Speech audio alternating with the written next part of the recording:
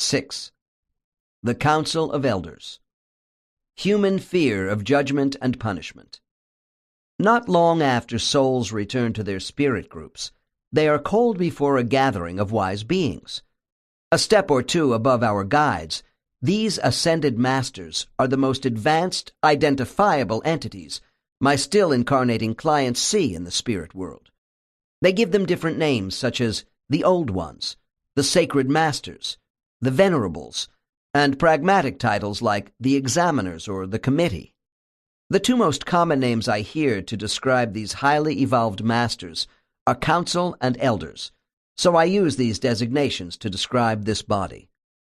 Because the Council of Elders does represent authority in the spirit world, there are people at my lectures who immediately become suspicious when I talk about robed beings who wish to question souls about their past life performance. One man in Toronto couldn't contain himself and loudly proclaimed to everyone in the audience, "Aha! I knew it! A courtroom, judges, punishment!" Where does this fear and cynicism about the afterlife come from in the minds of so many people? Religious institutions, civil courts, and military tribunals give us codes of morality and justice which impact the conduct of millions. There is crime and punishment, and cultural traditions of harsh judgment for human transgressions that have been with us since our tribal days. The positive effects of a code of behavior and ethics connected to all religions down through history have been enormous. It has been argued that fear of divine retribution is what keeps the masses at bay with better conduct than they would otherwise have. Nevertheless, I feel there is a downside to any religious doctrine that creates personal anguish over facing a harsh final authority and maleficent spirits after death. Organized religions have only been with us within the last 5,000 years. Anthropologists tell us that in the millennia before, primal people were naturists who believed all animate and inanimate things had good and bad spirits. In this respect, the old tribal practices were not so different from the idolatry of historical religions. Many gods of old were wrathful and unforgiving, while others were benevolent and helpful. Human beings have always been uneasy about forces beyond their control, particularly with divinities who might rule their lives after death. Since fears about survival have always been a part of our lives, it follows that human beings would find death to be the ultimate danger. Throughout our long history, the brutality of life meant that judgment, punishment, and suffering would likely continue in some way after death. Many cultures around the world have fostered these beliefs for their own purposes. People were led to believe that all souls, good and bad, would pass through a dark underworld of danger and trial right after death. In the West, purgatory has long been pictured as a lonely way station for souls trapped between heaven and hell. In recent decades, the non-evangelical churches have a more liberal definition of purgatory as a state of isolation for the purification of sins and imperfections before the soul can enter heaven. With Eastern philosophy, especially among the canons of Hinduism and the Mahayana Buddhist sects, there has been a long tradition of spiritual prisons, of lower defiled planes of existence, which is also being liberalized. This concept is another reason why I am against the use of concentric circle imagery of multiple astral planes as a map for describing soul travel after death. Historically, they were designed to show multi-purgatorial cells in an underworld of judges, courts, and demons. Seekers of truth who turn to the ancient metaphysical traditions of the East find a confusing mix of superstitions, just as with Western theology. While reincarnation has long been embraced by the East, there has been the retention of the doctrine of transmigration.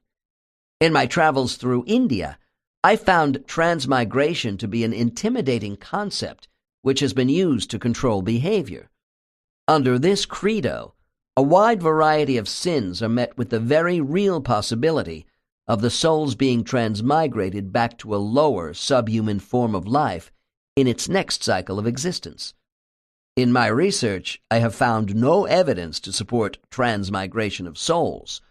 My subjects indicate the soul energy of different forms of life on Earth do not appear to intermingle their energy in the spirit world. For me, the intimidation and fear transmigration engenders is a coercion of karmic justice. I have found the souls of humans on other worlds in prior incarnations to be in host bodies slightly more or less intelligent than our own species. I have never had a client assigned to another world where they were not the most dominant intelligence on that particular planet. This is by design. Rather than stages of punishment, we go through stages of self-enlightenment. Yet large segments of human society are unable to shake off the nagging feeling, built over thousands of years of cultural conditioning, that judgment and punishment must exist in some form in the afterlife, as it does on Earth. Maybe it won't be a hell with torture by the forces of darkness, but it's something unpleasant. It is my hope that what I have to say in this chapter will bring comfort to people inclined to be fearful about the possibility of punishment after death. On the other hand, there will be those who feel accountability to a council of elders may not be all that comfortable either. The Epicureanists of this world, those devoted solely to uninhibited pleasure in life while paying little attention to the plight of others, might also not be happy with this chapter. Neither will the iconoclasts, who are opposed to authority of any kind, moral or otherwise. The spirit world is a place of order, and the Council of Elders exemplifies justice. They are not the ultimate source of divine authority, but they appear to represent the last station of beings responsible for souls still incarnating on earth. These wise beings have great compassion for human weakness, and they demonstrate infinite patience with our faults. We will be given many second chances in future lives. They won't be lives of easy karmic choices, otherwise we would learn nothing by coming to Earth. However, the risks of life and sanity on this planet are not designed to cause us any further pain after death. The setting for soul evaluation. My subjects state they appear before their council right after an incarnation, and many report they will visit them a second time just before rebirth. Of the two assemblages, the first seems to have the most impact on the soul. During this meeting, the major choices we made in the life just lived are reviewed with us. Behavior and accountability for our actions at important forks in our karmic path are evaluated carefully. At the first conference, we are acutely aware of our mistakes, especially if we have hurt others. If there is to be a second visit, as the time draws close for reincarnation, it is more relaxed, with discussion centering around potential life choices, opportunities, and expectations for the future. Our guides notify us when it is time to go before the council, and usually they will escort us to the chambers of these ascended masters. To the average client, guides don't appear to play a large role at these hearings. However, when a more advanced soul tells me they go to this meeting alone, it is not unusual for them to see their guides sitting on the council while they are there. When our guides do appear with us in front of the council, they are rather quiet. This is because behind-the-scene discussions about our last life have already taken place between guides and council members. As our primary teacher and advocate, guides may want to interject a thought for our clarification, or interpret some concept for us if they think we are confused at any point during the proceedings. It is my feeling that guides do far more at these hearings than many of my clients realize. The descriptions about the form and procedure of council meetings are very consistent among all hypnosis subjects. When I begin this part of a client's session, my usual approach is to ask them what happens when the time arrives to go before a group of wise beings.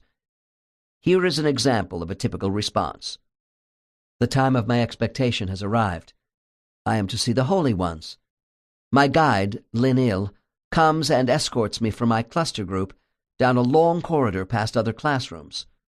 We move into another area with a larger hallway that is lined with marble columns. The walls are textured with what looks to be frosted glass panels of many colors. I hear soft choir music and string instruments. The light is a subdued golden tone, Everything is so relaxing, even sensual. But I am a little apprehensive. We come to an atrium filled with beautiful plants and a bubbling fountain of water. This is the waiting area. After a few moments, Lenil takes me into a round room with a high domed ceiling. There are rays of light shining down. The holy ones are seated at a long crescent-shaped table. I move to the center of the room in front of the table, while Lenil stands behind me to my left. When I first heard about the council meetings, I wondered why it was necessary for them to be seen in any sort of authoritarian setting. Why not a simple countryside scene if they are so full of benevolence? While the younger souls told me that this setting was right and proper for their examinations, the older souls explained that there was a major reason for a domed enclosure. With this design, a higher presence effectively focuses its light energy on the entire proceedings from above. I will discuss the powerful impact of this presence later in this chapter. A great majority of my subjects visualize a dome design for the chamber of the Council of Elders. They see the chamber structure as a manifestation of a holy place on earth. This celestial shell of compassion, as one client called his council chamber, is symbolic of temples, mosques, synagogues, and churches. The central table is usually long in front and may curve around at the edges to accommodate larger numbers of elders. Some clients report that they see this table on a slightly raised dais just above eye level. I have learned these nuances in setting relate to what the soul feels is necessary for a particular meeting to be most effective for them. If a soul sees its counsel in more of an authority mode, there might be reasons for this, which I will then probe with a client about the life just lived. Subjects who are regressed to the spirit world do not readily volunteer details about the scope of a specific inquiry from the elders. They must feel comfortable that the hypnosis facilitator knows their way around a council chamber. On an unconscious level, this confidence in the spiritual regressionist seems to give them mental permission to speak about their sacred memories. This is the reason why my research into human memory of the spirit world took so many years. It was like fitting the pieces of a jigsaw puzzle together. Small pieces of information about the spirit world led to larger implications which would never have occurred to me to ask about in a whole context. For instance, the reason behind a raised dais in the council chamber was one small detail that expanded into a larger meaning. Another was the position of a client's guide, particularly at the first hearing. The position of the guide is usually on the left. For a long time I did not understand why guides were usually positioned behind and to the left of most of my clients being questioned. If the soul has two guides, occasionally the junior guide will enter the room and stand on the right side. Most of the time we have just our senior guide in attendance, and only a low percentage of my subjects tell me this guide stands on the right. Whenever I asked why this was so, I received rather vague answers such as, "Oh, it is less restrictive," or "it is customary for our communication," or "we all stand in certain places out of respect." For a long time I simply stopped asking this question. Then came the day when I was working with a very perceptive advanced subject who told me about the importance of distinguishing all council communication. I revived my question about guide position and received this answer. Case 37. Dr. N. Why is your guide standing behind you on the left? Subject laughs. Don't you know? With most human bodies, the right side of the head is not as predominant as the left. Dr. N. What does that have to do with his position? Subject. The left side, right side thing. Not in sync. Dr. N. Are you talking about an imbalance between the left and right brain hemispheres in humans? Yes, my problem, and that of many others recently returned from Earth, is a slight weakness of energy reception on our left side. It doesn't last too long. Dr. N. And as you stand in front of the council, you are still feeling the effects of your human body? You still have that physical imprint with you? Subject. Yeah, that's what I am telling you. We don't shake off these effects by the time of our first council meeting. It seems like only a few hours since my death. It takes a while for us to get rid of the density of the physical body, the constrictions of it, before we are completely free. This is one reason why I don't need Jerome, guide, so much at the second meeting. Dr. N. Because. Subject. By then we are sending and receiving telepathic communication more efficiently. Dr. N. Please explain to me what Jerome actually does to help you by standing on your left side. Subject. In most humans, the left side is more rigid than the right.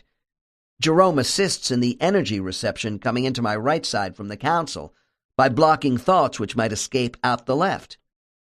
Dr. N. Are you saying your energy aura is like a sieve? Subject laughs. Sometimes it seems like it, on the left.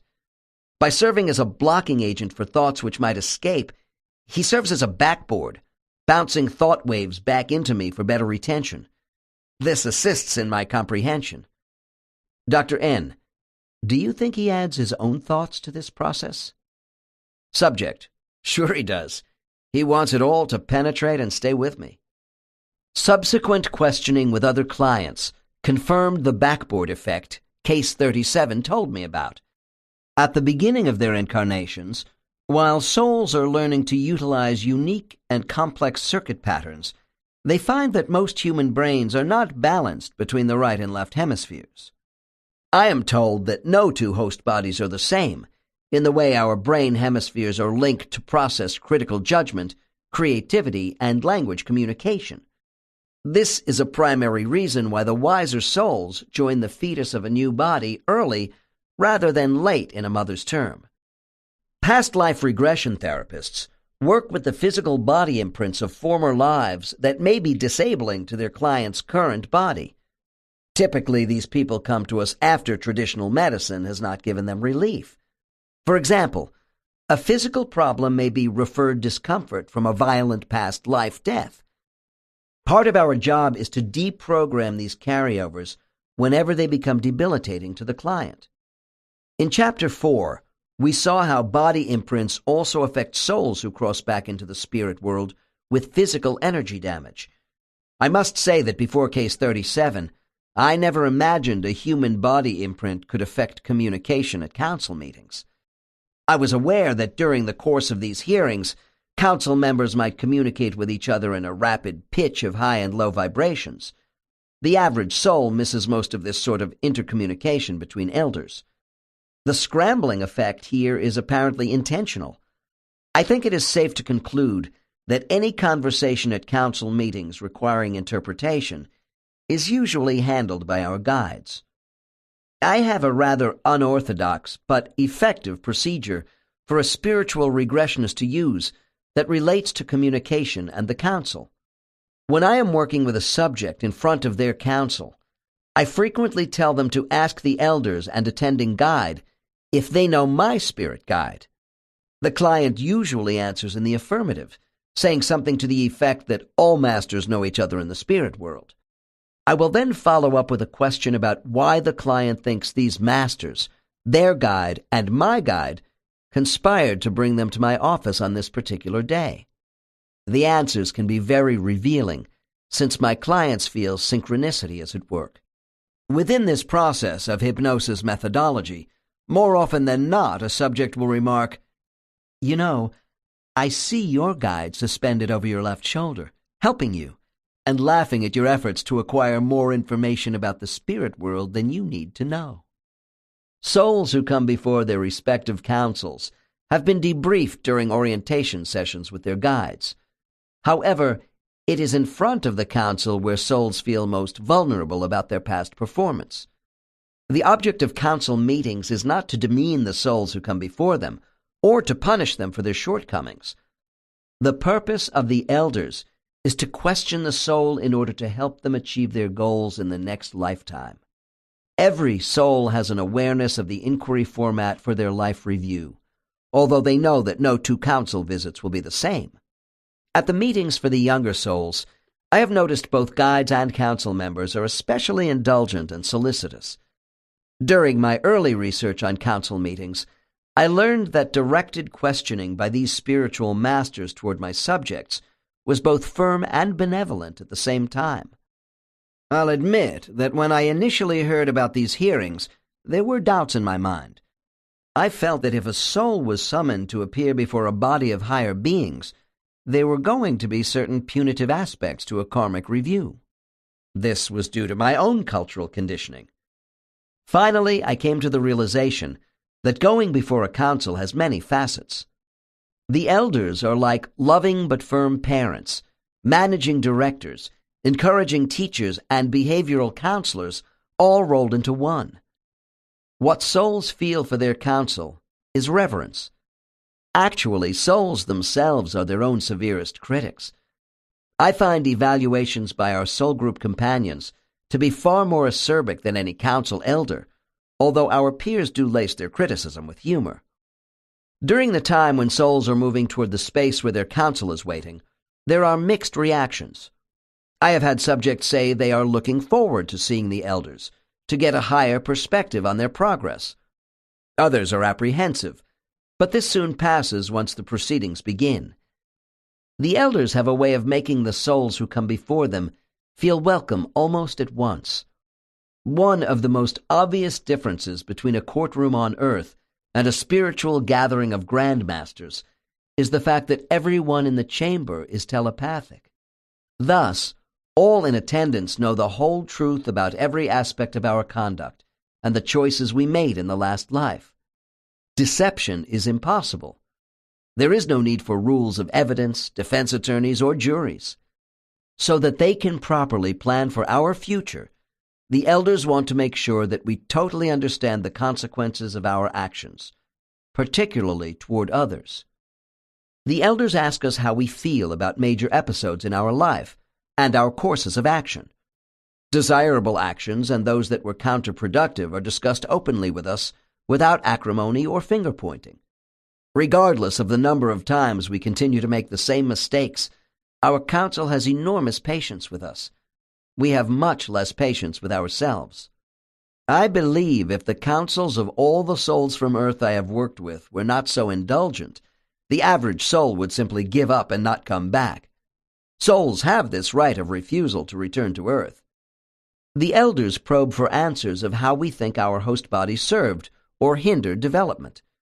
The council is already considering our next potential body and future environment. They wish to know how we feel about another incarnation. Many subjects have the sense that their council has not yet made up their minds about future lives for us. Nothing about this meeting appears to be rubber-stamped. Our intent in life is of utmost importance at council meetings. The elders know all about us before we appear, but during the deliberations, how our soul-mind interfaced with a human brain is carefully analyzed. They know our past record with other host bodies. This includes the control, or lack of it, we exercised over the baser natures and negative emotions of bodies on Earth. Compulsions, illusions, and attachments are never offered as excuses by souls for their conduct. I am not saying souls don't complain about their difficulties in front of councils. However, rationalizations about life's trials are not substituted for brutal honesty.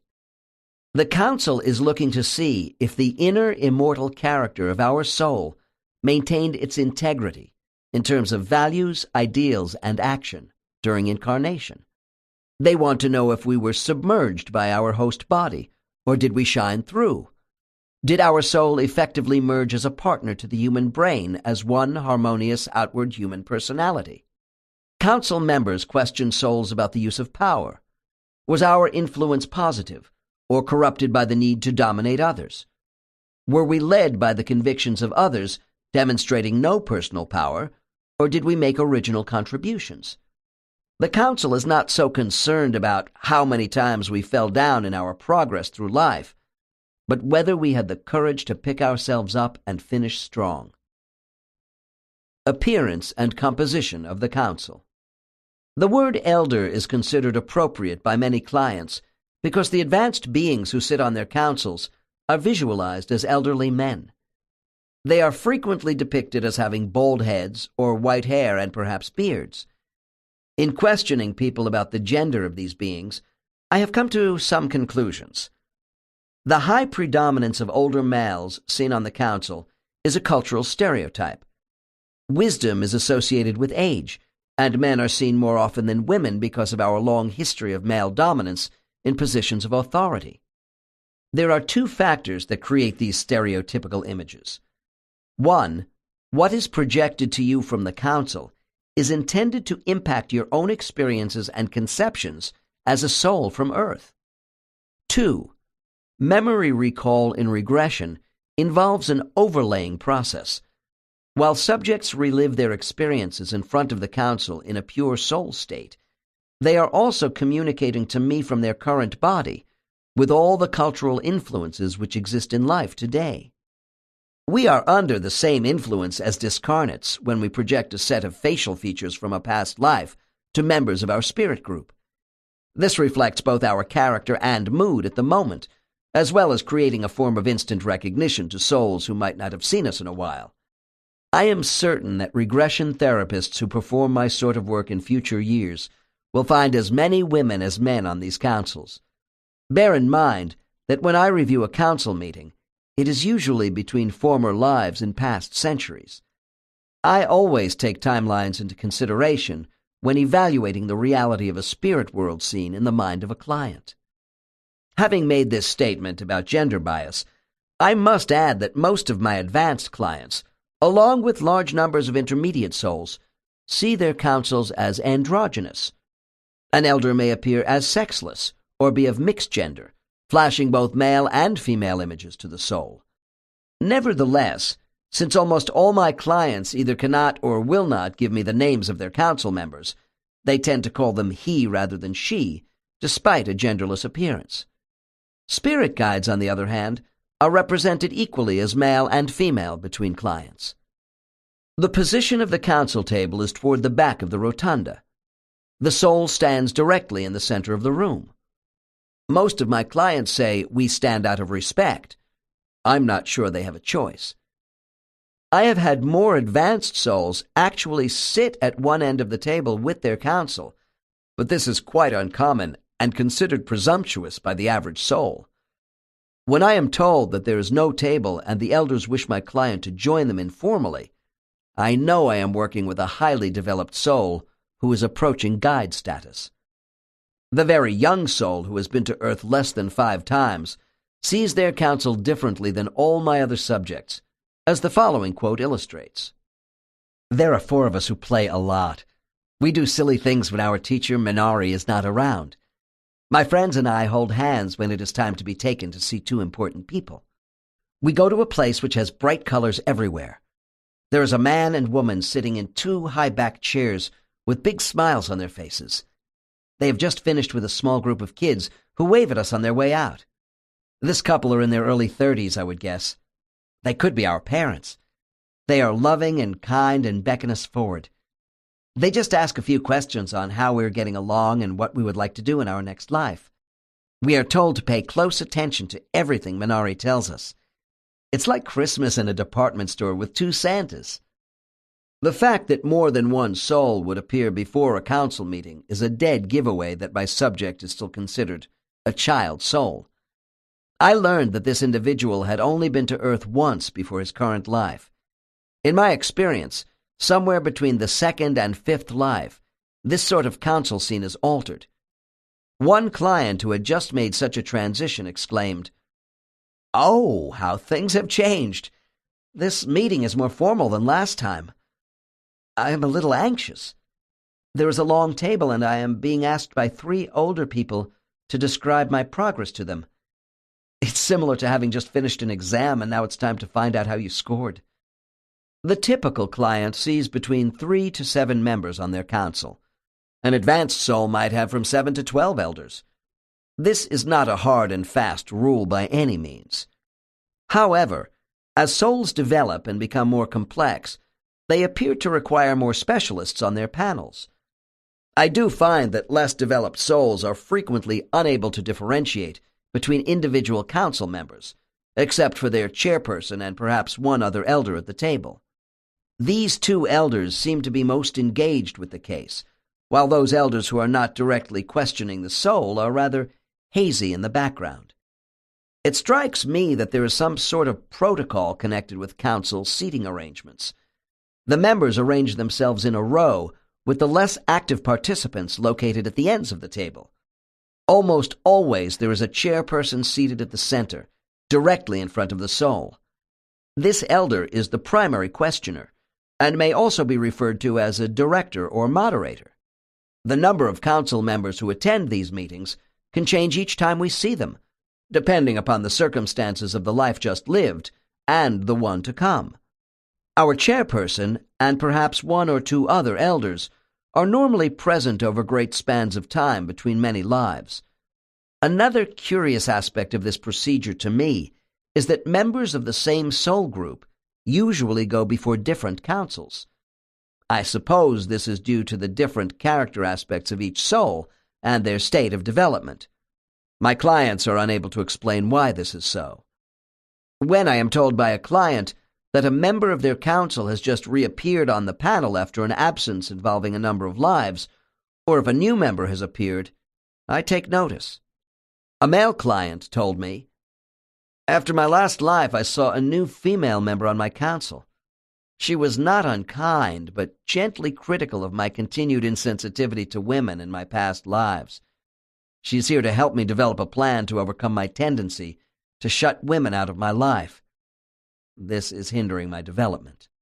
Apparently, specialists come into our panels at certain times to lend their expertise if we continue to fall into the same ruts. While facing 3 elders, a subject remarked, "Only the director in the center speaks to me. The elder on my left emanates warm, benevolent energy toward me, while the one on the right sends me serenity. It is as if I needed tranquility at this moment, because we are talking about my coping with angry emotions in life." Another client of mine explained what had been happening at her recent council meetings in this way.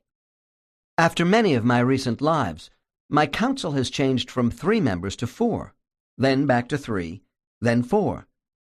I noticed this 4th member appears to be a bright silver color, while the others have deep hues of violet. I call him my counselor for confidence. Invariably, when I see him sitting on my panel, I know I am going to get a lecture on my lack of confidence. He tells me I'm a reticent soul, afraid to push myself with others even when I know I'm right. I tell him how fearful I am on earth, and he gently explains that when I extend myself, I become greatly loved and appreciated. I am afraid of confrontation and lives of adversity. He says, 'We never give you more than you can handle. Keep extending yourself. You have much to offer.' This subject chose to be a woman of small stature and ordinary features in her current life, rather than accepting a tempting offer of another body choice as a dazzling beauty. She told me there was the expectation that this silver counselor of confidence would be happy with this added challenge, along with her also accepting a life with parents who belittled and devalued her while she was growing up. I asked this client what single statement from the silver council member was most sustaining to her over the last few centuries. She replied, "That which you gain from each difficult life, you gain for all eternity." Where a personal guide will review how we prioritized our objectives and analyze each step after a life, our elders ask more overview-type questions. The council just doesn't inquire into our most immediate past life. Lines of questioning follow across the sum of all our lives and cover the larger picture of our progress toward self-fulfillment. The elders wish to explore if we are developing to our potential. I have come to believe that the committee is carefully balanced by certain elders whose character and background have some sort of common ground with the souls who come before them. Sometimes I see a personal affinity between an elder and one of my clients. Individual elders seem to identify with the soul's character, strengths and weaknesses, interests and purposes. Despite what I have just said, I must add that the vast majority of people in hypnosis do not feel really close to the elders on their councils. They have reverence and veneration for them, but not the deep affection they display toward their spiritual guides. This is why the following case is so exceptional. Case 38. Dr. N. Do you see any new faces on your council since the last time you went before them? Subject, with a sudden gasp, then a deep sigh of pleasure. At last! Rendar has come back. Oh, I am glad to see him again. Dr. N. Who is Rendar? Note, subject is shaking and does not respond. Dr. N. Now, take another deep breath and relax for me, so together we can discover what is going on. Where is Rendar sitting? Subject. To the left of center at the table. Still musing. It's been so long. Dr. N. How many Earth years have passed since you last saw Rendar? Subject, tearfully, after a long pause. Some 3,000 years. Dr. N. This must represent a multitude of lives for you. Why has Rendar been away so long? Subject, still tearful, but regaining composure. You don't understand the significance of his coming back on my council. Rendar is very old and wise. He is so peaceful. He was with me before my Earth cycles. Past lives had numbered so many. Rendar told me I was showing great promise and developing rapidly. I was receiving assignments of importance, and then... Subject stops, choking up again.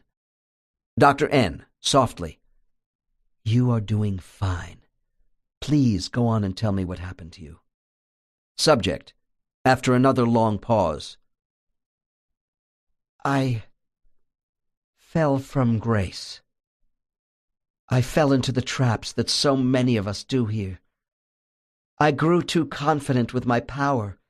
Assuming positions of authority over others was fun. It didn't matter what kind of body I had. I became self-indulgent and selfish in life after life. Rendar warned me about slowing down my progress, and I made promises to him I did not keep. So many lives wasted. I squandered away opportunities and corrupted my knowledge and power. Dr. N. Well, obviously you have turned things around recently, or Rendar would not be here. Subject. I have been working so hard to improve in the last 500 years. To care about others, to engage in service to others, to feel compassion. And now my reward, Rendar is back. Subject begins to shake violently and cannot talk. Dr. N. After a break where I do my best to compose this client. What does Rendar first say to you at the moment you see him after his long absence? Subject. He gives me a warm smile and says, It's good to be working with you again. Dr. N. Just like that? That's it? Subject. Nothing else is necessary. I feel the power of his great mind and know that once again he has confidence in my future. Dr. N. What do you say to him? Subject. I vow not to slip back again. Rendar's color was reported as a phosphorescent violet robe. The garment worn by both guides and council members is almost always a robe, sometimes described as a tunic. Spirits don't need clothes any more than they require buildings as places to live in the spirit world. As with so many other images people have of their spiritual life, this too is metaphoric. As pure energy, elders have deep shades of purple, but the colors of their robes may be different. The symbolism of wearing robes confers dignity, honor, and a sense of history in the minds of people who report on them. People associate robes with the fields of law, academics, and theology in human society. There are many clues a therapist can gain from questioning hypnosis subjects about the colors of the robes worn by each elder on their council. These robes appear for the edification of souls from Earth. When I began to gather information about the variety of robe colors, I assumed that these differences conferred some sort of status or rank to an elder in the minds of people. During my early investigations into this aspect of the spirit world, I asked questions based upon my faulty assumptions about authority. I found the garments worn by these beings, their seating positions at the table, and the degree of participation by each council member was not hierarchical. White and purple are the most common robe colors seen by my clients. Since they are at opposite ends of the color spectrum, this may seem incongruous. However, as Case 31 explained, white is receptive energy to beginners, while it is also a color of transference or intervention by advanced centers of thought. The white energy of younger souls denotes a process of continual self-cleansing and renewal. For the more advanced, it signifies purity and clarity. The reason white robes are seen so frequently on council members, and with guides at the gateway to the spirit world, is that here, white represents the transmission of knowledge and wisdom. White energy robes, or white as a halo aura on an enlightened being, signifies harmonizing and aligning thought with universal energy. Purple is the color of wisdom and deep understanding. Council members with purple and violet robes reflect their ability to govern the affairs of the souls who come before them with benevolence and love born out of vast experience. These energy colors reflected on an elder's robe have an idealistic quality of perfection bestowed upon the wearer by my clients. Black robes are never seen, but once in a while an apprehensive subject will call the elders judges when they initially enter the council chamber. Once inside, though, no soul visualizes this meeting space as a courtroom. Hoods, 4 square hats, and skullcaps, all having an antiquarian flavor, may be seen on the elders. Hoods are usually thrown back from the head, which is less ominous to the viewer. These visualizations remind me of religious orders, such as the Dominicans, who wear hoods with white robes. These earthly influences of robes and tunics made out of cloth go back a long way in our history. The garments and other accoutrements reported by my subjects on elders are trappings which engender respect and reverence to wise beings, who, like oracles, interpret events in a soul's existence. The next case is a Level 1 soul who has just entered the council chamber after his last life ended in 1937. Case 39. Dr. N. How many elders do you have on your council? Subject. I prefer to call them the wise ones. There are 6 sitting at the table. Dr. N. Explain to me what each wise one is wearing, and give me your impressions of what you see. Subject. Pause. Well, the one in the center is wearing a purple robe, and the others are white mixed with purple. Except for the one on the far right. She is mostly white with a touch of yellow. She is more animated toward me than the others. Dr. N. What do all these colors mean to you? Subject. It kind of depends upon the life I have just lived. The wise one in white on the right wants me to see things more clearly. The yellow-robed person has something to do with my giving and receiving support, but I don't know what that has to do with me right now. I remember someone else was in her place 2 lives ago who wore a crimson robe. That was when I returned home, to the spirit world, after being physically crippled. Dr. N. What did you think of when you saw her red robe 2 lives ago? Subject. It's physical, a body-oriented color. The crimson one dealt with karmic influences involving that body. I was really worn down and angry after that life. There was a wise one wearing green then, too, which I don't see now. Dr. N. Why green? Subject. They are skilled at healing, mental and physical. Dr. N. And do you usually see all these colors in the robes worn by the wise ones? Subject. As a matter of fact, no. Mostly I see them all wearing about the same purple color tones. This time I'm supposed to be getting some special messages. Dr. N, let's talk about the purple-robed being in the middle. Do you think this is someone important? Subject laughs at me. Hey, they are all important. Dr. N, okay, someone more significant to you than the others. Subject, yeah, he's the leader. He sort of directs things. Dr. N, why is that, do you think? Subject, because the others seem to defer to him. He conducts things. Mostly the others seem to speak through him. Dr. N, do you know his name?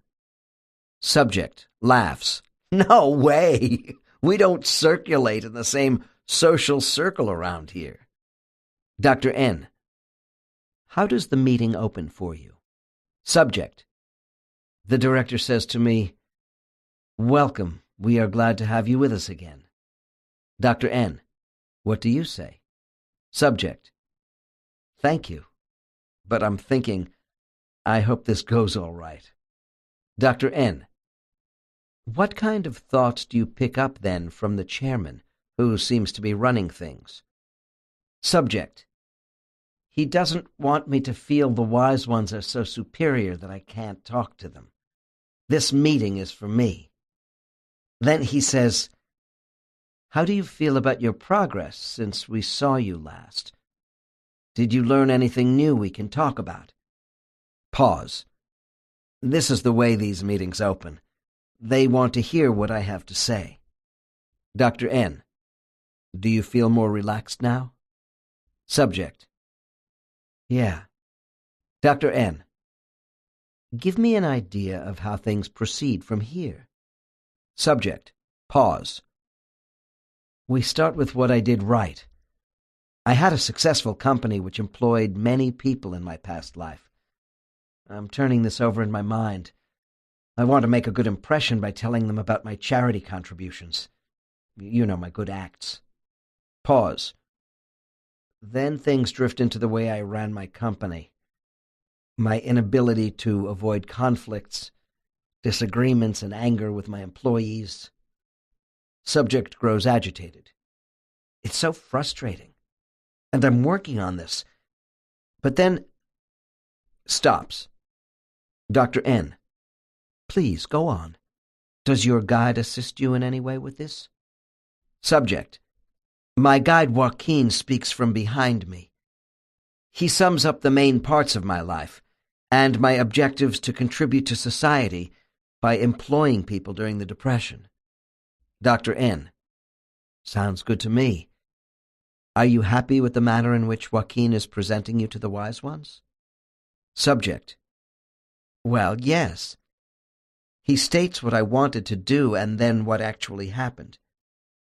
His tone is even. Joaquin does not defend or praise me. He simply relates my participation in the events during a bad time in America. Dr. N, do you think of Joaquin as your defense attorney? Subject, abruptly, no, that's not the way things are here. Dr. N, is Joaquin objective in his summation of your life? Subject, yeah, but we've hardly started. I'm forming my thoughts about how well I provided for my family, but this kind of gets mixed up with my professional life. I can't get how I treated my employees out of my mind. This really bothers me. Joaquin is quiet now. He doesn't want to interfere with my thoughts. Dr. N, then let's stay focused with the thoughts between you and your council of wise ones. Please continue. Subject, I'm trying to anticipate their questions. I know I enjoyed accumulating material possessions in my life. They want me to tell them why, and I say that it made me feel valuable as a person, but I stepped on people. Then they bring up similar actions on my part from former lives, and if I feel I am doing better. Dr. N, do you think their thought probes about your past are jeopardizing the summary of your current life in some way? Subject, no, there is no harsh edge to their questions. I'm okay with this, but now my mind is racing, and I think of my charity work again as something I should stress. Then stops. Dr. N, encouraging. You are doing just fine with this. Tell me what happens next. Subject. The wise one in the center. His powerful mind envelops me. Dr. N, what does he communicate to you exactly? Subject, slowly. This is what I hear in my mind. Emmanuel, we are not here to judge you, punish you, or to override your thoughts. We want you to look at yourself through our eyes, if you can. That means to forgive yourself.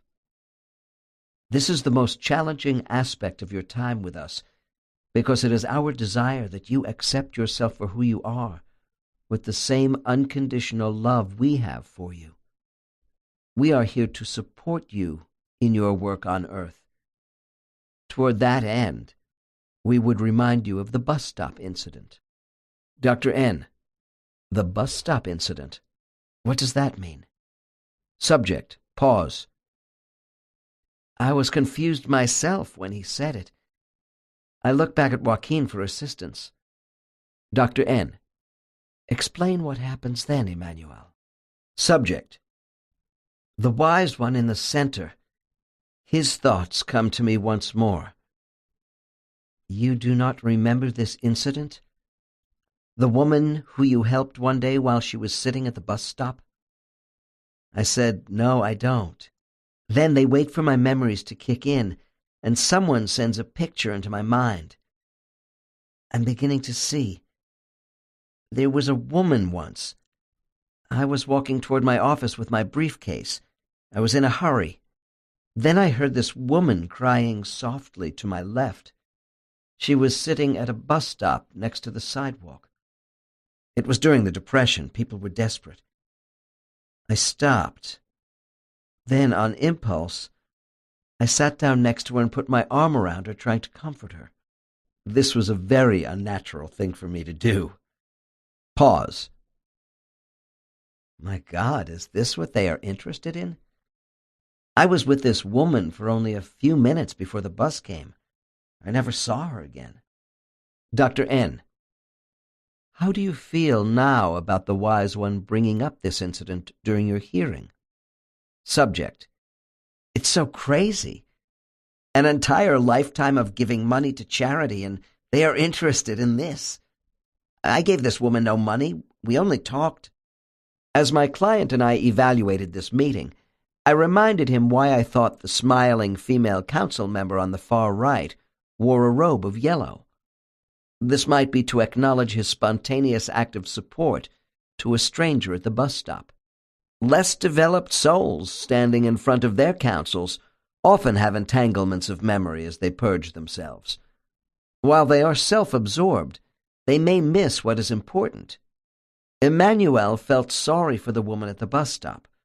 Although he was in a hurry to get to his office, he sat down next to her. His brief, compassionate gesture did not last long. Yet in those moments, I learned that Emmanuel reached her pain, looked into her eyes, and told her she was going to make it through her troubles because he was confident she could be strong. She stopped crying, and when her bus came, she stood up and told him she would be all right. Then he hurried off and forgot this brief act of kindness for the rest of his life. The bus stop incident in this case appears to be a small thing when stacked up against a lifetime of other acts. It was not a simple act to the council. As we move through life, there are many gestures between people that are uplifting. They may be so momentary that we are not conscious of them at the time. In the spirit world, nothing is insignificant. No act goes unrecorded. There are no hard and fast rules about the meaning behind every color the elders might choose to show the souls who come before them. For instance, the red robe worn by the council member in the last case related to the need of Emmanuel to sustain the passion for life within a broken host body in a former life. In the next section, I will explain the meaning behind other symbols worn by council members. A red robe or red stone on a medallion or ring displayed by an elder can have several meanings depending on the setting. Red is the color of passion and intensity, and Emmanuel saw a crimson robe after one of his lives with physical disabilities. However, in another case, an elder could display a ruby medallion to denote the need for a soul to have a greater passion for truth than was shown in a former life. The subtle variations of color translation at council meetings are unique to every soul's own perceptions. As one of my subjects said, "The wearing apparel of my council shows their mastery over a certain discipline. The colors they display in different forms also relate to the topic under discussion. These represent gifts of awareness to me as I face my council. No elder is greater than the other, because each is an aspect of ultimate perfection." Signs and symbols. From the dawn of human history, our race has sought hidden spiritual meanings through interpretations of what we see around us. I remember how I felt climbing into the cave sanctuaries of Paleolithic humans along the Dordogne Valley in France. Inside these caves, one is taken back to the Stone Age by the symbolic art along the walls. They are among the earliest representations we have of human spiritual consciousness.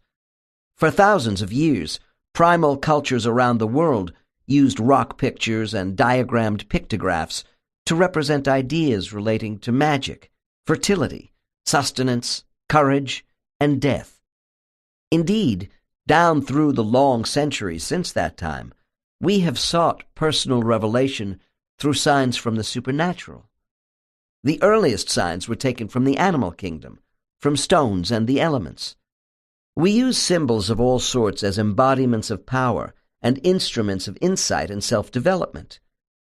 Ancient cultural attachments to mystic symbolism were often associated with the desire for transfiguration of our higher self over the primitive side of human nature. The rites and symbols of secret mystical societies, such as the Gnostics and the Kabbalists, may well represent soul memory on earth and human memory in the spirit world. Perhaps I should not have been surprised to have found emblems with meaningful signs in the spirit world. As with all physical objects visualized by subjects in hypnosis, the emblems they see worn by some elders are grounded in past life experience. Conversely, why shouldn't we carry messages from the council to earth within our soul mind as well? Anthropologists who have studied clay tablets, seal stones, scarabs, and amulets from our past believe that their influence to both wearer and observer went beyond physical life into the realm of disembodied souls. This custom continues today with engraved pendants, rings, and charms. Many people who wear these symbolic talismans believe they protect, but are also reminders of personal power and opportunity. The following cases may shed some light on the origins of our feelings about prophetic signs. About half my subjects see medallions hanging around the necks of one or more elders on their council. The other half sees no objects at all. Frankly, I have found no correlation between these two groups of clients in any way, including their level of development. When a medallion is seen by people, some 85% of them visualize a circular design. The others may see squares, rectangles, triangles, and star-like designs, some of which are seen in 3 dimensions. All these medallion shapes, in association with the designs on them, are significant and represent a continuity of spirit, both morally and spiritually, to the evolving soul. The medallions typically hang from a chain or sometimes just a cord. Usually the metallic disc is gold, but they can also be silver or bronze. Most clients are focused on only one medallion on the council, which is almost always worn by the chief questioner. This elder is generally positioned directly in front of the soul. Case 40. Dr. N. How many members of your council are sitting in front of you? Subject. 5. Dr. N. How are they dressed? Subject. They all have white robes. Dr. N, I want you to look carefully. Do you see any of these wise beings wearing anything on their robes? If you don't see anything, fine, don't worry about it. I'm just curious. Subject. Pause. Well, the one in the center has something around his neck. Dr. N, please describe what you see. Subject. I don't know. It's on a chain. Dr. N, what is on a chain? Subject. Something round. A metal disc. Dr. N, I always ask this question. Is it close to the size of a grapefruit, orange, or walnut? Subject. The usual response. An orange. Dr. N, what color is this ornament? Subject. Gold. Dr. N, what do you think this gold medallion means? Subject. The normal response. Oh, probably some badge of office, or maybe his particular area of expertise. Dr. N, really? Do you think it is necessary for council members to wear emblems to signify to each other what their position is, or any particular talent they may have? Subject. Confused. Well, I don't know. I mean, how could I know? Dr. N, let's not give up on this so easily. We might learn something together. Subject. No answer. Dr. N, describe what you see on the gold medallion. Subject. The usual response. I can't see it very well. Dr. N, I want you to move closer so you can see the emblem more clearly. Subject. Reluctant. I'm not sure I should. Dr. N, let's look at this logically. If you were not supposed to see the emblem, your chairperson would not allow you to see it. Think about this. Does it make sense that these highly developed beings would openly display adornments on their robes, which you are not supposed to see? And why would they need to display them for each other? Subject. I suppose you're right. Still reluctant. I guess it would be okay for me to move a little closer.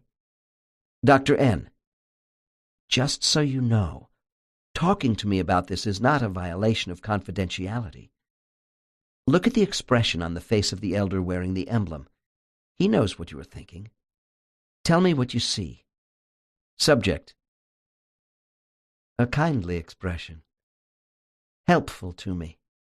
Dr. N, then I am sure he would not want you to miss anything pertaining to this meeting. Move forward and tell me what you see on the metal disc. Subject. Now more confident.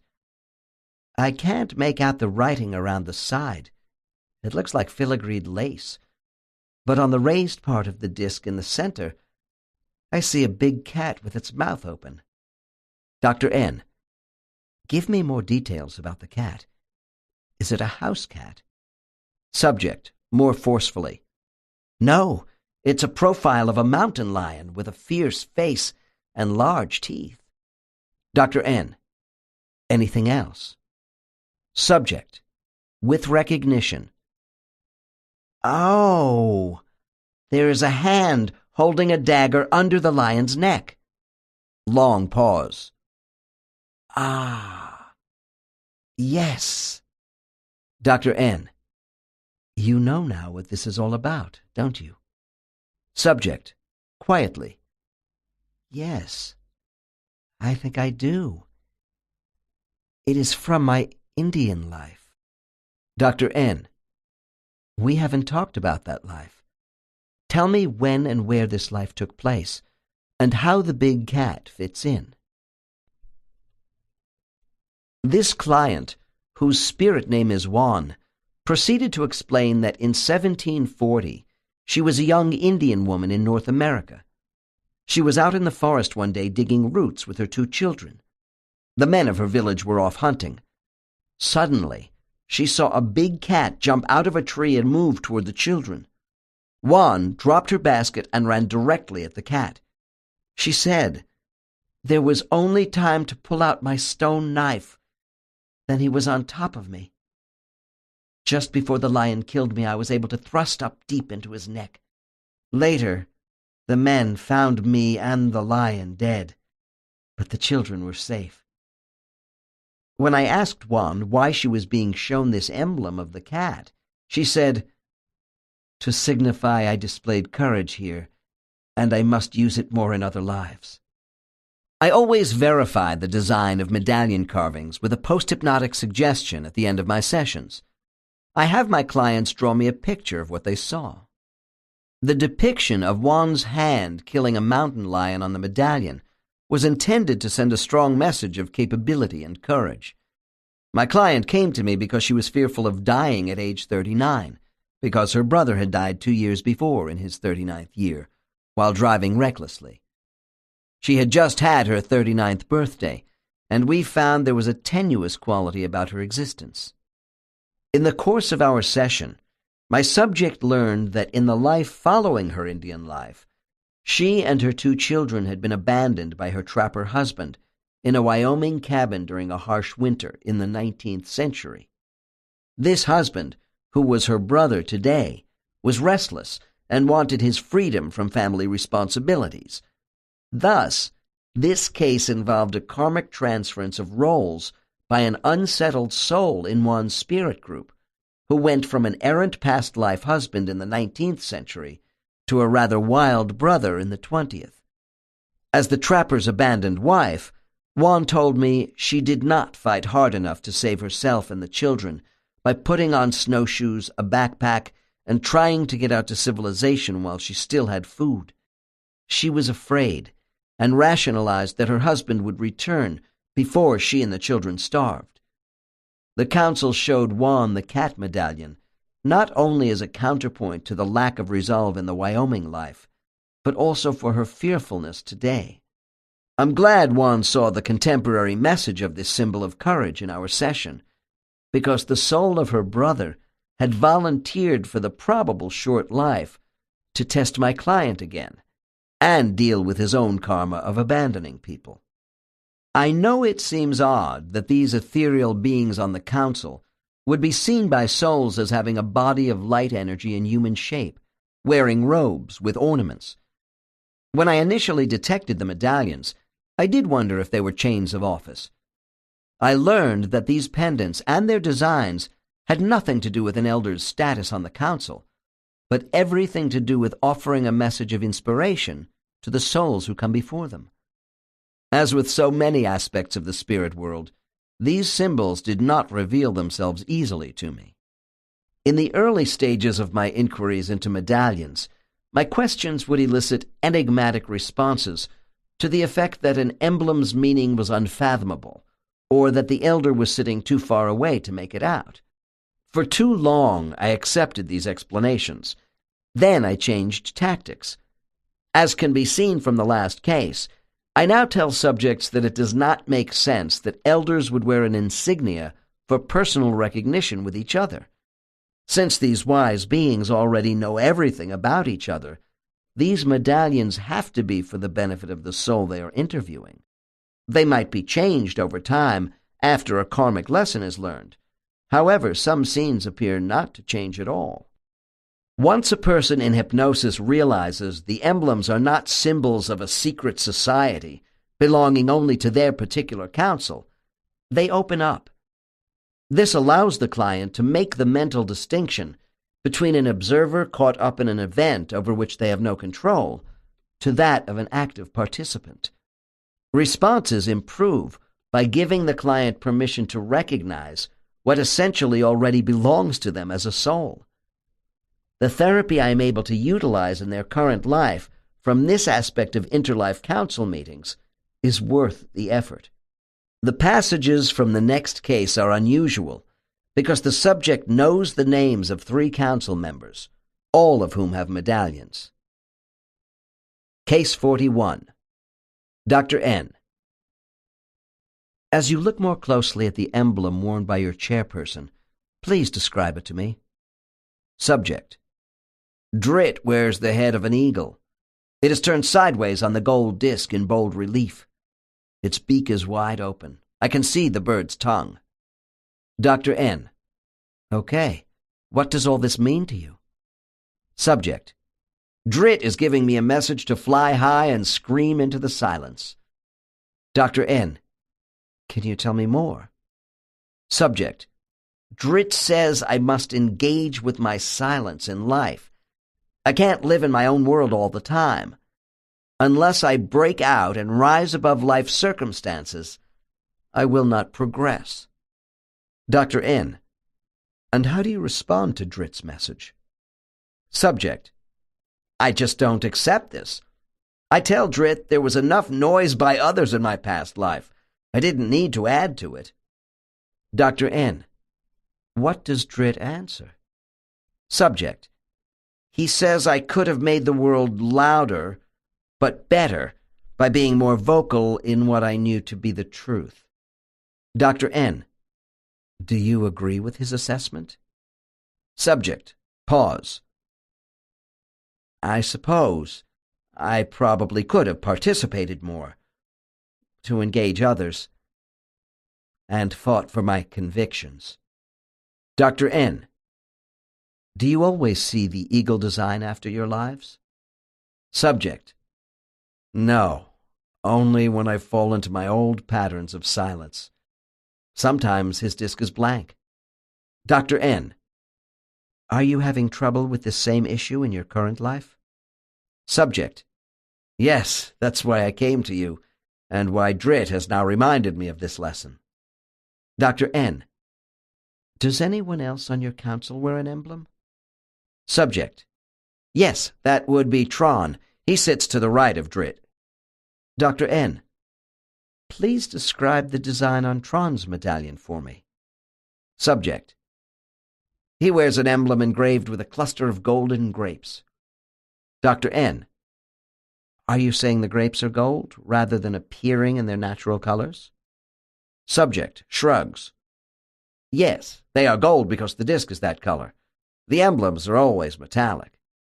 Dr. N. Why is that? Subject. I'm really not sure. For me, they represent objects that are precious and long-lasting. Dr. N. What does the symbol of a cluster of grapes mean to you? Subject. Pause.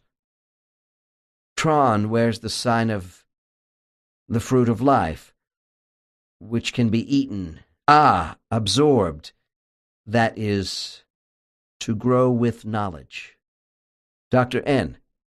Why a bunch of grapes rather than, say, an apple? Subject. The cluster of grapes represents not a single fruit, but multiples of the same fruit, to absorb different aspects of the same whole. Dr. N. Would you care to expand on this message by Tron? Subject.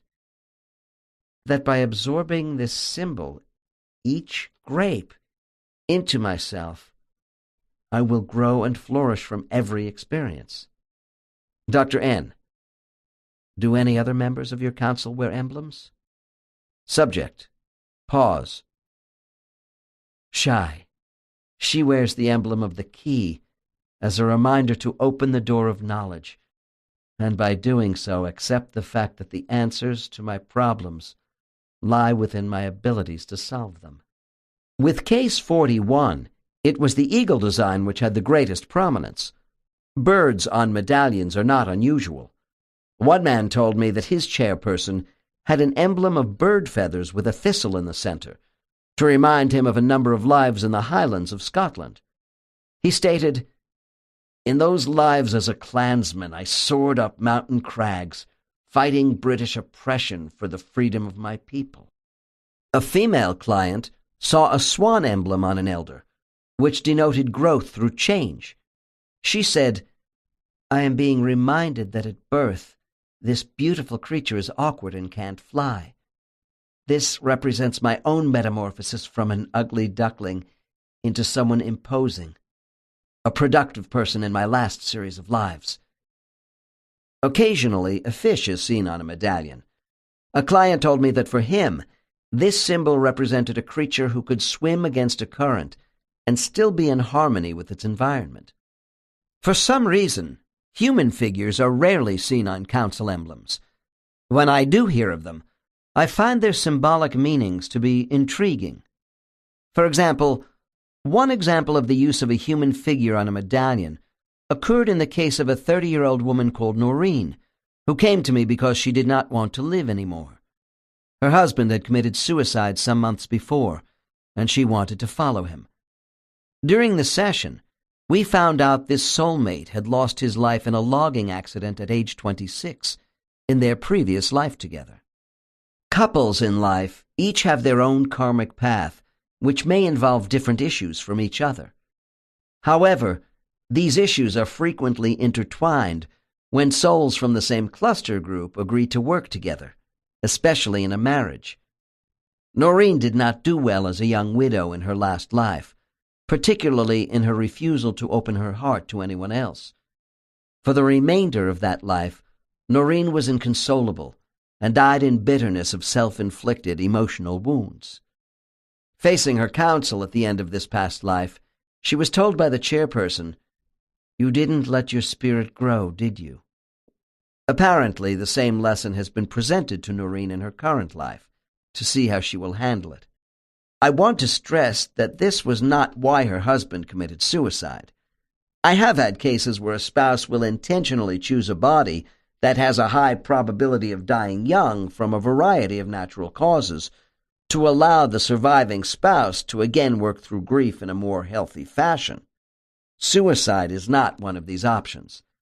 Suicide by a physically healthy young person is not a prearranged karmic option for anyone. From my experience, I believe the odds are that if Noreen's husband had not committed suicide, he probably would have died young from some sort of accident. At the time of our meeting, my client believed it was not possible to go on without the man she loved.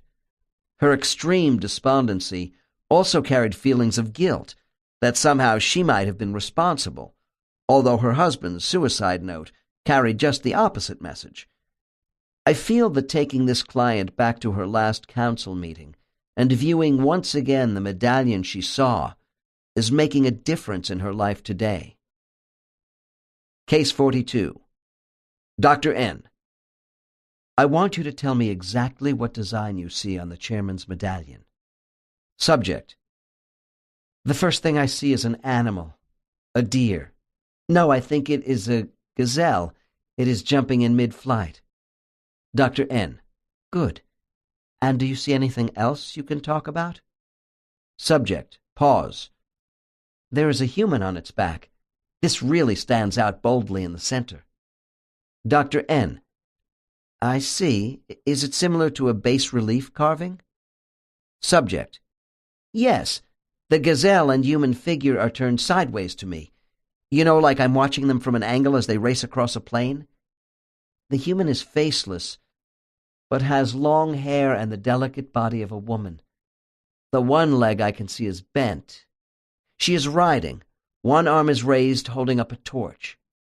Dr. N. A shift to present time, and then a command.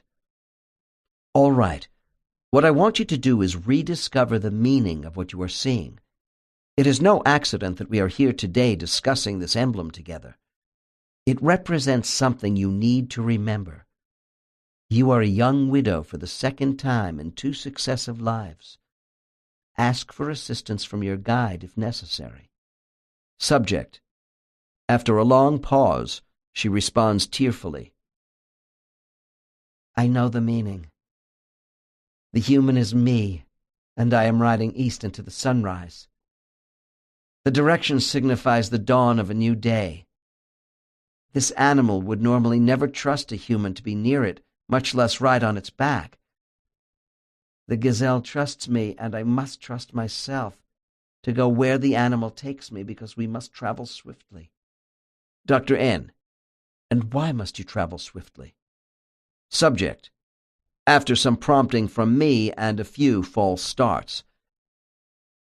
Because in life there is danger.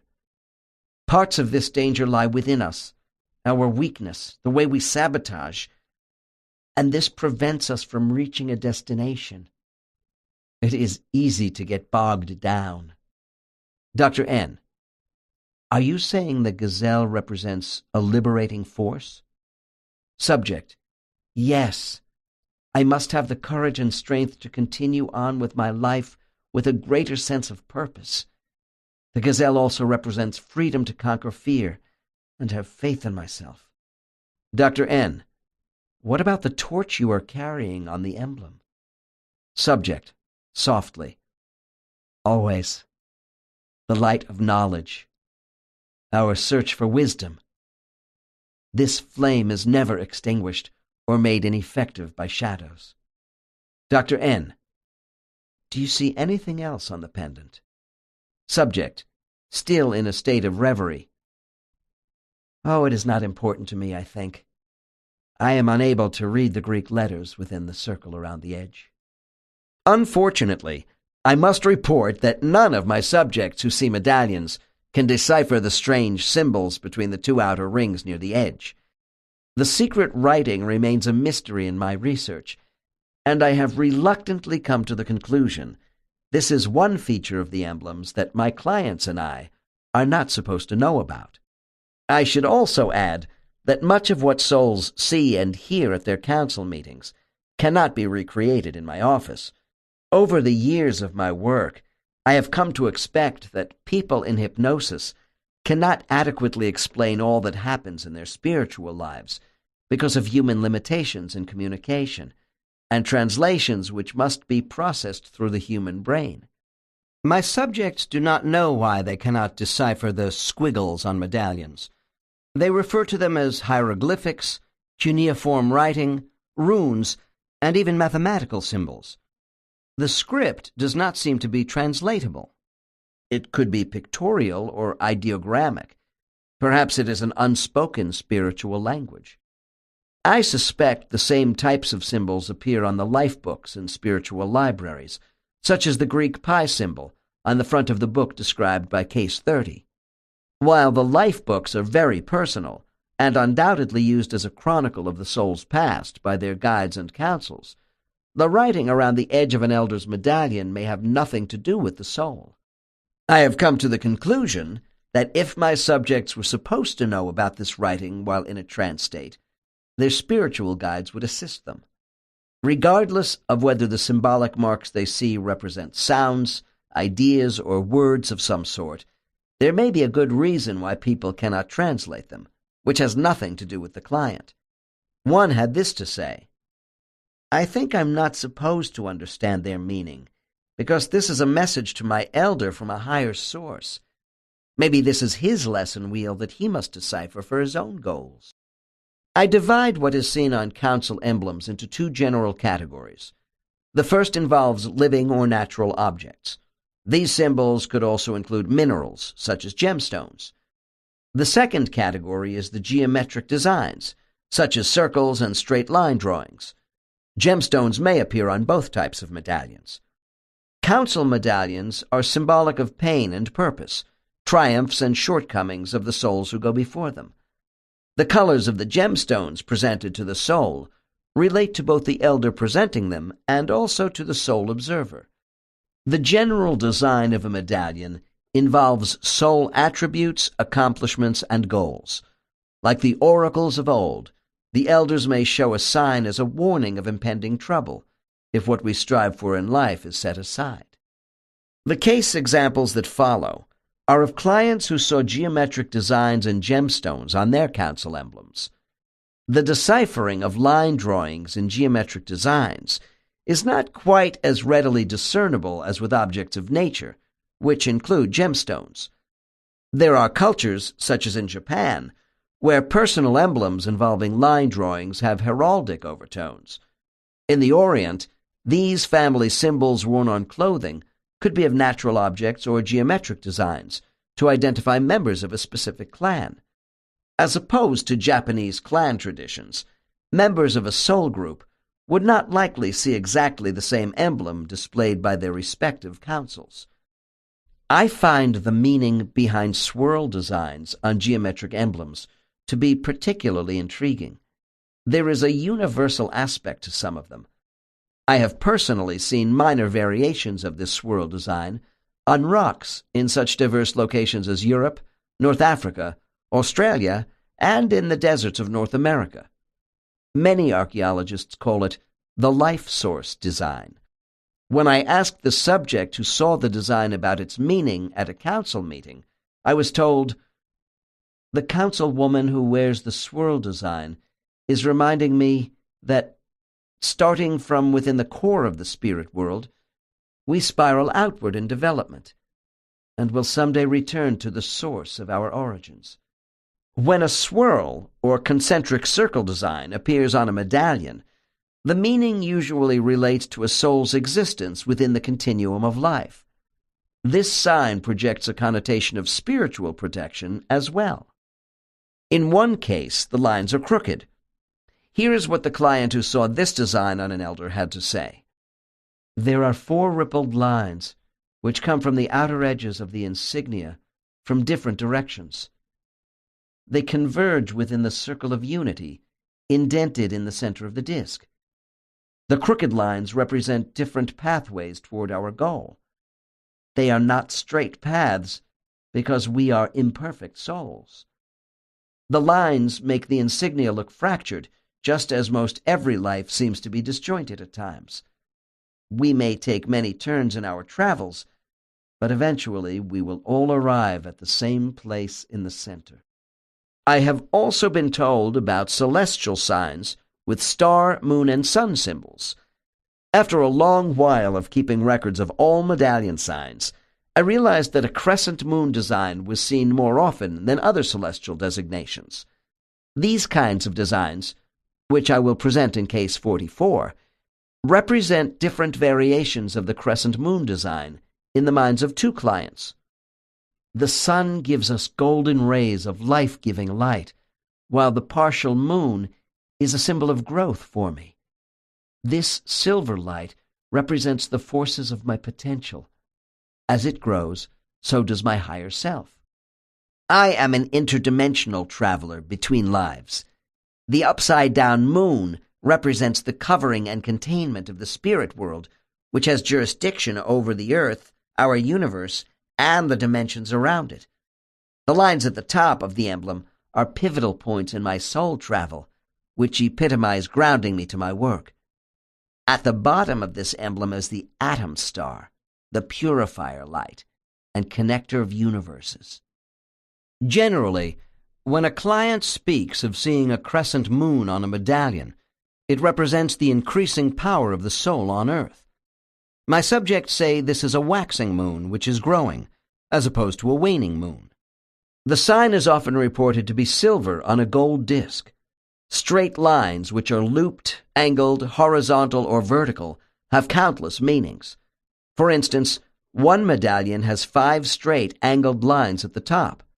One subject who saw such lines all the way around a disc with no other markings said, "The great star design of these long lines converging down to the center of the disc means I am supported on all sides by the elders on my council. I find it impossible to classify the large variety of signs and symbols I hear about, because each is so individual to the soul." One last example of a medallion design combines a geometric pattern with a gemstone. This emblem was reported by a woman whose spiritual name is Uns, who lives in constant pain from fibromyalgia, a disease which inhibits muscle function. Case 43. Dr. N. Explain to me what you see on the robe of your chairman. Subject. Cars wears a gold medallion for my observation. For as long as I can remember, it has had intertwined circlets all around the face of the disc. Dr. N. Tell me, Uns, what does this design mean to you? Subject. The circlets are a reminder to me that each life we live fits together with all our other lives in a continuum toward fulfilling our primary purpose. Dr. N. Do you see anything else on the disc worn by cars? Subject, joyfully. Yes, yes, I have graduated to the emerald stone, which is in the center. Dr. N. And what does this stone mean to you? Subject, with great satisfaction. It is the stone of the healer. Dr. N. Does this have anything to do with your having fibromyalgia in your current life? Subject. Absolutely. I specifically asked for a body in this life which would be subjected to incurable pain. Dr. N. With surprise in my voice. Can you expand upon why you did this? Subject. I chose this path long ago. I found that whenever I was suffering myself with a malady that generated pain, it helped my healing art. When one is in constant pain, even of low-grade intensity, it presents an opportunity, especially for a healer. Dr. N. To do what?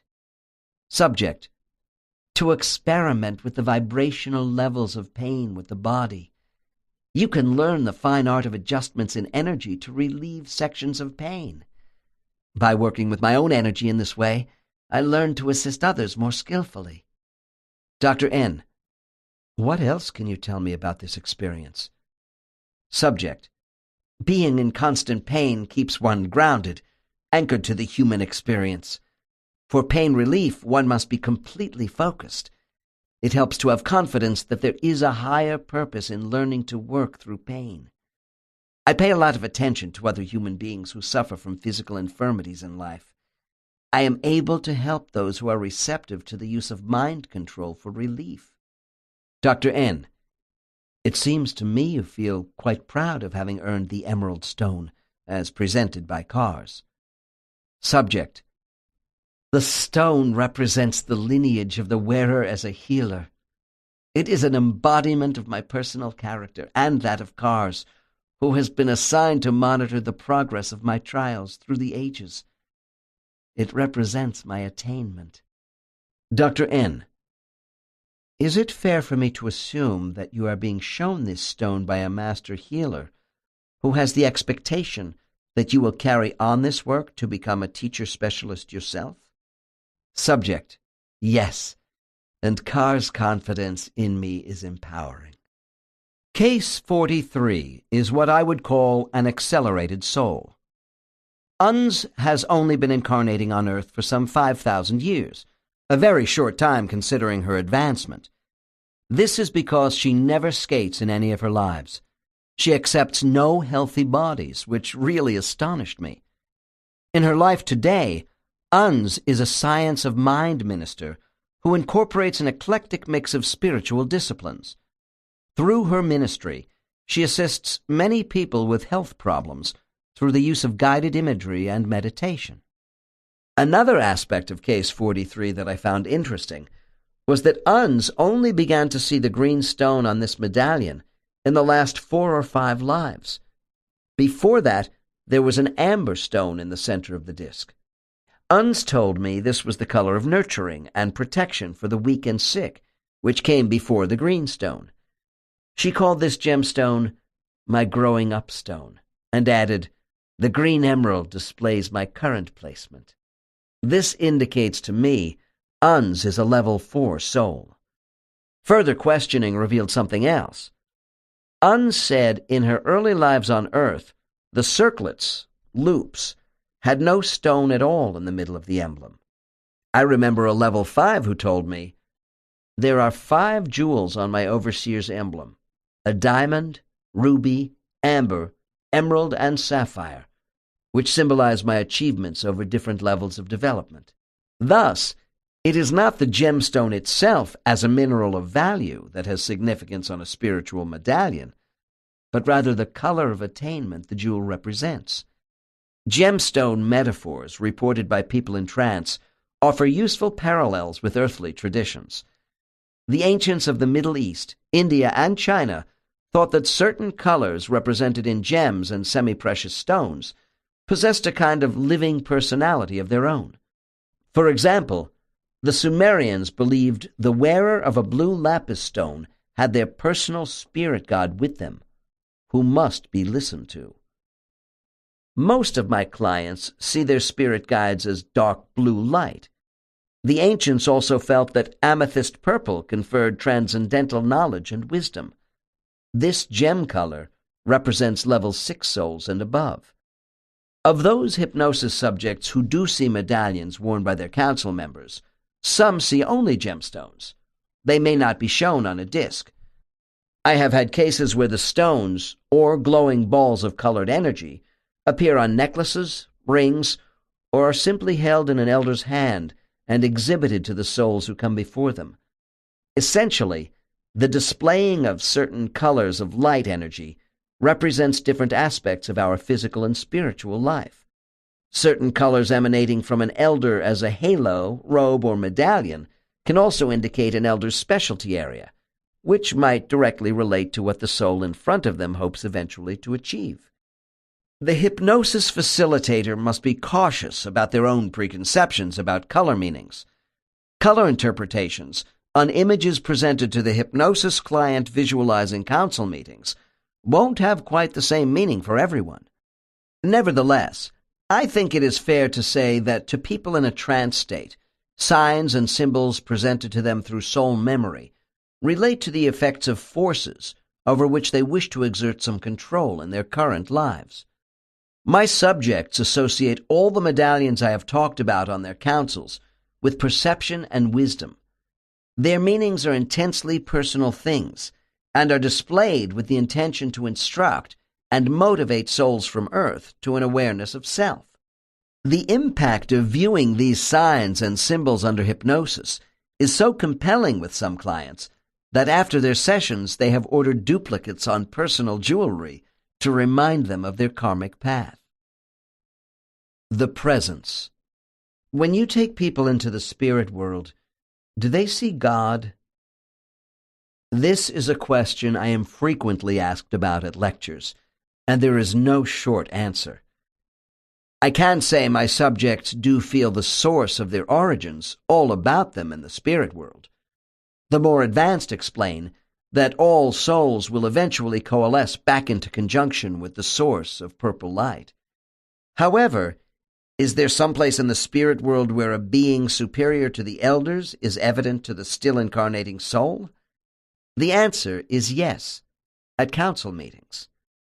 During the time we are meeting with the Council of Elders, there is the overwhelming feeling of an even higher force, which is simply called the presence. Many subjects state, "This is as close to God as we get." My more advanced clients, who are nearing the end of their regular incarnations, indicate that they don't think the presence is God exactly. To them, it is a deified entity or entities with capabilities immensely superior to those on the council. Everyone agrees that the presence is there to assist the work of the council.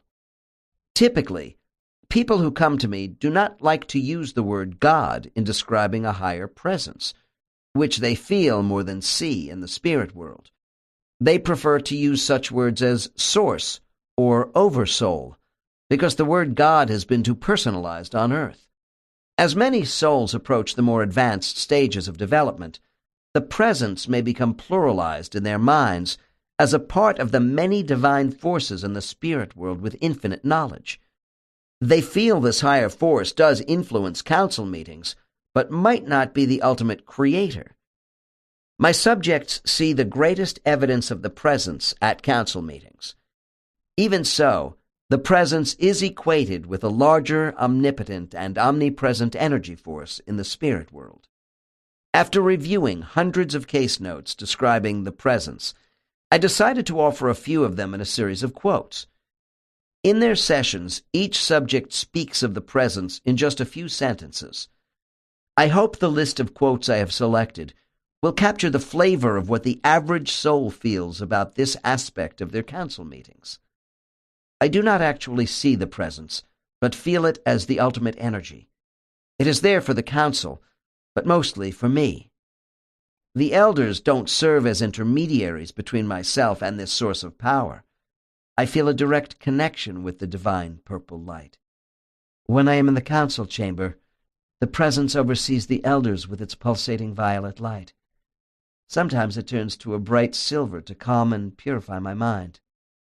The presence is above and in back of the council.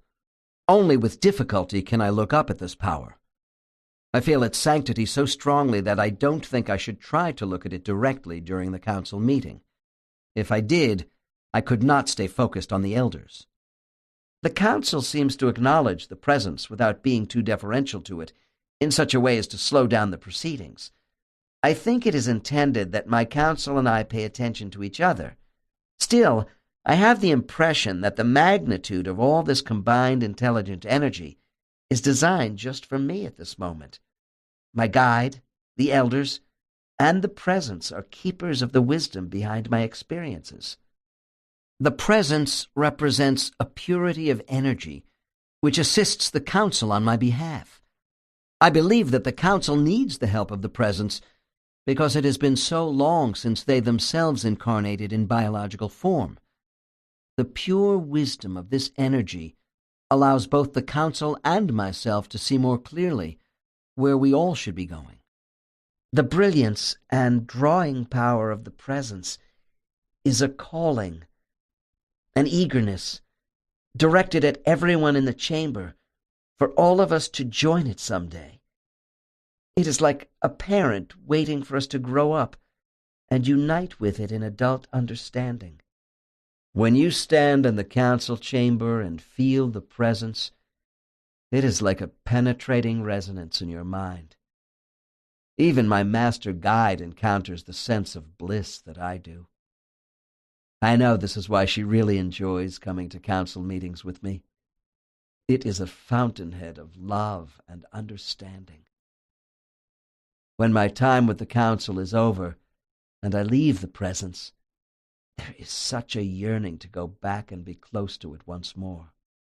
People have asked me if I have ever had anyone who could shed some light on what it is like to be a council member and be closer to the presence. I have had very few subjects with such experience who are in transition from level 5. However, one individual stands out in my mind. Shinera was one of the most advanced clients I have ever had. No one has taken me closer to the presence than this soul. Shinera trained in another dimension before coming to Earth several thousand years ago. Today, this client is an acupuncturist who practices a variety of healing arts.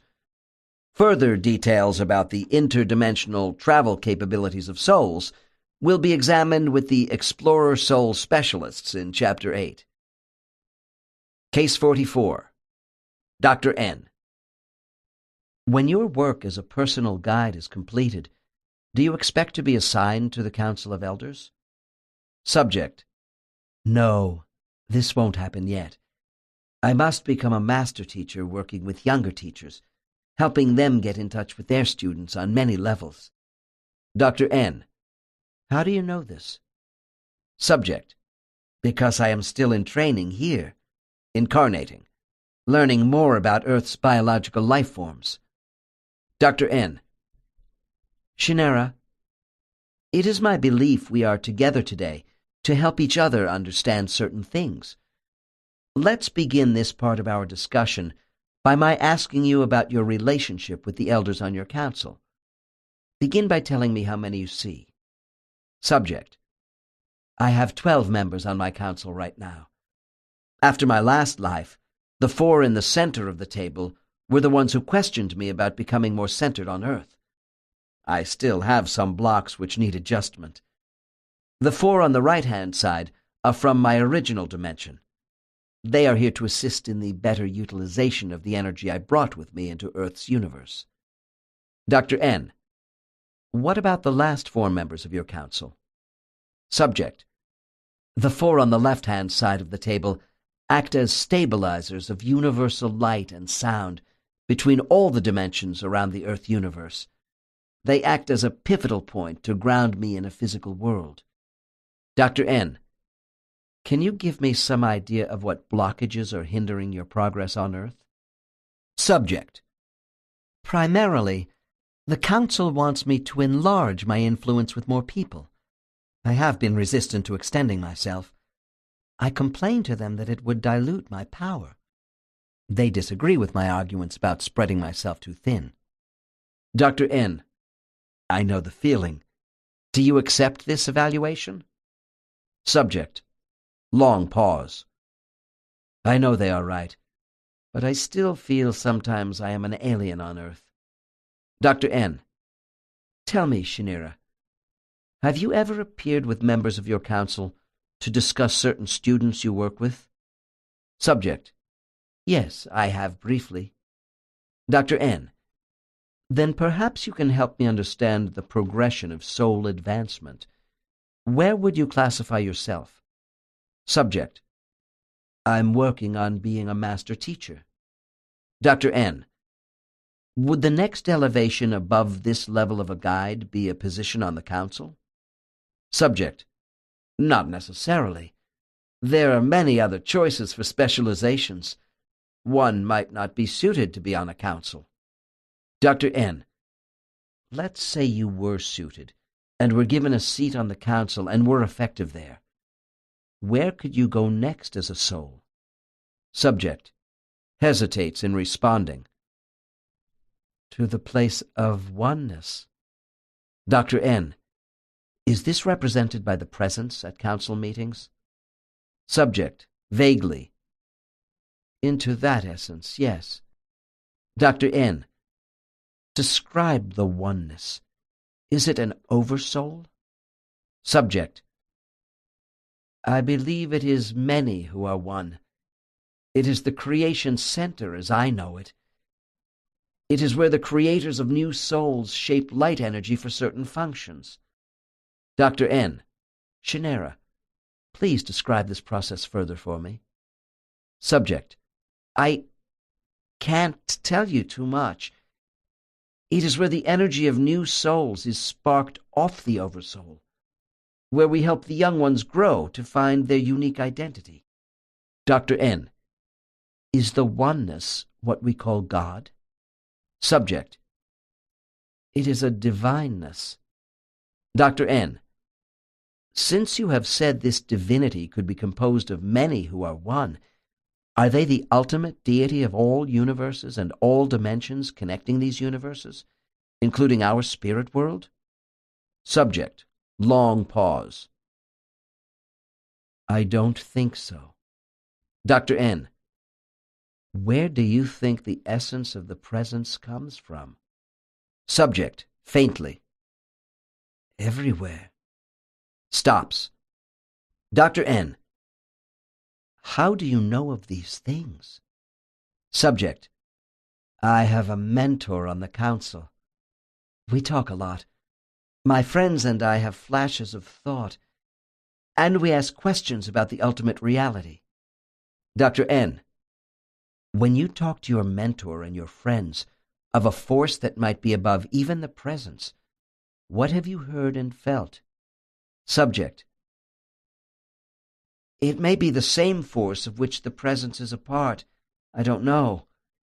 It is massive, but soft, powerful, yet gentle.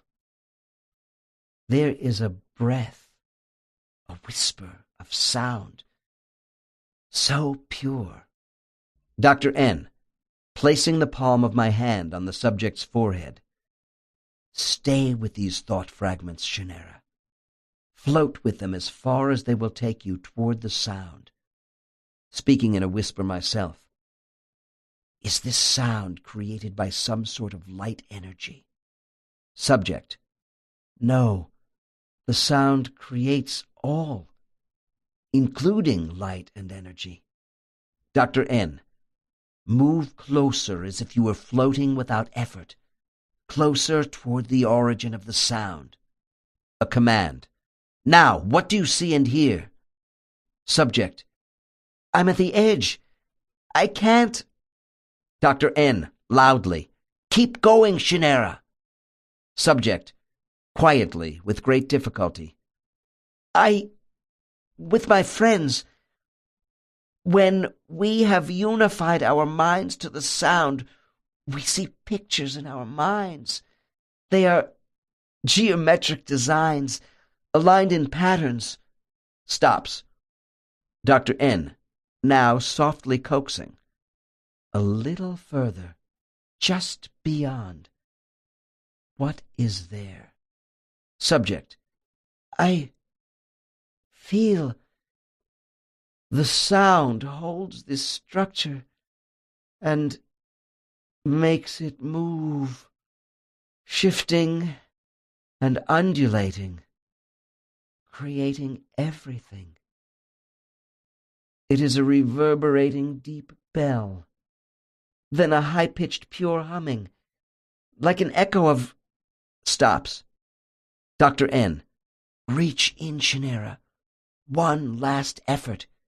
An echo of what? Subject. A deep sigh. Ah, mother, full of love, singing to her child. I pushed Shannara hard for information, because I knew in my lifetime I probably would never have another client to quite match her. This individual, and other highly advanced subjects, have indicated that the Council of Elders exists within a reality of deeper meaning, beyond the conception of souls still coming to earth. The chain of divine influence. To many of my clients, the presence seems not to be a who, but that which is. For others, the presence is an entity who functions as an equalizer, harmonizing the greater awareness of elders to the lesser awareness of the souls who come before them. This effect causes the council chamber to breathe with synchronized energy. A handful of my level 5s have actually had the chance to briefly participate as members of a council as part of their guide training. When I asked one of them what the experience was like, I received the following response. When I sat on a panel, it was like being inside the soul in front of you. What you feel is much more than empathy towards someone who has just come back from a life. You are really in their shoes. The presence gives you the power to feel everything the soul feels at the moment. The prism of light from the presence touches every council member in this way. Does the same presence move from council to council? Is there more than one entity? Or is it simply God, which is everywhere? These questions, of course, I cannot answer. Despite the overlapping of jurisdiction between soul groups, how many councils must exist who are responsible for all the souls just from Earth? This, too, is impossible for me to gauge, but the numbers must be immense. If it is true that other worlds in our universe have souls needing councils, and other universes that the spiritual masters must manage, their task is beyond conception. Unlike the highly advanced souls, such as Case 44, most of my clients are unable to recognize that the elders could be fallible beings themselves. Other than fleeting moments with a more powerful and loving presence, the Council of Elders is the highest authority people directly encounter in their spiritual visions. As a result of what they see in a trance state, my subjects do have the sense of a vertical tier effect of soul attainment in the spirit world. This perception of the cosmos is not a new belief system in human civilization.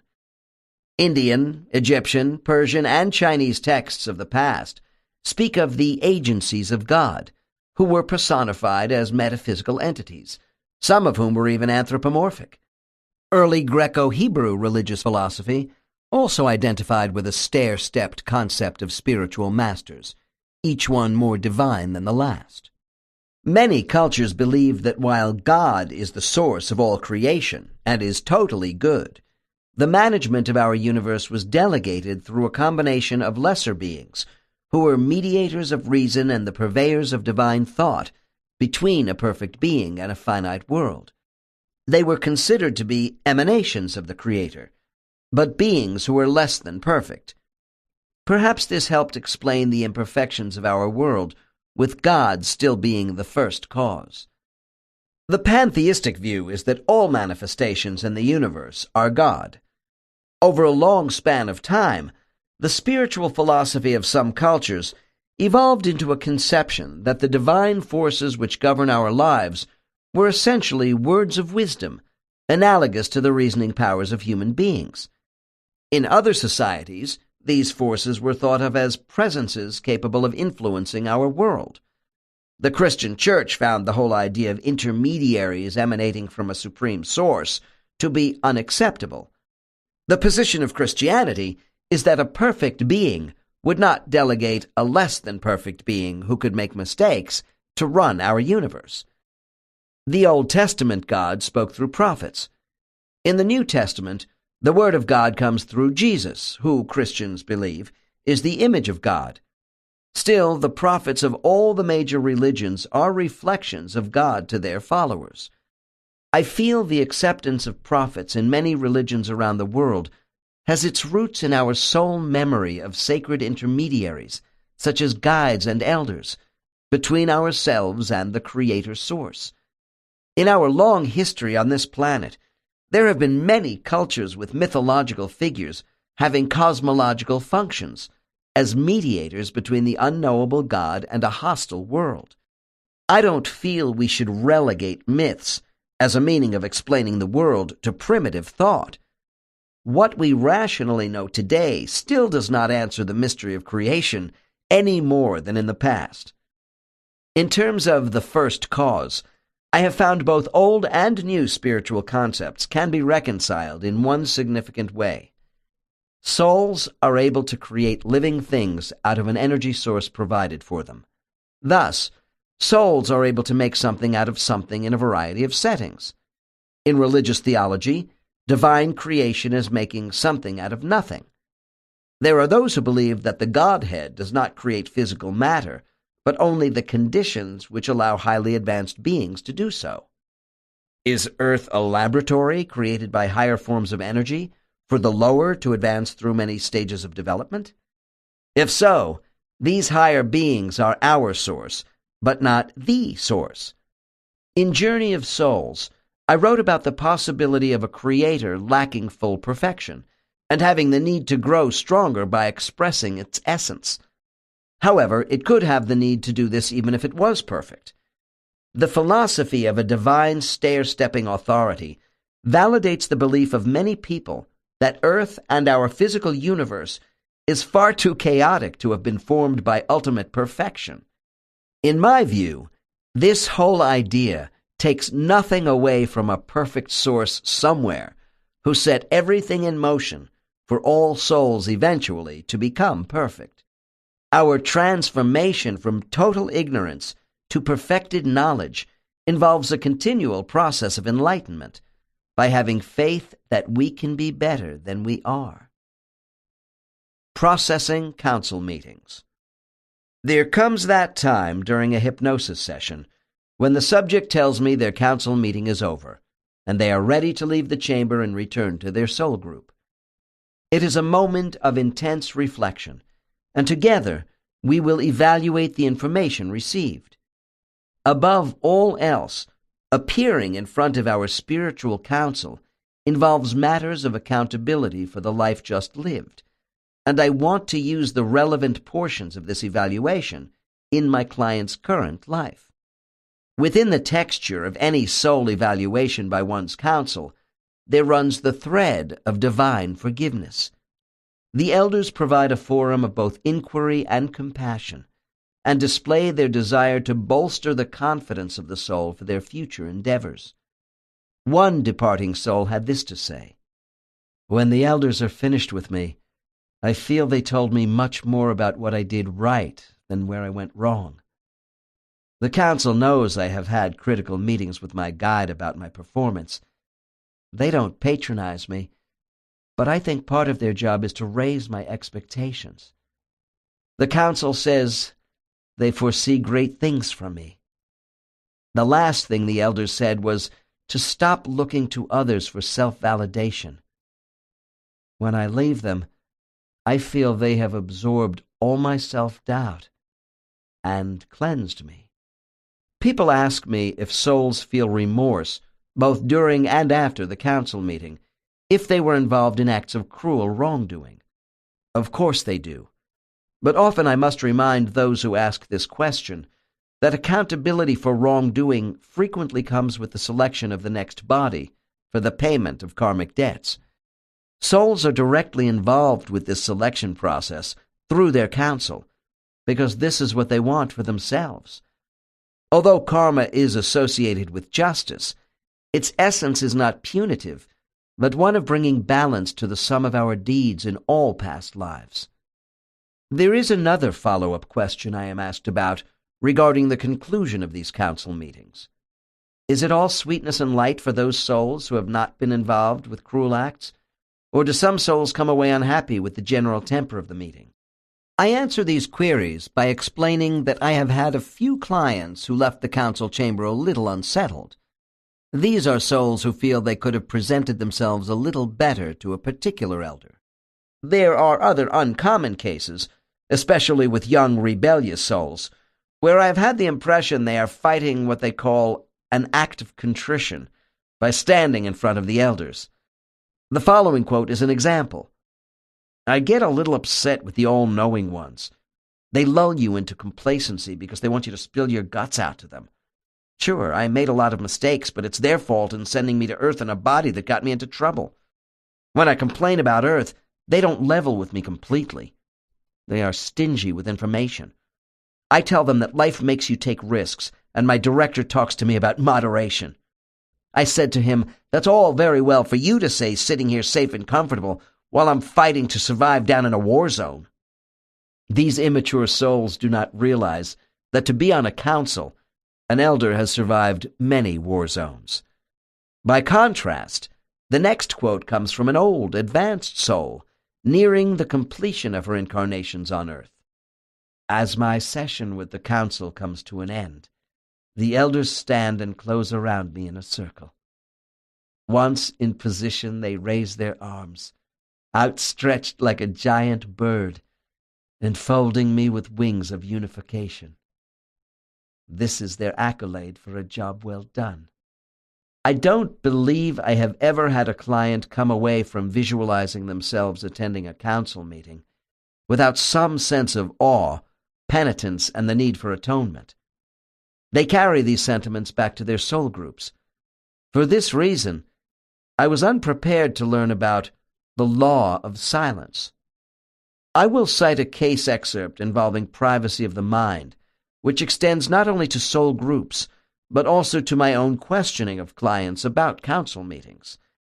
There are aspects of council meetings that are out of the scope of current reality for my subjects. For a variety of personal and spiritual reasons, people are unable to recall all the details of these meetings.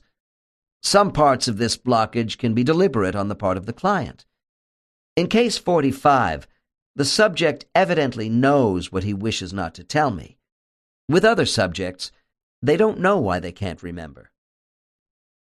Case 45. Dr. N. I now want to move forward to the most significant part of your discussion with the elder sitting to the right of the chairperson on your council. Subject: uneasy. I'm not comfortable with this. Dr. N. Why? Subject: I don't want to break the law of silence. Dr. N. You mean with me? Subject: with anyone, including members of my group. Dr. N. Don't group members exchange information on everything? Subject: not on everything, especially with very private and personal communication from the council. The law of silence is a way of testing us to see if we can hold the truths of that which is sacred. Dr. N. Could you be more specific here? Subject, laughing at me. Then I would be telling you. Dr. N. I don't want to violate anything you consider too sacred to discuss, but after all, you came to see me for a reason. Subject: yes, and I have gained much. It is just that I don't wish to share with you all that I am now seeing in my mind. Dr. N. I respect that.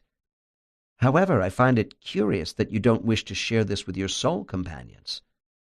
Subject: most of them have a different counsel than I do. But there is another reason. If we share all our knowledge, it can create havoc if that person is not ready for certain things. the profound may be improperly used, and thus by violating the law of silence, we generate interference with another soul. Dr. N. I understand. But does this law also have to apply to our conversation about your growth and personal aspirations? Subject, smiling. You just don't give up, do you? Dr. N. If I was easily dissuaded from asking questions about life in the spirit world, I would know very little and would be less effective in helping people. Subject, sighs. I won't talk to you about certain sacred things which pertain to me. The larger implications of what this case had to say about mental privacy between souls in groups has been corroborated by others. It seems very odd to me that souls would not want to compare notes with their friends about all that happened to them in council meetings. Perhaps this is one reason why members of the same soul group are rarely given the same counsel. Here is another example of privacy. I don't discuss my panel with anyone other than 2 of my friends. Even the 3 of us are careful about discussing what transpired at our meetings. We talk in a general way like, I know I need to do this or that because an elder said so-and-so about me. Considering that our life between lives is in a telepathic world, early in my research, I wondered how souls could keep any thoughts hidden from each other. I found that young souls have great difficulty in masking thoughts from the more experienced souls, especially their guides. By level 3, mental telepathy becomes an art form, and this includes blockage for privacy. Without the emotional restrictions of the human body, such as shame, guilt, and envy, there is no motivation for subterfuge. In a telepathic world, the paramount consideration between souls is their respect for personal privacy. Souls live in communities with intense group socialization, where they work on their own lessons and those of others. They open their minds to each other to such an extent, it seems impossible to conceal intent. This fosters complete openness on karmic matters, which affect those souls who will be connecting on Earth. How are telepathic souls able to engage in selective mind screening and blockage? This is a process I know little about, but I have discovered a few details. From what I can gather, every soul has a distinctive mental vibrational pattern, like a fingerprint. The pattern is similar to a tightly woven basket, with interlocking energy strands surrounding an individual core of character. The strands are motion pictures of thought, where transference is voluntary to the soul. These involve ideas, concepts, meanings, symbols, and personal distinctions particular to that soul. With experience, the soul has the ability to mask any picture frame at any moment. Thus, while nothing is hidden in a general way, no strand opens to the core to release a fine distinction of thought unless a soul wishes another to enter. Having said all this, I find it is usual for guides and elders to probe below a particular mental threshold of the less advanced souls. This is for the benefit of these souls. I know this sounds ominous. It would be if all this was taking place on Earth. Our teachers also engage in selective mind screening toward souls who wish to mind probe them. This is because guides don't wish to burden the younger souls with concepts they are not yet ready for, particularly those involving the future. Everyone respects the sanctity and wisdom of their counsel. The information is considered privileged and very personal. Upon returning to their individual groups from these meetings, souls don't want their peers to be tempted to second-guess certain meanings derived from the elders. One client told me, "It would be like cheating on an oral exam to tell my friends. They would be unable to resist their own interpretations of the meeting in order to help me." On the other side of the council table, the elders encourage silence because they know that if privacy is honored, this ensures greater openness with the souls who come before them. Undue interference by group peers later, however well-intentioned, might skew the elders' messages. The one exception I see to the laws of silence involves more advanced souls, training in specialized groups. They appear to enjoy sharing what they consider to be gild information from their council meetings. Since the spirit world has a timeless environment, I use council meetings as a therapeutic springboard for rapid karmic reviews spanning centuries. Placing everything in the chamber on hold, I take my subject back to key junctions of their past lives involving critical choices. I direct the hypnosis subject to pick moments in their past lives that are relevant to the topic under discussion by the elders. Many of our attitudes and ego hang-ups come from other lifetimes, and seeing this in a different context gives the client a new perspective in current time. Frequently, I feel the assistance of both my guide and the client's guide. Through this form of therapeutic intervention, my client and I look for clues to current behavior patterns. This will open the door to healthy reframing. Reincarnation therapy is more than cognitive understanding. People need to see that the twists and turns in their lives all have meaning and purpose. I may also move clients forward to the life selection room to discuss why the elders offered them their current bodies. If the soul is not yet supposed to know about aspects of the future in this life, it will be blocked. When I am finished, I take the elders out of suspended animation, and the council meeting continues without missing a beat. I never forget I am only a temporary intermediary in the dynamics between my client, their guides, and council elders. I know they are helping me because otherwise my subject would not be able to visualize the council meeting in trance. With the use of deep hypnosis, I have the advantage as a spiritual regressionist of utilizing both the soul mind and current human ego. The superconscious mind operates within an eternal framework, which the subconscious is able to process into current reality. The importance of an awareness of our real inner self cannot be overemphasized for a productive life. I am not suggesting that the 1 3-hour spiritual regression session I offer is a quick fix for disturbed people.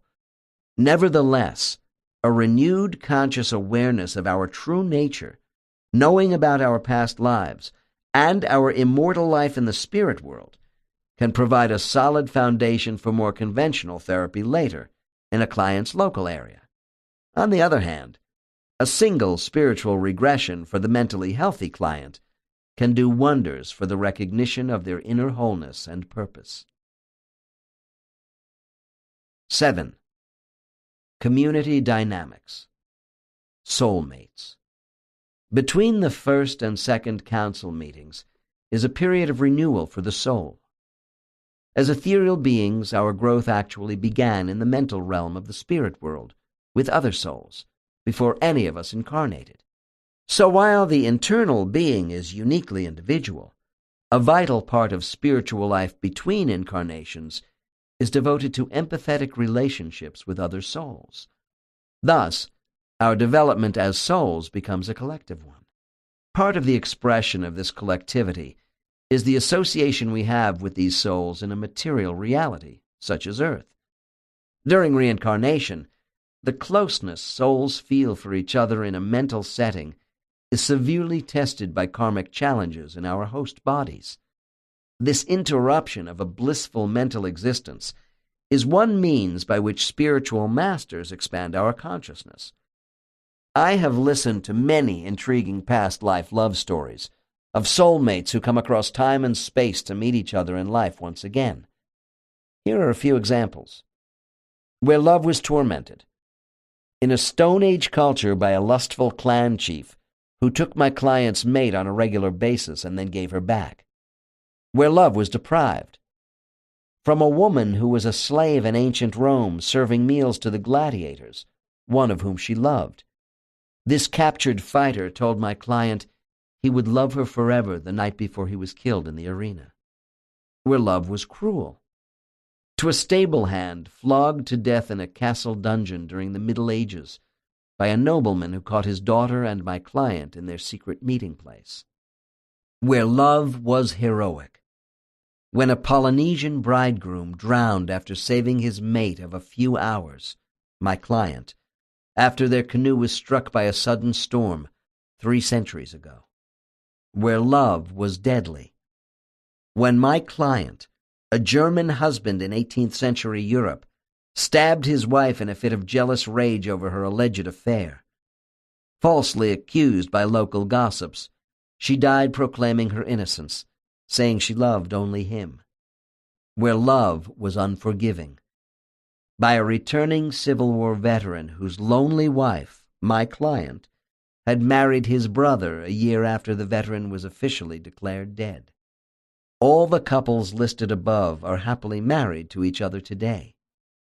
Their past trials in each life prepared them for the next and strengthened their bond as soulmates. Past life age regression produces interesting information about coupling, but placing these clients between their lives provides them with far more perspective on these relationships. There are many tests wrapped in the package of love.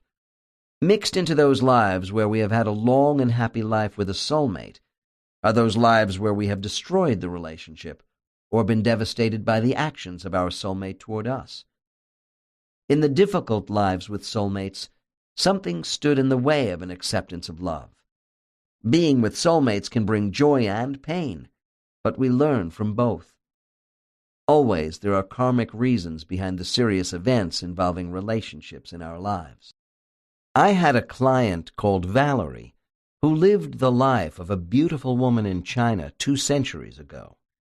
In that life, she rejected her primary soulmate, the man she most cared about, because he argued with her and refused to feed her vanity while others did so. Besides, Valerie told me in trance, he was so ungainly and rough-looking, I was embarrassed to be seen with him because of what others might think. Out of pride, spite, and feelings that I was being taken for granted, I married a handsome man who catered to my whims. I lost the happiness that could have been mine. In her next life, in 19th century America, Valerie was the daughter of a Cherokee Indian chief who ordered her to marry the son of another chief as part of a treaty arrangement. This man repulsed her physically and made her life miserable after she assented to her father's wishes. The warrior she loved in her own tribe was the rejected soulmate in her China life. Upon returning to the spirit world after her death as an Indian woman, Valerie told me, "My love and I could have run away together. Aside from the great danger of this act, something inside told me I had to endure what my father had set in motion. I now see it as a test. We have the capacity to severely hurt the person who loves us, and also ourselves in the bargain. My life as a Cherokee woman was a reminder of my pride and vanity as a Chinese woman. Being with the wrong person for a period in your life does not mean that time was wasted. The relationship was probably intended in advance. In fact, you might see this soul again in the spirit world in a different light. This was true of the man my subject was forced to marry in her Indian life. His soul belonged to a neighboring group to Valerie's own. The soul of both men Valerie loved in her past 2 lives is again united with her in the 20th century as her husband. I should add that Linda, who is Valerie's best girlfriend today and a member of her own soul group, was the eventual mate of the warrior she loved in the Cherokee Indian life. After our session, Valerie grinned while telling me, "Now I know why I've always been a little uneasy seeing Linda around my husband." Before I go further, it would be a good idea to consider some ramifications involved in the magical experience of meeting a soulmate. When I first sit down with a client and we establish a rapport, I will ask about prior and current relationships that have had significance in their life.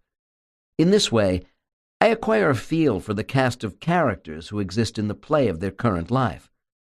Since I am going to be sitting in the front row as this play unfolds during hypnosis, I want a theater program. Once in a deep trance state, many soul connections will become clear. People in my client's cast may be lovers, devoted friends and relatives, mentors, or associates. Our relationships with people take many forms in life and usually involve souls from other groups as well as our own. Usually, clients have a strong desire to identify these soul connections in their current life, although most already have a good idea who they are. In a broad sense, love is endearment, which can take many forms in life. There is always a mental connection of one sort or another with a soulmate, regardless of the role they play. We connect with people on many levels for a multitude of karmic lessons in every life. When friendship catches fire, it turns to love, but without abiding friendship, deep love cannot thrive. This is quite different from infatuation, which exists on a superficial level where we have those nagging doubts about whether the connection has any real meaning. Without trust, intimacy suffers, and love cannot grow.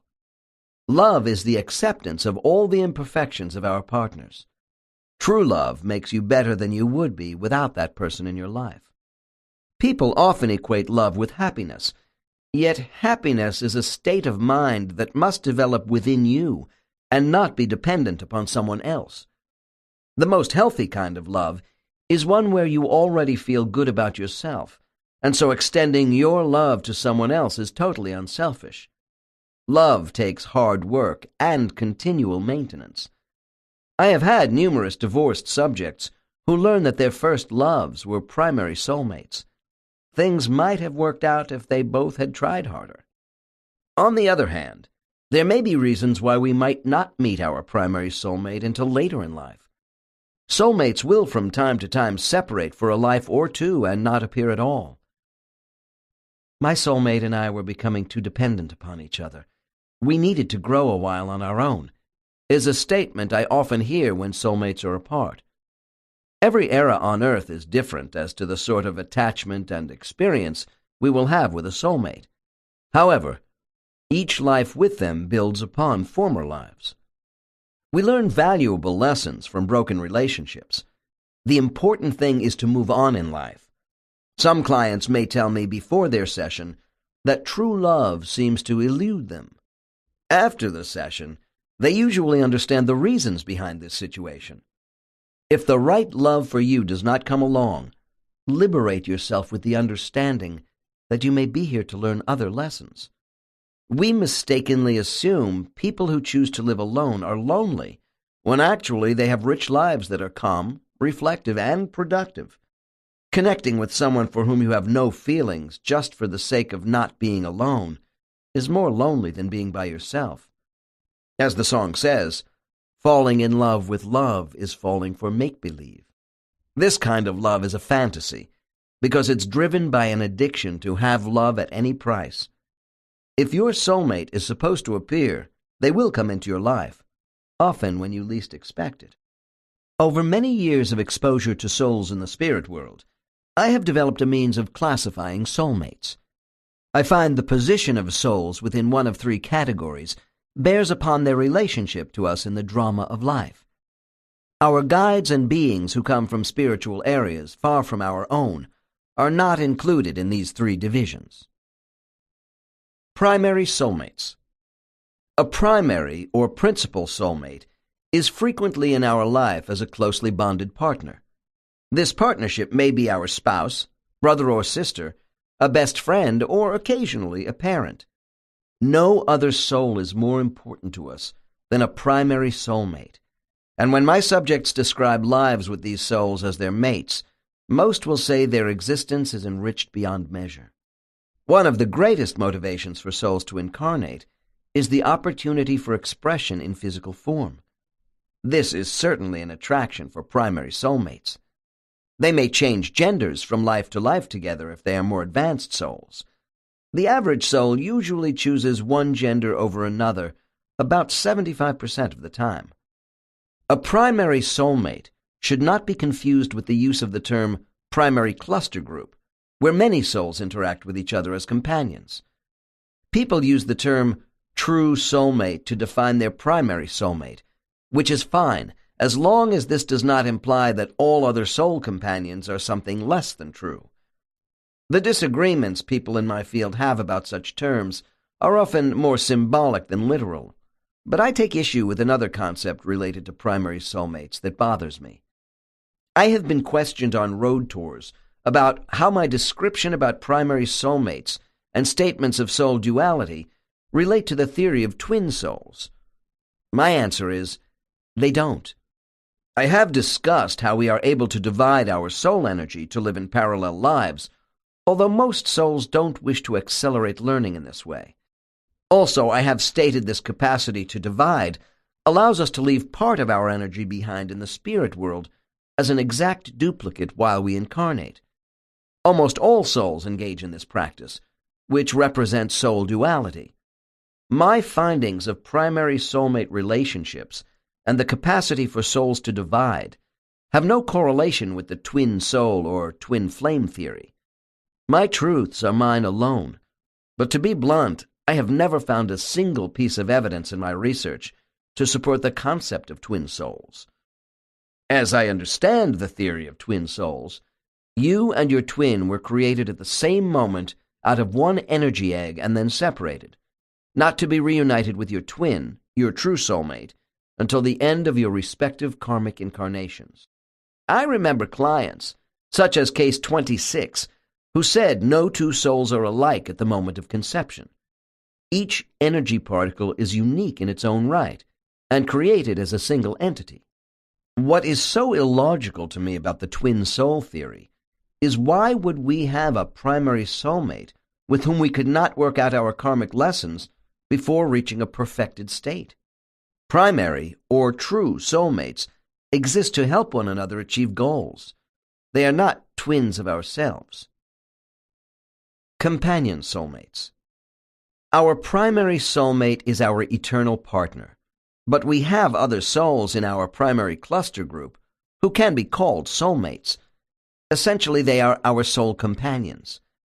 These souls have differences in character and a variety of talents which complement each other, as my case histories illustrate.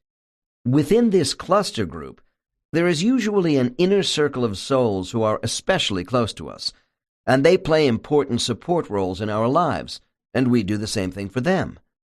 This number varies, but the average client has from 3 to 5 souls in their inner circle. Although the companion souls in a cluster group started together, they do have different rates of development. This has as much to do with drive and motivation as talent. Each soul does possess certain strengths that their companions can draw upon during group incarnations. As the group gets smaller, many go off into different specializations, but they do not lose contact with each other. Affiliated souls.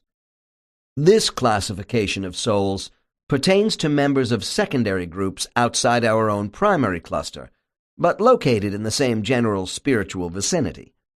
As I mentioned in Chapter 5, secondary groups around our own primary group can total up to 1,000 souls or more. Many of these groups work in classrooms near us. There are certain affiliated souls in other groups who are selected to work with us, whom we come to know over many lives, while others may only cross our path briefly. Quite often, our parents come from one of these nearby cluster groups. In terms of social interaction in the spirit world, as well as contact during their physical incarnations, souls of one cluster group may have little or no association with many of the souls in a secondary group. In the larger context, all souls in a secondary group are affiliated in one way or another, but they are not considered soulmates by my clients.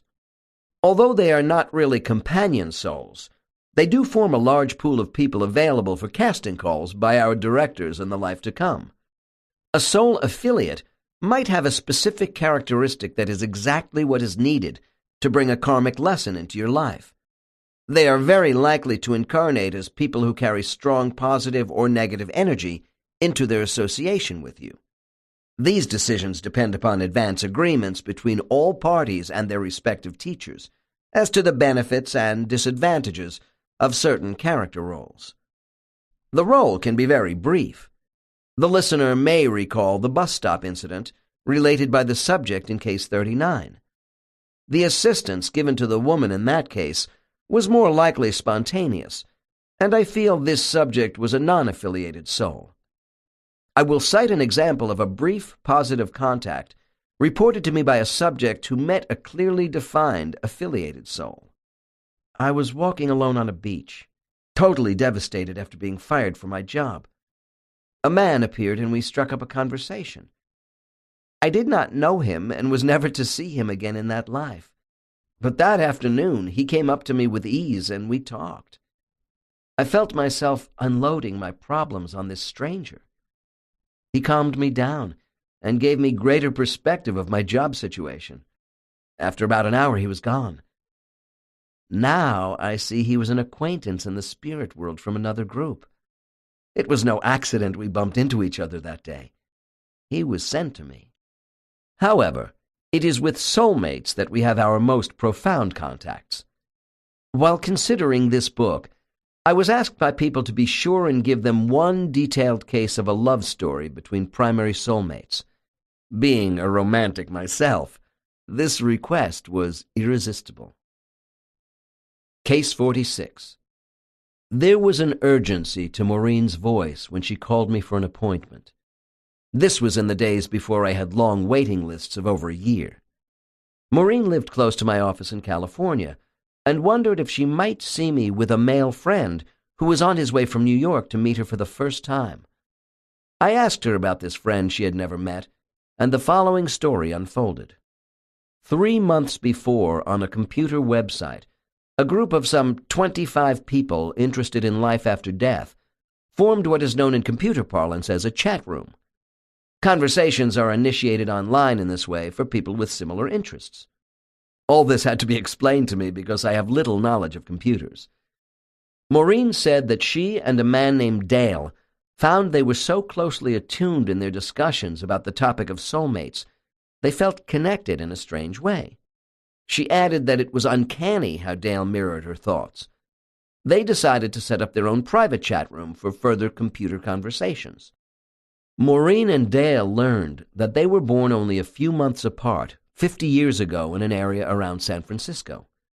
They talked about their unsuccessful marriages and a mutual feeling of unexplained sadness about seeking something neither had ever found that would open their hearts.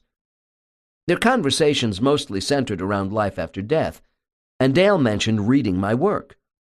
Soon, the two decided to meet each other in California and see me for a combined regression session at the same time. I agreed to an appointment date that turned out to be the day after they first met. They arrived at my office starry-eyed, and I remarked that they were already in a trance state and didn't need me. The moment they saw each other, there was instant recognition. Maureen said, the way we smiled at each other, the expression in our eyes, the sound of our laughter together, the connecting vibrations as we shook hands, created a euphoria that was so strong we were oblivious to everything going on around us. I will relate this case from the standpoint of Maureen, since she was my initial contact. During intake, I learned that there had been times in her life when she had a feeling of déjà vu when she heard music from the 1920s, or saw dancers do the Charleston wearing flapper dresses from that era. Maureen also told me that since childhood, she had been bothered by a recurring nightmare of sudden death. It is my custom to take subjects into the spirit world after death from their last life, so they will not miss the natural wonders of normal spirit world entry. The advantages of this hypnosis technique are many, including learning if any disrupting body imprints from the last life have been carried forward into the client's current physical body. To speed up this process by taking subjects directly into the spirit world, say from their mother's womb, causes them to arrive disoriented. It would be like taking someone into the back of a house and asking them to describe the front. This accelerated procedure for spirit world entry would also cause them to circumvent a variety of orientation stations. These stops might be vital if the death preceding this entry was sudden and traumatic. By not skipping over death scenes, the client is actually better protected from painful physical memories. Upon my direction to move to the most significant scene in her past life, Maureen took me to the events leading up to her death. This is often a signal of trouble ahead, and past life facilitators must be prepared to deal with death scenes that can be horrific. What follows is a condensed version of Maureen's story. Dr. N. Are you a man or a woman? Subject. A girl, really. Dr. N. What is your name? Subject: Samantha. Sam for short. Dr. N: Where are you, and what are you doing at this moment? Subject: I'm at my bedroom dressing table, getting ready to go to a party. Dr. N: What is the party all about? Subject: Pause, and then light laughter. It's for me. Today is my 18th birthday, and my parents are giving me a coming-out party. Dr. N: Well, happy birthday, Sam. What is the date today? Subject, after a brief hesitation: July 26th, 1923.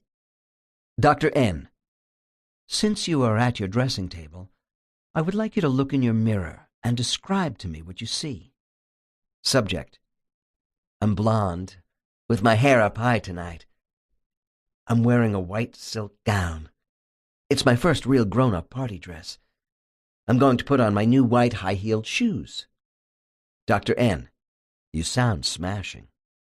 Subject, with a knowing smile: Rick better think so. Dr. N: Who is Rick? Subject, now distracted and flushed: Rick is my guy, my date for tonight. I've got to finish my makeup. He will be here soon. Dr. N: Listen, Sam, I'm sure you can talk to me while finishing your makeup, because I don't want to slow you down. Tell me, are you serious about Rick? Subject, flushes again: Uh-huh. But I don't want to appear too eager. I'm playing hard to get. Rick thinks he's the cat's meow, but I know he wants me. Dr. N: I can see this is an important party. I suppose that he will be honking soon for you to run out to his car? Subject, annoyed: Absolutely not. Oh, he'd like that all right, but he will ring the doorbell in a proper fashion, and the maid will let him in and make him wait downstairs. Dr. N: So the party is some distance from your house? Subject: Not too far. It's in a posh mansion in downtown San Francisco. Dr. N: Okay, Sam. Now move forward in time to the party downtown and explain to me what is going on. Subject, bubbling: I'm having a wonderful time. Rick looks gorgeous, of course. My parents and their friends are telling me how grown up I look. There is music, dancing. A lot of my friends are congratulating me. And my subject's face grows dark for a fleeting moment. There is a lot of drinking my parents don't know about. Dr. N: Does this trouble you? Subject, fighting off a new set of feelings by quickly running one hand through her hair and returning to the moment. Oh, drinking is always a part of these affairs. It makes us gay and carefree. I'm drinking too. Rick and some of his friends snuck in the liquor. Dr. N: Move forward now to the next significant event this evening and explain what is taking place. Subject. Subject's face softens and her voice is more halting.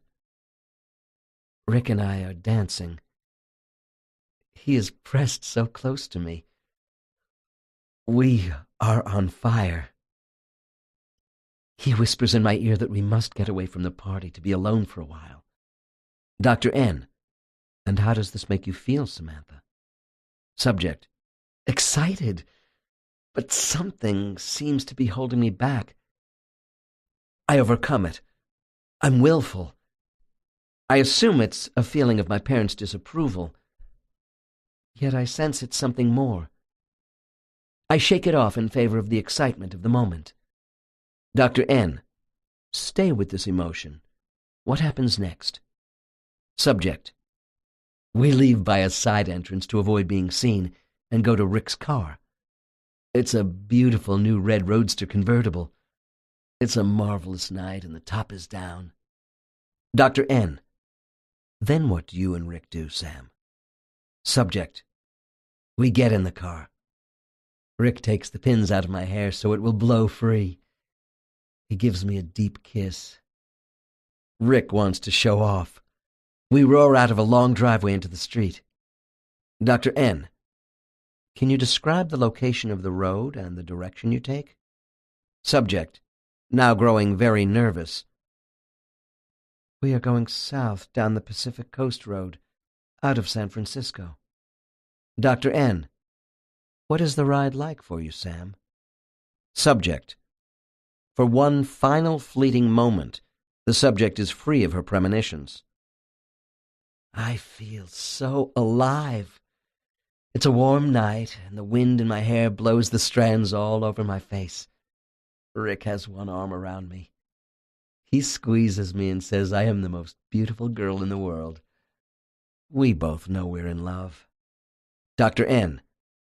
I notice my subject's hands now start to shake, and her body grows more rigid. I take her hand because I suspect what is coming. Now, Samantha, I want you to understand that as you continue to talk to me, I will be with you every step of the way, so I can move you quickly through anything that may happen. You know this, don't you? Subject, faintly. Yes. Dr. N.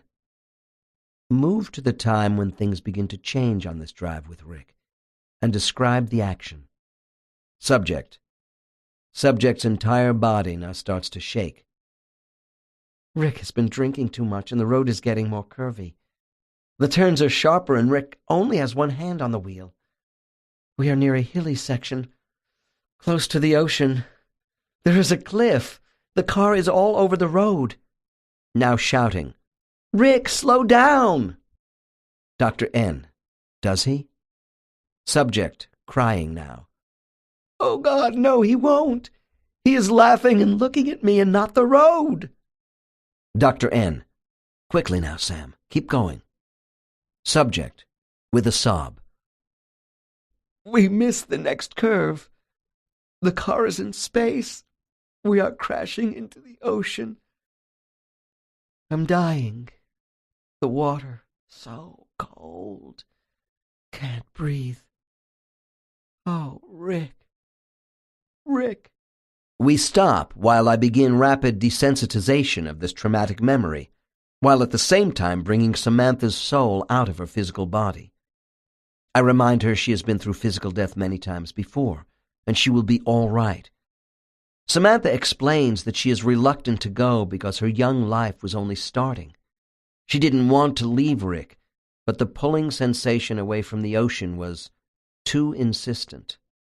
When I began my research on the soul, I assumed that when two people such as Samantha and Rick died together, they would also enter the spirit world together. I have found this not to be true in death scenes, with one exception. Small children who are killed with those who love them rise with that person. I will elaborate on this further in Chapter 9, under Souls of the Young. Even primary soulmates killed at the same moment will normally rise up by separate routes on their own vibrational lines. I felt that this loss of companionship was a little sad, until it was made clear to me that souls are met by their guides and friends from the spirit world at the appropriate time and place. Each soul requires their own rate of ascension, which includes orientation stops and energy rejuvenation, even if they are returning to the same soul group. This was true for Rick and Samantha. Dr. N. Do you see Rick anywhere? Subject. No, I'm trying to resist the pulling which wants me to turn around and face upwards. I want to continue to face the ocean. I want to help Rick. Dr. N. Does the force eventually turn you around in the proper direction, away from the Pacific Ocean? Subject. Subject is now quiet and resigned, but mournful as well. Yes, I am now far above the earth. Dr. N. This is a question I usually ask people. Do you want to say goodbye to your parents before going further? Subject. Oh, no, not right now. Later I will. Now I just want to go. Dr. N. I understand. Tell me, what do you see next, Samantha? Subject. The eye of a tunnel, opening and closing, coordinating its movement with my movement. I pass through and feel much lighter. It's so bright now. Someone in a robe is coming toward me. In Dale's session, we learned he was Rick, and his memories corroborated those of Maureen. While Samantha apparently lived a few seconds after the crash and rose out of the ocean, Rick's soul bailed out while the car was still in the air. When I related this story to a Dallas audience, a lady loudly scolded, "Isn't that just like a man?" I told her that when the mind knows there is no chance of surviving imminent devastation to the body, souls may leave a moment before actual death. In this way, the soul emerges with their energy more intact. After the sessions with Dale and Maureen were completed, I met with these primary soulmates for a review of what we had learned. Maureen explained that whenever she drove down Highway 1 south of San Francisco, she would inexplicably get nervous and apprehensive at a certain section on the coast road. Now she knew why. I hoped my deprogramming of her death scene in 1923 would also clear up the recurring nightmares of sudden death.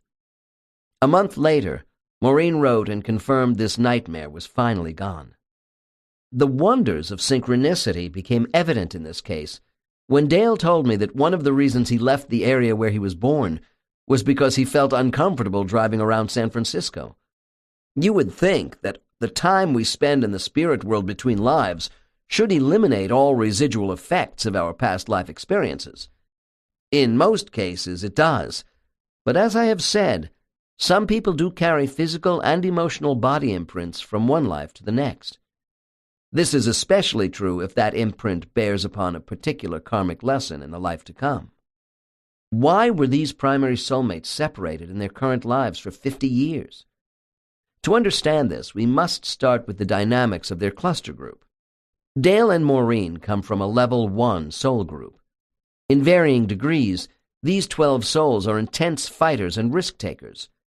Their guide regularly takes them to nearby groups, just so they can see how other groups function with more peace and harmony.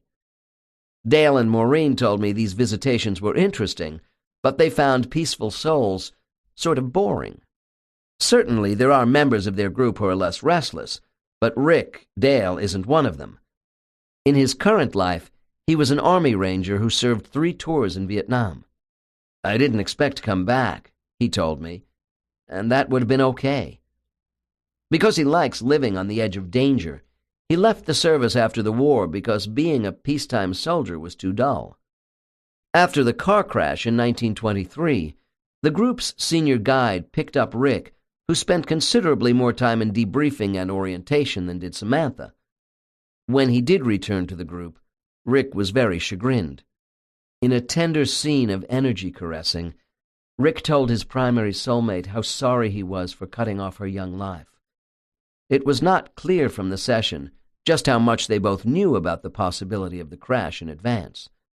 They had been lovers in numerous past lives, many involving turmoil. Although Dale and Maureen incarnated at the same time in this life, and in the same place as their life in the 1920s, they were not destined to meet while young. The same sensory experience and emotional energy from this geographical location simply were part of the conditions for meeting much later in their current lives. These soulmates both knew, going into their current life, that conditions would not be right for their meeting until many years had passed. Dale especially needed to feel the frustration of years of longing for the right woman to come along. He is not a careless, irresponsible man today. Samantha Maureen also required the maturity she did not yet possess in her relationship with Rick in the 1920s. Neither Dale nor Maureen take life for granted at this stage of their conjunction. They have both been through considerable heartache without each other. My work with this couple ended with both essentially making the same declaration. Maureen said, "We are completing our healing by a clear respect for the sanctity of life and importance of forgiveness. Now that we both know the meaning of loss, we are going to treasure the time we have left together in this life." Before closing this section on soulmates, I should add that many soulmates have a preparation class just before their next incarnation. A feature of this dress rehearsal with our guides is a final review of important issues in the life to come. One aspect of this prep class might also include 2 soulmates going off alone and sending visual images to each other of what they will look like in their new human bodies, and under what circumstances they are going to meet. In Journey of Souls, I wrote a chapter citing examples of this sort of preparation for embarkation. Soulmates don't always get together just before departure. Then, too, depending upon the karma involved, sometimes one soul knows more than the other about their future meeting and what that person will look like. Here is a short example of a soulmate discussing meeting his future wife. I was permitted to see my wife in the screening room for the next life. She was an attractive aerobics instructor who I would meet in a gym. I studied her body and facial features carefully because I didn't want to mess up our meeting, as I had done in my prior life. The scent of her body bathed in sweat was embedded in my mind. Her gestures, her smile, and most of all, her eyes. The moment I saw her in this life, it was like two magnets pulling together. Linkages between spiritual and human families. As a rule, members of the same soul group do not return in their next incarnations as members of the same genetic human family. This means, contrary to American Indian tradition, a grandfather's soul would typically not return to the body of his grandson. I have emphasized the opposition souls have for genetic reincarnation in Chapter 4, under Soul Division, and again in Chapter 5 with DNA. It is limiting and even redundant for souls who wish to learn fresh lessons to return to bodies having the same heredity, ethnicity, cultural environment, and perhaps the same geographic setting as they had in a former life. By incarnating in different families around the globe in each life, souls are able to take advantage of the great variety of human body choices. This variety is what gives depth to our incarnations on Earth. In unusual cases, our guides may be indulgent with souls who have strong feelings about unfinished karmic business within a particular family and wish to return to the same family. These souls may be given another crack at addressing a serious wrong done to them, or to correct harm they have caused another in the family. They could return as children of a new generation, but within the same lifetime of those people who were involved within the karmic events requiring their attention. I want to stress these occurrences of genetic reincarnation for karmic purposes are rare. It is far more likely the soul would return to another family with peripheral associations to the family of their former life, to redress a serious wrong. Nevertheless, this too would be a very unconventional decision, especially in cases of personal injury to the soul, because it smacks of revenge. Although souls typically do not incarnate in the same hereditary family they had in past lives, members of the same soul group most definitely choose new families where they can be together. Members of soul groups tend to be associated in each life by blood ties and geographic proximity. What sort of roles do they choose? I'm sure listeners of this book could sit down and draw up a chart showing significant members of their family, friends, lovers, and even acquaintances to see who might be the most likely candidates for their own soul family. In Chapter 5, I described the color auras of a soul family in their current life. Here, I will discuss how a group of souls incarnated into human families in order to stay connected to one another over the past 3 centuries. My central subject in this example is Ruth. Please note that from one century to the next, the family heredity is completely different, despite the genealogical overtones of this example. This discussion is an abbreviated version of Ruth's spiritual friends in human bodies. There are 6 souls from her own cluster group, and 2 from an affiliated group to be found in each century. Ruth is in the center of the group, with connecting links representing the same soul assuming different family roles relating to Ruth, from the 20th century back to the 18th century. Ruth's primary soulmate in this life is her husband. In Ruth's last life, this soul was her best friend, and in the life before, her wife when she was a male in the 18th century. Ruth's primary soulmate has a halo color tinted with protective yellow, while Ruth's own halo is a mixture of white and blue tints, indicating clarity and love of learning. These primary soulmates have mated on a fairly regular basis for some 7,000 years since their first life together. Besides the companion souls in Ruth's soul group, there are also 2 affiliated souls from a nearby group in this web. These souls are my subject's current father and mother. The roles they played in the 19th century were her grandmother and grandfather, respectively. In the 18th century, these same 2 souls were Ruth's aunt and uncle.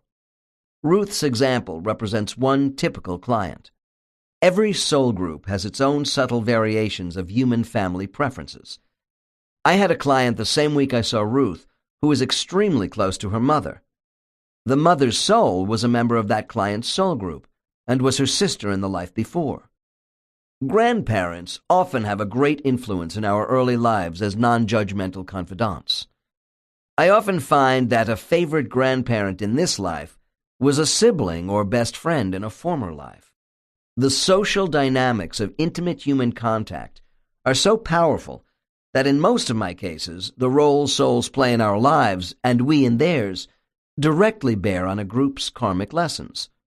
When we are hurt by someone close to us in life, or cause them hurt resulting in alienation and separation, it is because they volunteered to teach us lessons of some sort, while learning lessons themselves. These lessons better prepare both parties for future relationships, as case 47 will show. I should also point out that peripheral roles in our lives by hundreds of affiliated souls in nearby groups may go on for generations. An example of one important affiliated soul is a soul called Zenda, who was Ruth's favorite teacher in the 6th grade. We found that in the last century, Zenda was a supportive next-door neighbor. In the 18th century, Zenda was the owner of a business that employed this subject. A web design for charts representing these relationships is appropriate when we consider all the interrelationships of people whose own lives are woven into our own. The psychological profiles of primary, companion, and affiliated souls in a client's current and past lives is very instructive when detailed in a genealogical-type chart.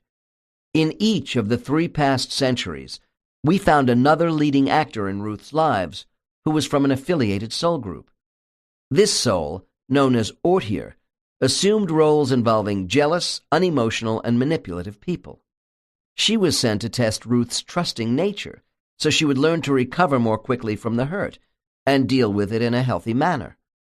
While this same individual would also demonstrate good qualities in human temperament, the negatives were very constant. In Ruth's current life, Ortier is her mother-in-law. In the life before, this soul played the role of a close friend who betrayed her. There is evidence the karmic cycles with Ortier assuming roles as a protagonist will end soon for Ruth. Ruth is a warm, passionate, and tender person. Her primary soulmate has aspects of these qualities, but is also tenacious, brutally frank, and decisive. Many other souls in her web are rather reserved and quiet. They also have character similarities of perfectionism and stubbornness. One soul in the group is sloppy, easygoing, and more complacent than the rest. He is my client's brother Andy in her current life. This soul volunteered to be Ruth's husband in the last century as a change of pace for her. During that life, Ruth's primary soulmate chose the role of a male friend. They were so drawn to each other, they had an affair that almost destroyed Ruth's marriage with Andy.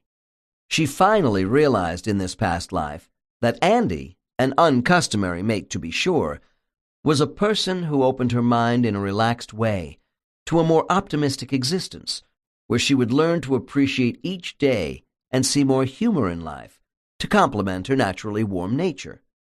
Although not a great love match, Ruth found tolerance and playfulness with Andy as her husband in the 19th century. Meanwhile, her primary soulmate was coping with a new challenge of being married to someone else whose character was much more confrontative than Ruth's. I don't wish to leave the impression that not being married to your primary soulmate is a formula for discontent. As a matter of fact, I have had clients who have deliberately alternated mates in a series of lives with 3 or 4 souls from their inner circle to meet certain challenges. Although the souls of Ruth and Andy tried this for the first time in the 19th century, The results were mostly positive. Reuniting with souls who have hurt us. Now that we have an idea of the roles different soulmates can play in our lives, I want to discuss a specific aspect of these associations that is of interest to people. I am often asked what it is like to see someone in our soul group right after a life where they have hurt us in some way. The philosopher Heidegger said, "No one else can love you or feel your pain." This statement may be true on earth, but not in the spirit world. Souls are capable of getting into the minds of their friends and feeling just what they feel. They do this for reasons of empathy, a desire for understanding, and to evaluate the disruptive behavior of each other in the last life. In case 47, I have chosen a man who had a rough start in his last life, with an abusive, tyrannical father who was never satisfied with anything he did. For simplification, I will use the earth names of these players, with my subject being Ray and his father as Carl. Ray was a troubled boy who grew up lacking self-worth, and his entire adult life was spent trying to conquer these negative feelings. Ray hid his sensitivity from others by building protective walls around himself. What happened when father and son met again in the spirit world is the substance of this case. We are going to sit in on what Ray called a motivational critiquing session with Carl.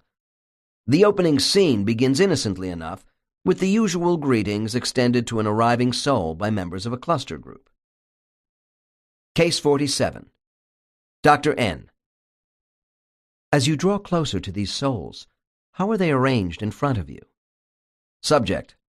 Sort of a half circle, with me coming into the middle. Dr. N.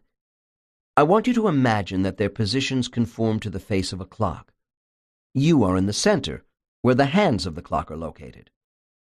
The person directly in front of you would be at 12 o'clock, the one on your left is at 9 o'clock, and the one on your right at 3 o'clock. Do you understand? Subject. Yes, but my guide Ixax is behind me right now. Dr. N. That's usual at this first reunion, Ray. We will consider him to be between 7 and 5 o'clock. Now tell me, from what direction on the face of our clock does the first person come forward to greet you? Subject. To my far left, at 9 o'clock. Note, the first person to come forward and greet us after a life is always a soul of significance. Dr. N. That's fine. Does this soul appear as a male or female to you, or is the soul genderless? Subject. Tenderly. It's my wife, Marion. Dr. N. And what does she do right now? Subject. Cups my face in her hands. She gives me a soft, gentle kiss, and then hugs my head. Each spirit has their own style of greeting for the incoming soul. After Marion, Ray's grandmother wraps her energy completely around him lovingly as a cloak. Then his daughter Anne comes forward. Part of her energy is still on Earth, because her current incarnation is not yet complete. Despite this reduction in energy mass, Anne clasps Ray in an exuberant rocking motion, while laughing at his unsettled demeanor. As we progressed around the clock, I noticed that my subject grew more uneasy. I suspected an important member of the group was not yet in Ray's line of sight. As we neared the end of the circle of souls, the mood began to change when Ray encountered what I call the hunkering down syndrome, which is caused by one soul hiding behind another. Sometimes the act is playful, rather like hide and seek, but not in this case. Dr. N. Is that everybody? Subject. Twisting uncomfortably in my office chair. No. I see a shadow behind my Aunt Bess. Dr. N. After calming and reassurance. Ray, tell me exactly what happens next. Subject. I see a flash of light now. With recognition. Oh, it's my father, Carl. He is hiding behind the rest. He wants to be last. He is avoiding me.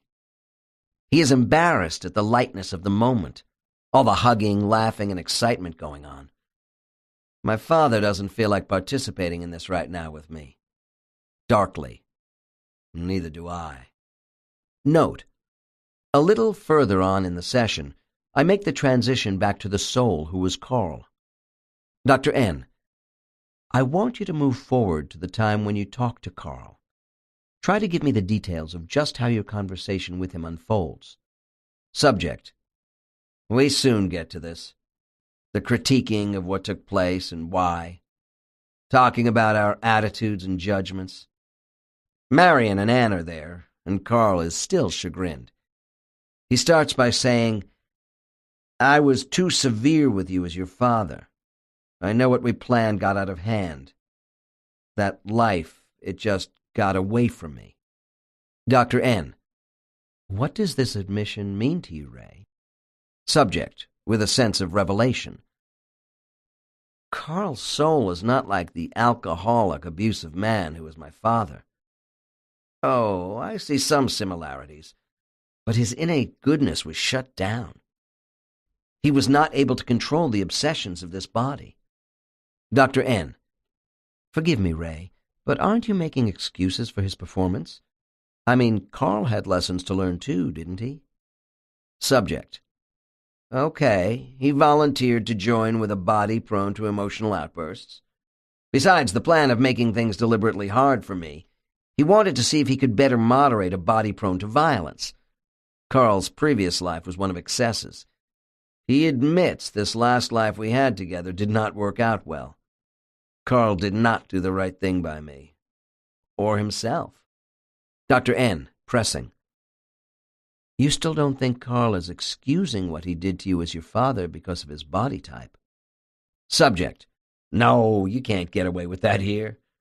Carl is explaining that he failed me in many ways this time around, but he learned from the life and asks if I did too. Pause. Dr. N., please continue with this, Ray. Subject, a deep sigh. I can see all his anger is gone, and this is strange to me now because I haven't yet gotten used to his real self. But it won't take long. Dr. N., as you consider all this, Ray, what negative inclinations does the soul of Carl have which carry into his incarnations? Subject: he knows it is the desire to control events and people around him. His past life as my father fed into those tendencies. Both of us have trouble in life with confrontation. This is why we work so well with Anne and Marion. They seem to diffuse life's frustrations so much easier than we do. Dr. N., let's return to the circumstances which led to your need to be under the control of a stern father, who was supposed to make things deliberately hard.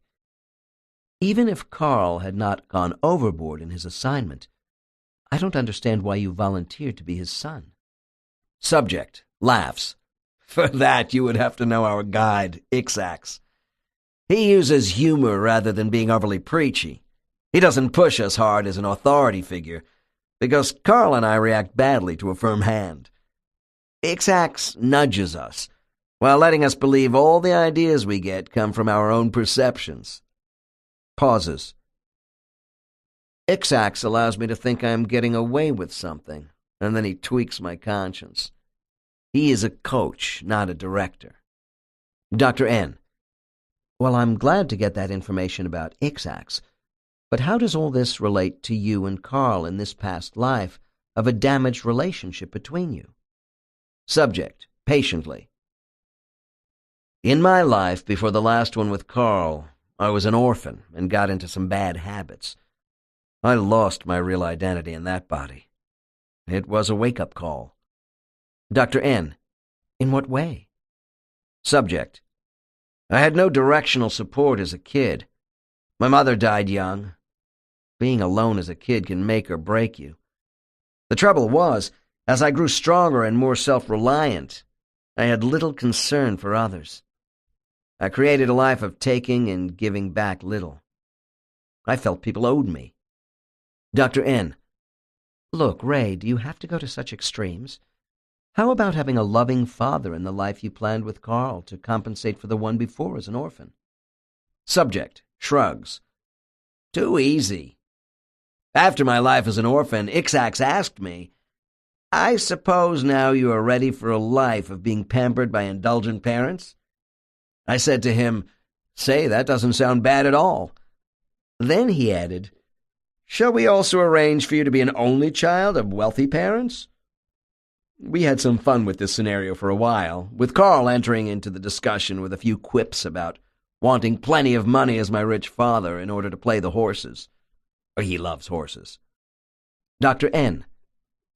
So how did you and Carl finally come around to making the decision to have a stressful life together? Subject. Ixax knows us so well. I am too far along for a soft soap approach to life. In the end, we asked him for assignments together in a difficult environment. Dr. N. Didn't things go from bad to worse for you as far as loneliness and alienation in your last 2 lives? I'm wondering if you and Carl learned anything from having such a poor relationship as father and son. Subject. Pause, while rubbing his hands together in thought. Yes and no.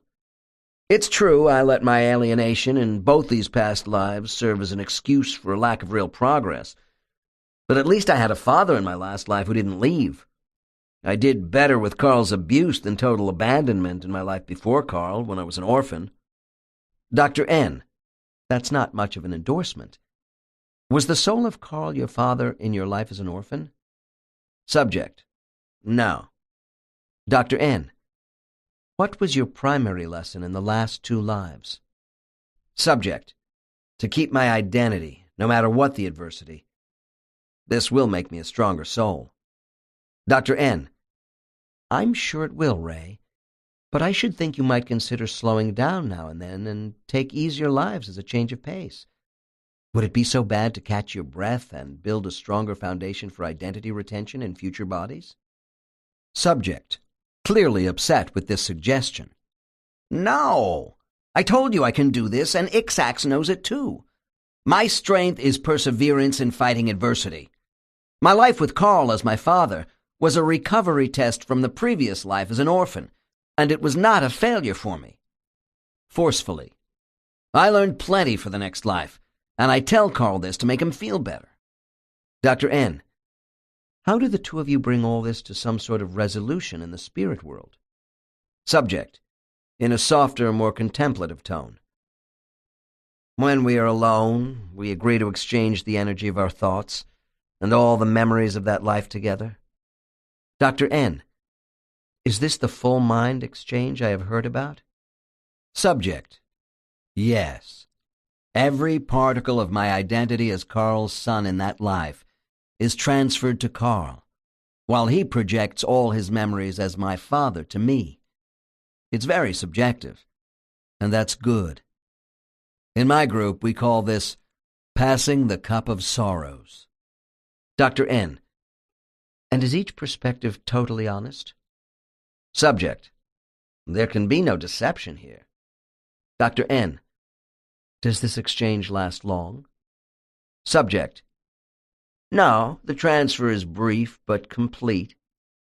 Then we know all the trials and burdens, pain and anger, the drives from the other's perspective, because it is like actually being inside their old body.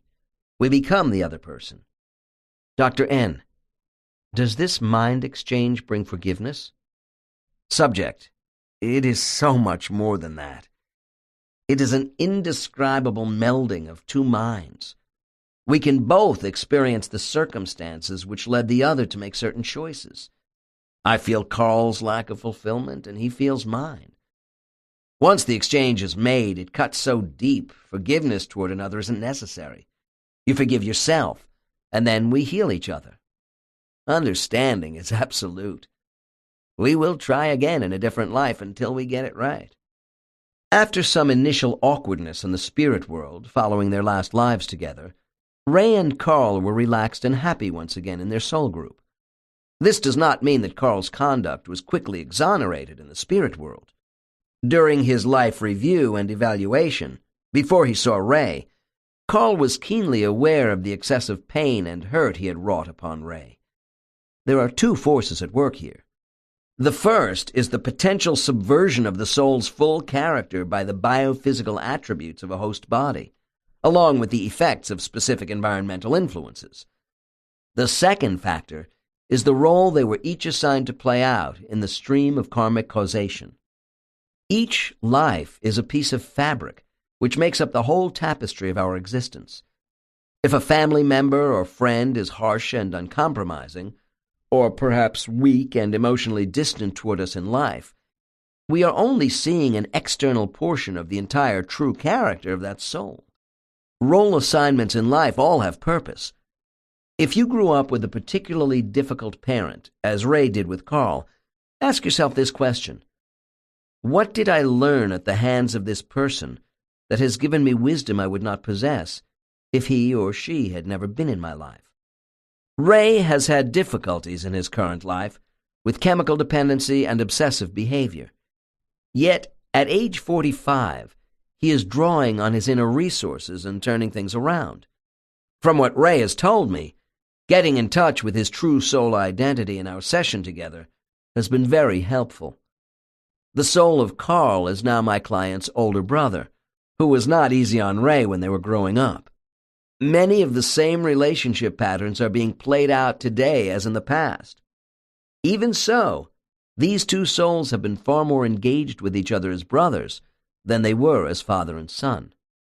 By not burying unpleasant memories in this life, Ray's soul lives in a mentally healthier body.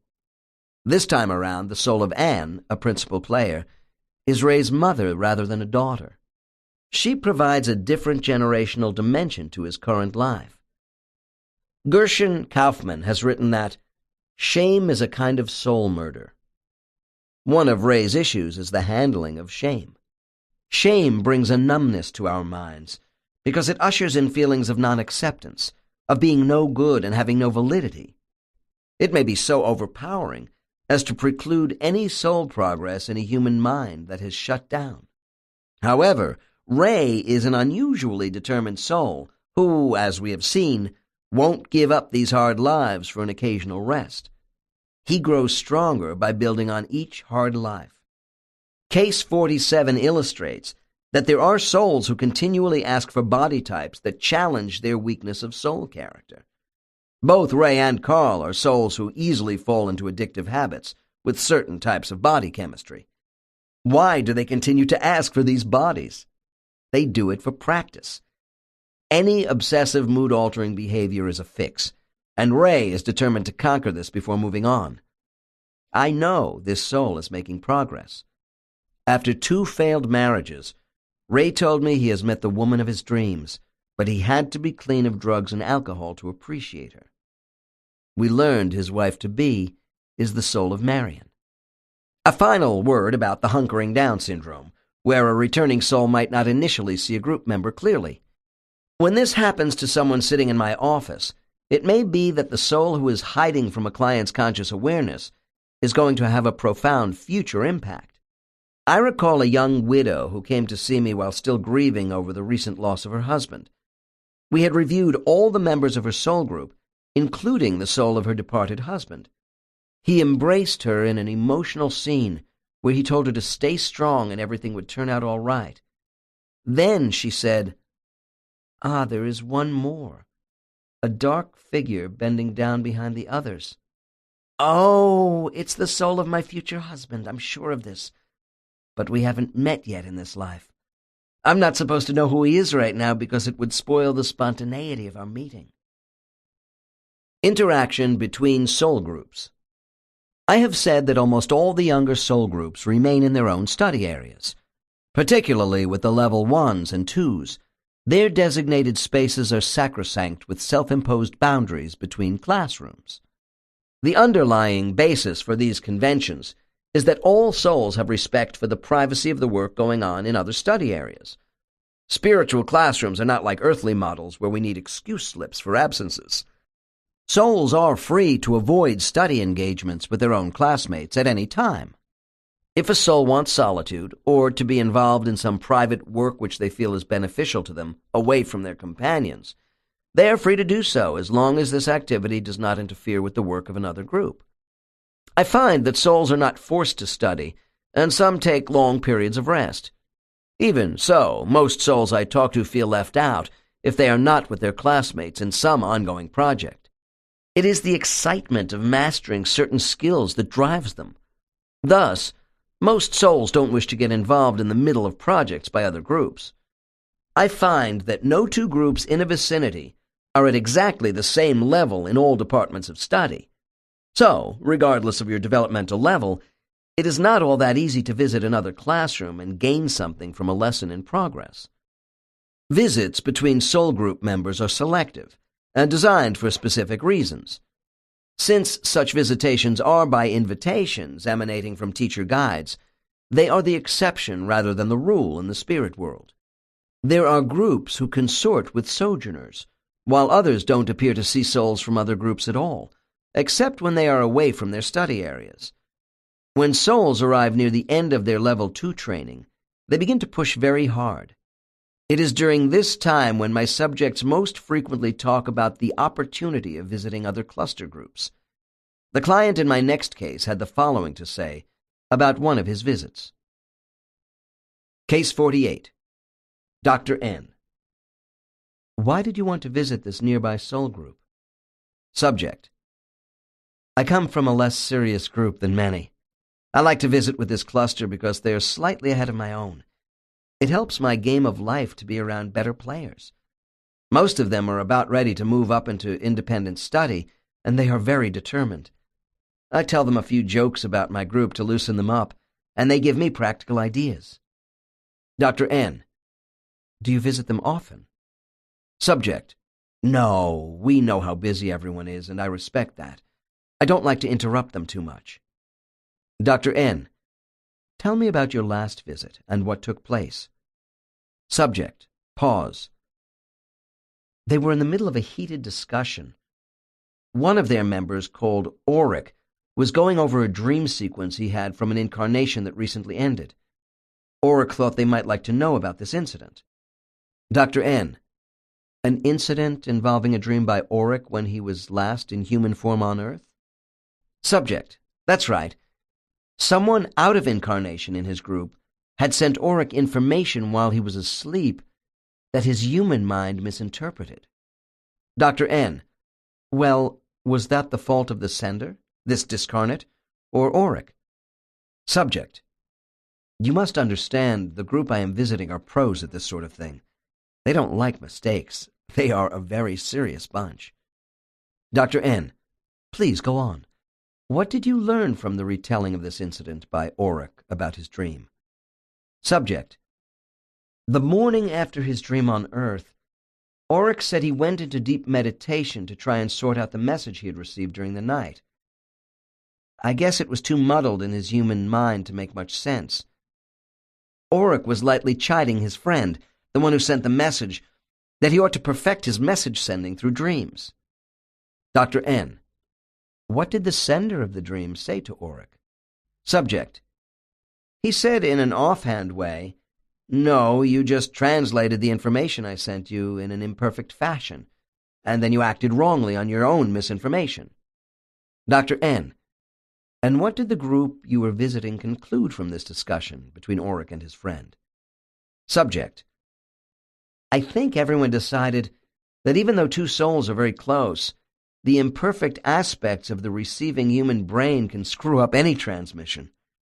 The safe thing for a soul in the spirit world to do is transmit more than once and not rely on one medium, such as the dream state. Also to keep the messages short and very clear. Dr. N. So this was a productive visit for you? You learned something? Subject. I always do. Mostly I keep quiet and listen with this particular group. The discussion about transmitting spiritual messages was useful to me, and I took what I learned from this visit back to my group for study. Those groups who are uncomfortable with ordinary visitors may welcome an advanced specialist or high-profile soul unique to their experience. I presented an example of this sort of visitation under Colors of Visitors in groups in Chapter 5. Yet even the clannish groups seem to enjoy socializing out of their study areas. I have already reviewed the community areas where large numbers of primary groups meet to engage in conversation with each other. To many souls, this practice is considered recreation.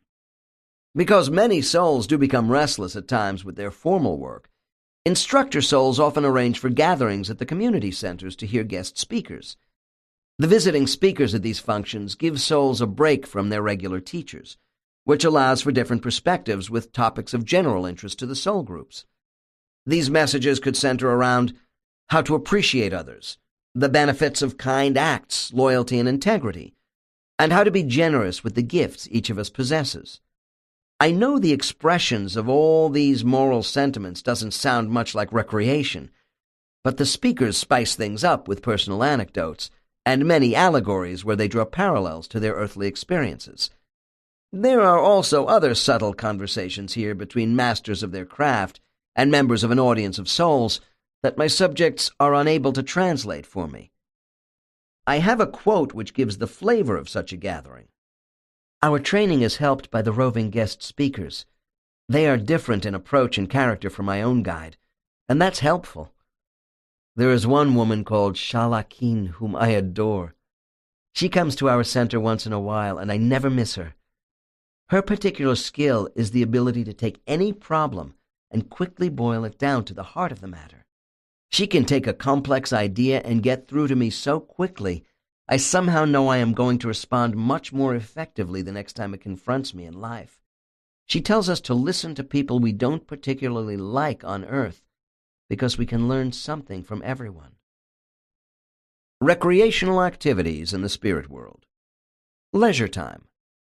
This section is dedicated to all those who are afraid that life between lives involves only work and no play. The term R&R, rest and recreation, is quite appropriate in the spirit world, and I have listened to the statements from hundreds of clients about what they do outside of their training areas.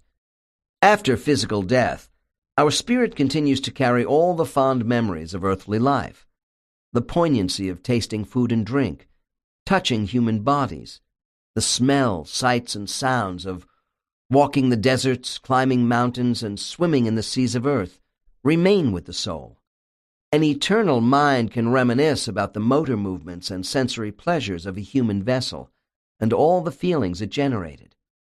Thus, it is natural souls would want to maintain these planetary memories by recreating their former bodies in the spirit world. After all, it was here, in the spirit world, where the conceptual design and eventual energy models for physical organisms began. In this section, I will also discuss soul travel to Earth between lives as a part of R&R. Chapter 8 will deal with souls who travel to worlds other than Earth. These soul trips could be construed as working vacations for exploration and study, or they could be devoted exclusively to leisure time. The allocation of study versus leisure time on physical and mental worlds away from the soul's home is flexible, depending upon the primary purpose of the trip and the mood of the soul. Since I am devoting this section to soul recreation, my case examples involving trips to Earth and other activities in the spirit world will be confined to soul entertainment. Recess breaks. My subjects differentiate between the shorter breaks from soul study and those involving more recreation time. This is an example from a male client relating a typical intermission from classwork.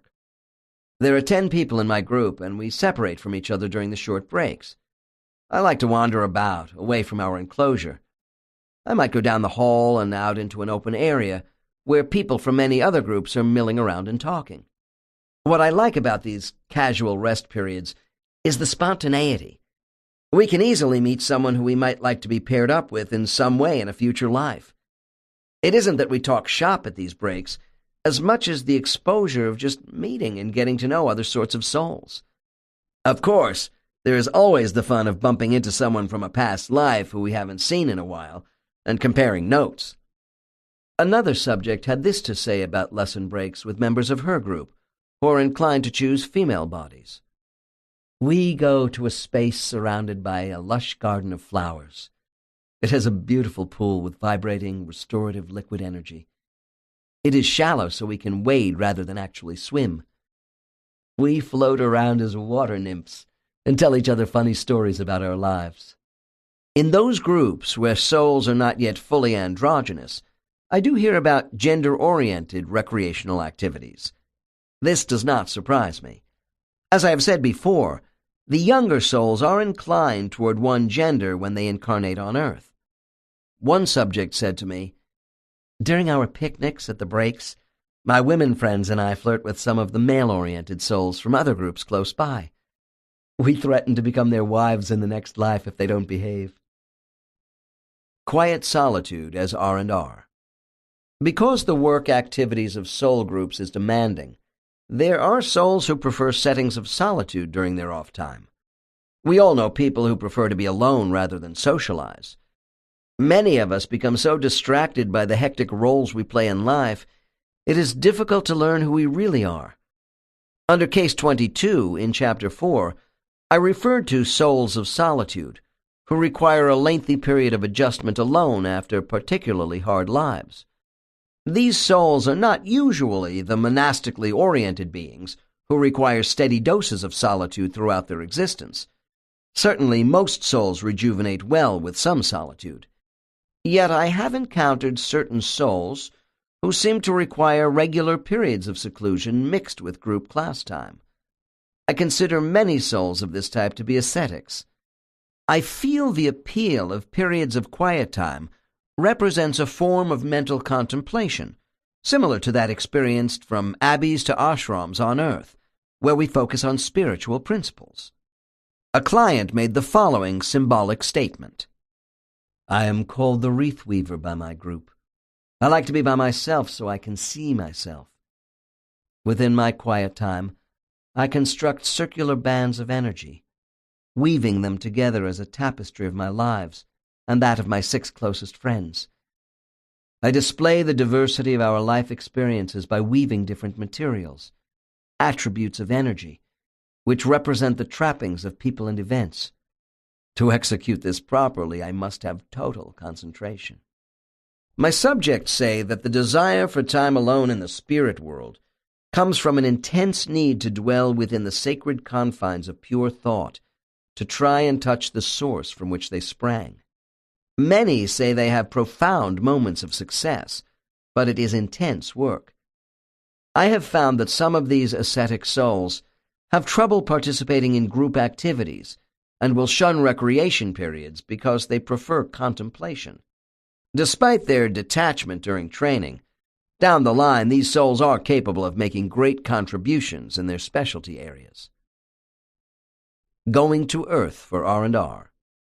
There are souls who come to Earth as invisible beings between lives, so they can re-experience former physical environments. The only problem with this is they must return to chronological time, which means these souls are caught up with change since they were last here. In Chapter 3, the soul in Case 17 described returning to Earth on a vacation trip and running into other discarnates, some of whom were disruptive. This factor, plus not wanting to dilute old original memories, can dissuade souls from coming back to Earth between lives. There are souls who find this sort of nostalgic trip to be unrewarding and even frustrating out of a physical body. This situation does not apply to those souls who come back to comfort and aid loved ones and are not motivated by a desire for recreation. From what I have observed, it is change that seems to have the biggest impact on the vacationing soul. Many won't return to Earth for recreation between lives because of the day-to-day modernization of the communities they once occupied. In dimensions away from ground zero on Earth, images of places and the people who once lived here are frozen in a timeless vacuum that never vanishes from existence. The patterns of energy particles representing moments in human history can be retrieved at will by souls who are out of absolute physical time. Nonetheless, there are souls who still want to come back for planetary visits, despite the negatives. My next case is one of those souls who enjoys roaming around his old haunts on Earth. Out of a multitude of possible case selections, I chose the next case for personal reasons. The area described is where I grew up. Case 49 and I participated in the same activity, which even overlapped in time during the last few years of his life, ending in 1948. As I consider this case, I wonder if I will be imitating this soul's spiritual recreation myself in the 21st century. Case 49. Dr. N. What do you find most enjoyable as a recreational activity between lives? Subject. I like to come to Earth. Dr. N. Where do you go? Subject. I loved the beaches of Southern California in my last life, so I returned to sit on the sand in the sun, walk the beach among the seagulls, and be in the surf. My passion are the waves, the feeling of movement and the crashing foam. Dr. N. How can you fully experience all this at the beach without a physical body? Subject. I take just enough energy with me for the experience, but not enough to be seen. Dr. N. I have been told that on many recreation jaunts, a soul might take 100% of their energy. What do you do? Subject. We don't do this on Earth because it would not be fair to scare people. I bring no more than 5%, usually a bit less. Dr. N. Are you capable of riding waves? Subject. Laughing. Absolutely. Why do you think I come? I also soar with the birds and play with dolphins. Dr. N. If you were a spirit sitting on the beach enjoying the sun, and I walked past you, what would I see? Subject. Nothing. I am transparent. Dr. N. Would that mean if I was strolling along the beach, would I just walk through you in your space, without sensing your presence? Subject. Well, a few people might sense something, but they would probably dismiss this as a figment of their imagination. Dr. N.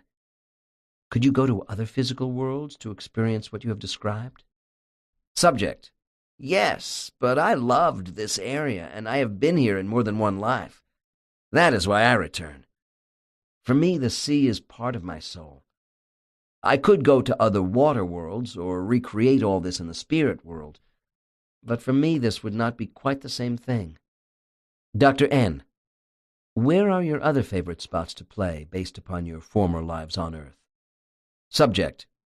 Around the Mediterranean and Aegean seas. Creation of earthly settlements. The Apaches believe that wisdom sits in places. Since it is possible to create any reality in the spirit world, it is not unusual that some souls wish to spend their off periods in the houses where they lived on Earth. Frequently, these souls prefer to suspend the timeline where they lived in a former life and not expose themselves to huge increases in population and alterations of their old neighborhoods. This is like freezing moments in past time, which souls who wish to spend their recreation time in the spirit world can do. These souls may want to mentally construct an exact duplication of familiar settings around where they used to live, such as the surrounding countryside, parks and streets, and any structures which remind them of their old hometowns. They only have to conjure up these places from memory and use directed energy beams for the images to appear. To fully implement these projects created out of pure energy, the assistance of others may be required. Once in place, they will disintegrate only when the soul loses interest. The bodies souls had during the time when they lived in certain locations are also recreated by them whenever they are in residence. Souls may wish to add their old pets to these scenes, which I will explain more about in the section on animals. I must say that many of the souls who appreciate this sort of recreation are fun-loving and humorous. They might ask their past life friends to come and socialize with them at recreated geographic locations of mutual interest. Soulmates have priority here, as the next quote clearly indicates. My wife Erica and I loved the small house we built in the Bavarian Alps. We wanted it again after death, and so we built it with the help of our energy teacher. He thought it was good practice for us. The model was in my mind, and he saw it perfectly before we began the energy transmissions. Additional touches of the exterior came from our friends Hans and Elfie, who live near our house in Germany and are with us now. The interior furnishings Erica and I did without help. I created my old library, and my wife set up her kitchen just as it was. It is wonderful to be alone again with her in this way. People are curious if souls can have intimate physical relations with their recreated bodies. If good sex originates in the mind, then the pure soul has all the benefits without the physical inhibitors. No self-pretense is possible in the spirit world. From what I can gather, there is a loss of full tactile sensation by not being within a dense physical body having a nervous system. At any rate, in the spiritual recreation of a human body, the lack of full sensory sensation is more than made up for by the erotic power of two minds that are completely joined. Love is a desire for full unification with the object of that love. Spirits have the capability between lives of expressing love even more intimately than on earth. Even so, some souls are still motivated by establishing the scenes of former lives where their love blossomed. Recreating these scenes is meaningful to partners. After all, a major incentive for many souls to reincarnate is the pleasures of physical expression in biological form. Animal souls. I remember delivering a speech in downtown New York City, and during the question and answer period, a woman in the front row issued me with the following challenge. "Do you believe cats have souls?" I responded with, "Are you a cat owner?" While the woman hesitated for a moment, a friend sitting next to her smiled and held up 4 fingers. Of all the animal lovers in the world who are interested in this question, I have to be most careful of those owning cats. I told the woman in Manhattan that since I have never hypnotized a cat, I can't personally attest to cats having souls. This did not make her happy, until I added that some of my clients declare they do see animals in the spirit world between their lives. The world's religions have long debated whether animals possess souls. Eastern religions, such as Judaism, say animal souls are equal to those of humans. In Judaism, there are different levels of the soul, with the lowest being animals and the highest humans. Muslims hold that animals do have spirits, but those souls are not immortal because animals cannot rationally choose between heaven and hell. The Christian religions reserve the eternal soul only for righteous human beings. Pet owners who interact with their animals project much of their own spiritual energy toward these creatures, which is reciprocated in different ways, depending upon the type of animal and its personality. Do these traits represent a soul? We know that animals think, but we are not sure of the degree of that thought. Dogs are protective, cats are resourceful, and dolphins have complex speech patterns. Does any sort of rational thought, or the lack of it, establish a criteria for animals having souls? Anyone who has pets will tell you that animals have individual personalities, feelings, and even a sense of the needs of their owners. We know animals provide comfort during our bereavement and physical illnesses. Pets have the capacity to lift our spirits and foster healing while providing us with love and companionship without reservations. For those people who think that animals are mere sentient beings who only have instinctual sensations, I would say that if animals have thought perceptions, then they have individualized energy at some level. My subjects report that every animal has its own particular classification of intelligent energy, and human souls don't move up and down the ladder from one form to another. These energy particles range from complex life forms, as in the case of chimps, to the simple structures. Despite the repudiation of transmigration by my subjects, perhaps all organic and inorganic matter projects vibrational energy on Earth, and probably relates to one another in a purposeful way. I have been told by clients who have had connections with a variety of animals in the spirit world that all of them do indeed have some sort of soul energy. They are not like human souls and offer different from one another. After death, the energy from these animals reportedly exists in different spheres from that of the human soul. To the person in trance, spheres are spaces, each having their own specific patterns and functions. I have had a number of informative reports about animal souls in the spirit world.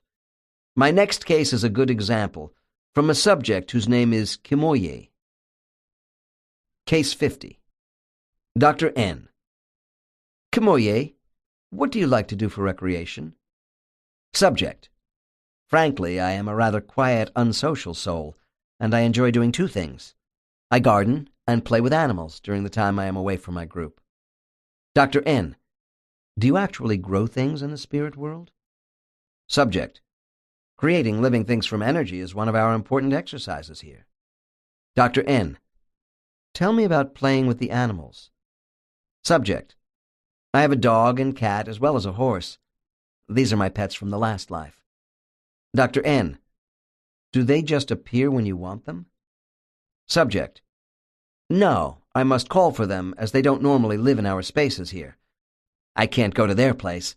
An animal caretaker brings them to me. We call them trackers. Dr. N.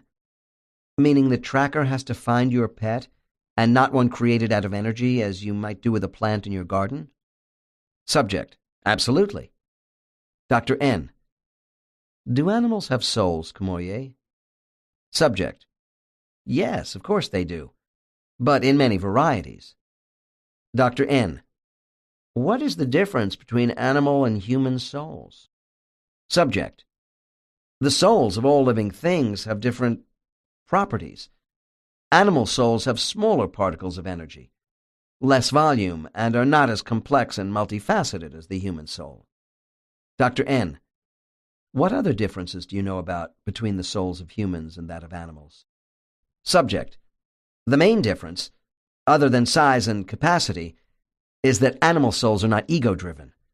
They are not overwhelmed by identity issues as we are. They also accept and blend with their environment rather than fighting to control it like human beings. Stops and then adds, we can learn from them. Dr. N. You said that animal souls had their own domain in the spirit world.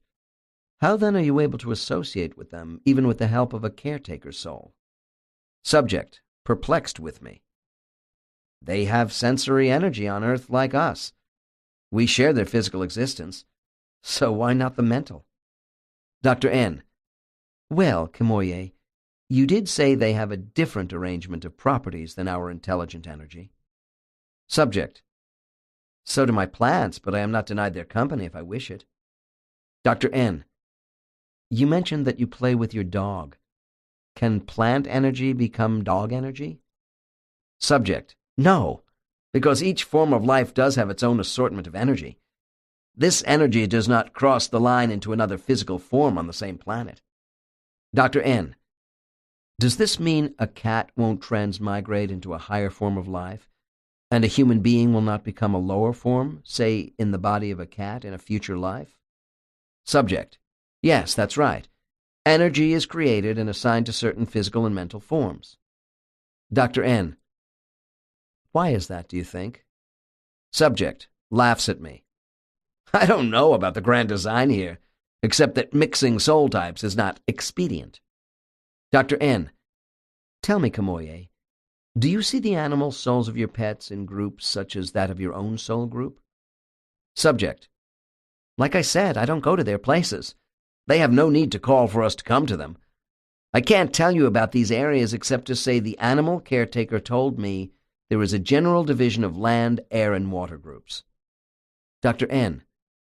Are any connected with each other in the spirit world? Subject.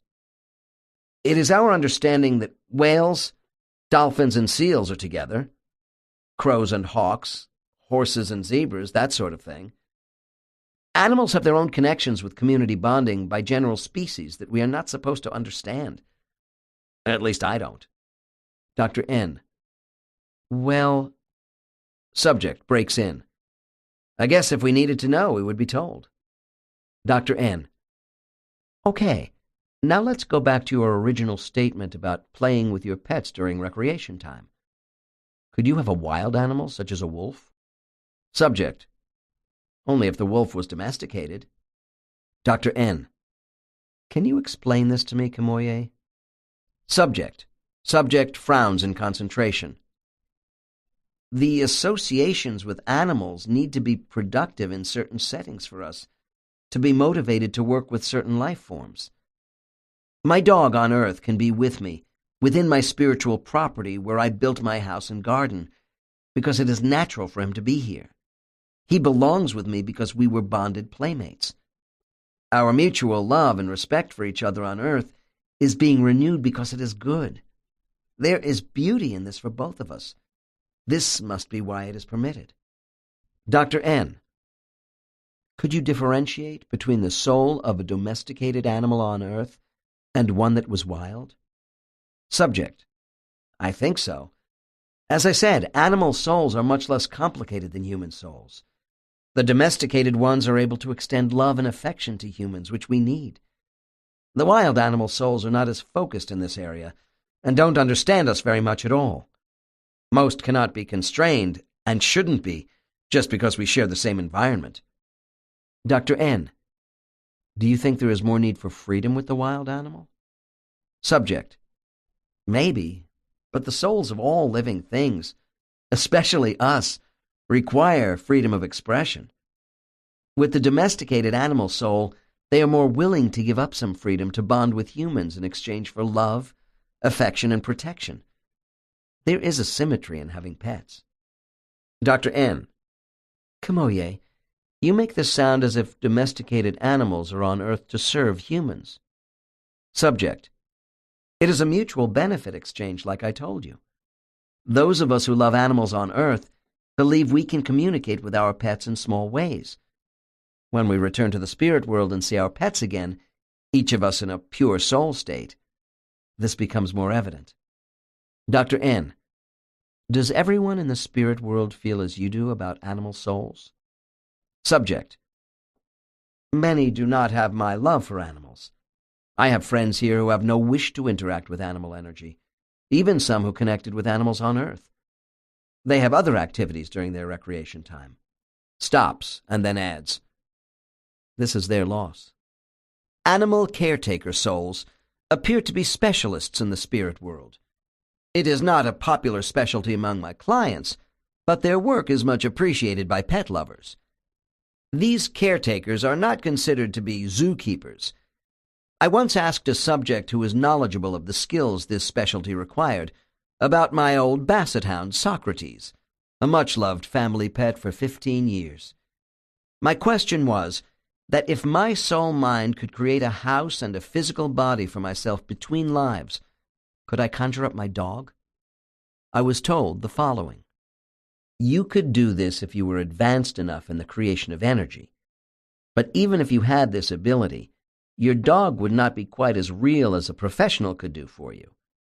An animal caretaker soul has the skill to track and find the spark of soul energy which did not die with Socrates, and reconstruct your dog exactly as you knew him on Earth. Your pet will know you and be able to play with you whenever you wish, and then he will go. Apparently, animal caretaker specialists associated with Earth are souls who are skilled at finding and reconstructing the essence of certain lower forms of life. I think of them as creator souls who seem to have the desire and ability to maintain these forms of life for us in the spirit world because of their own love for the creatures of our planet. There can be past life karmic aspects to our associations with animals on Earth, and this could be another reason why we have animal caretaker souls. I have a client who is an intense animal rights activist today and has been devoted to the alleviation of animal suffering in all her past lives since a life in Austria in the early 16th century. As a young Austrian boy in that life, my client's family was engaged in the slaughtering of cows and pigs for market, which traumatized him. Today, this client calls all animals my children. During her life, and between lives, she spends her free time with them. She also melds with their energy in a place called the space of transformation, used to increase her perception of their consciousness.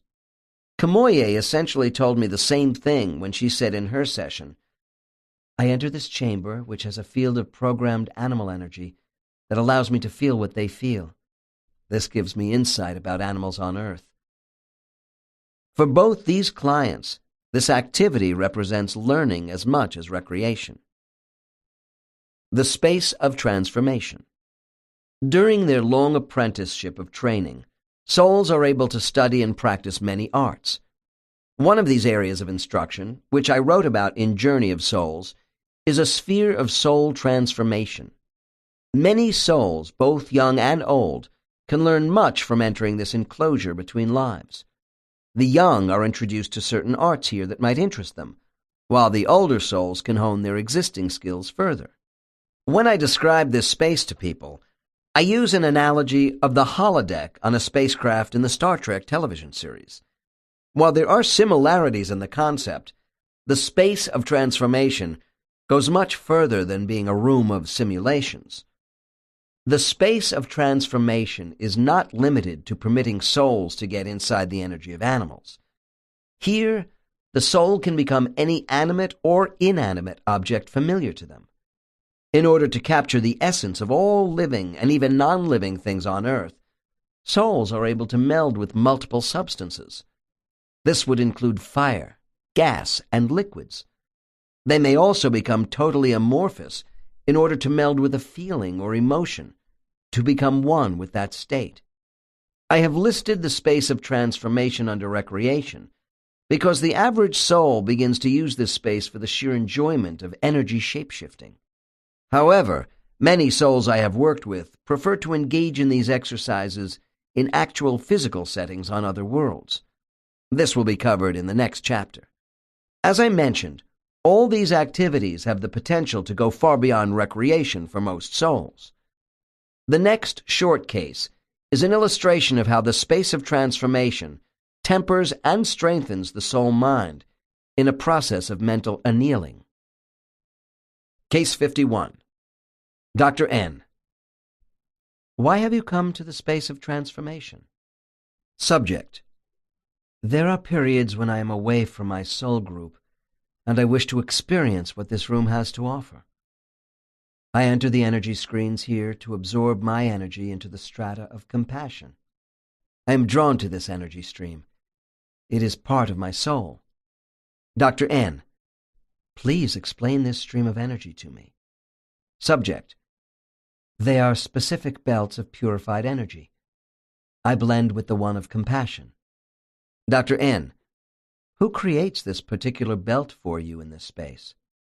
Subject. I don't know. I enter and mentally concentrate on what I want, and it is provided for me. As I practice, the more potent this energy gets, and the more benefit I receive. Dr. N. I don't see why it is necessary for you to come to this place to experience compassion, when you can get that from going to Earth. Subject. Yes, but you must understand that when I go to Earth and devote my energy to the healing of others, my energy loses much of its integrity by the end of my life. This is because I am inexperienced as a full-fledged healer. Dr. N. Well, if you are here for that sort of rejuvenation, why don't you give me a more precise example of what you do in the space of transformation? Subject takes a deep breath. I can identify pain, but in order to diffuse it in the human body, I assimilate it. This eventually makes me ineffective. I become a sponge rather than a mirror of light. Here I can practice my art. Dr. N. By doing what? Subject. I learn to manipulate my energy rather than absorb pain. The energy belt of compassion is like a liquid pool where I can swim and become part of the emotion in an experience which is so subjective I cannot describe it to you. It assists me in working on calmness within a sea of adversity. It is wondrous. It is alive. Listening to stories about the space of transformation gives me the impression the experience is euphoric. Whether these psychic pools of concentrated energy, which appear to transform souls for a time, are real or simulated from my frame of reference is moot. This is because while my clients see the spirit world as ultimate reality, they call this space one of altered reality. There is one constant criterion that helps me differentiate these concepts in my mind. Working models of reality which are temporary and will eventually die are illusory. The eternal world of the soul that analyzes and evaluates this process appears to my subjects as a permanent state of consciousness. The space of transformation is a creation for spiritual development. dancing, music, and games. There are still people in the world living in remote settings who engage in spiritual dancing and singing that is important to their cultural life. Many years ago, I was privileged to watch and participate one night in the singing and dancing of a tribe of Lahu natives. These were Burmese hill people living deep in the mountains along the Burma-Thai border. I was with a small group of Westerners who were the first outsiders to be taken to see this particular isolated tribe. The trek was difficult, taking us through jungles and across mountain ranges. The experience was mystical. When my subjects described the way they express their inner being in the spirit world through dance movements combined with music, I think of the Lahu people. The Lahu are animists who believe that all natural phenomena have souls and manifest a personal spiritual force. Many societies had these beliefs in ancient times, long before the rise of major religions. My clients explain that when groups of souls engage in this form of recreation, there are elements of ritualism and a celebration of a sacred source. As with both ancient and modern cultures on Earth, souls find this form of expression to be a means of heightening intensity. These movements evoke soul memories of their origins on Earth, other worlds, and the spirit world itself. Dancing and singing in unison brings a feeling of oneness with all thought. When my subjects describe the effects of this form of soul recreation, it is as if they feel suspended in the memory of spiritual bliss.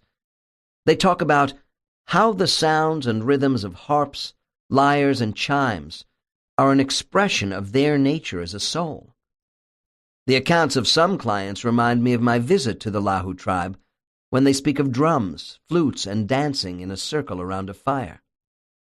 One of these subjects had this to say: "We engage in the ring dance, moving in graceful, free-flowing harmony around firelight, accompanied by the humming of lilting melodies. Our energy whirls in circular changing cadences as a shift in wind of moods. For us, this is an offering of the intense relationships we have for each other, born from 1,000 lifetimes together. We come to participate in dance and song as an affirmation of our bonds and to resonate a collective wisdom." Another subject reported the following about dance movements in the spirit world. Initially, the object was apparently speed. Then the dance changed to something else. "We start moving in a circle, and then the pace accelerates faster and faster. We gather all this force, pushing it in front of us until we look like a whirlwind with no space between. Now the dance is gone, replaced by a cascading turbulence, which is a joining of our souls. As we slow down, the effects of unraveling energy are useful in observing our separation. At the end of this dance, we have experienced the intricate differences between our vibrational energy patterns." Some souls have described this scene as the tumbleweed game. This indicates to me there is only a fine line between spiritual dancing and games, all of which have their individual interpretations. Here is another example. When we dance, we change our normal pear-shaped, elongated energy to that of a curved crescent which looks like a first-quarter moon. We move toward each other from 2 or 4 directions, depending upon the number of participants. By shifting our shapes from concave to convex, back and forth, to match the soul opposite us, we can blend, spoon fashion, and separate with great speed.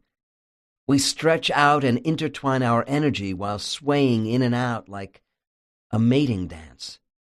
Soul dancing may also become a form of acrobatics, as indicated by the next statement from a client. "My group especially enjoys acrobatics. We do not perform gymnastics in human form as some of the others do. We retain our oval or elongated shapes of pure energy. We set up an energy field resembling a kind of trampoline to be used for tumbling in relays. It includes a dance form which is too hard to describe, but it's all done with a great deal of laughter and fun. This movement during recreation draws us closer together. I have noticed that these activities may be combined with comedy skits. Souls who engage in these forms of entertainment love to poke fun at each other. Yet I don't hear much about souls acting in full-scale plays as pure recreation. This is because the more serious aspect of role-playing, although not lacking in humor, is so often employed during past life reviews. This is enough theater for most souls. Other recreational activities, such as art and composition, are pursued quietly and individually. The practice of music and sculpture may be pursued alone or collectively. Sculpting energy to design structural objects and the creation of small life forms is not really considered recreational. They represent an integral part of task-oriented classroom instruction, although, as we have seen, these activities can be overlapped with leisure time. Music is in a special category all its own, as far as almost universal soul appeal. Unlike Earth, where so many of us are unable to learn to play a musical instrument or sing, as souls, we seem to be able to engage in these activities effortlessly. Melodic sounds are often heard throughout the spirit world by my subjects in spaces that are not recreational. Within the context of R&R, music is enjoyed by souls directly or interwoven into subtle frameworks for drama, dancing, and even games.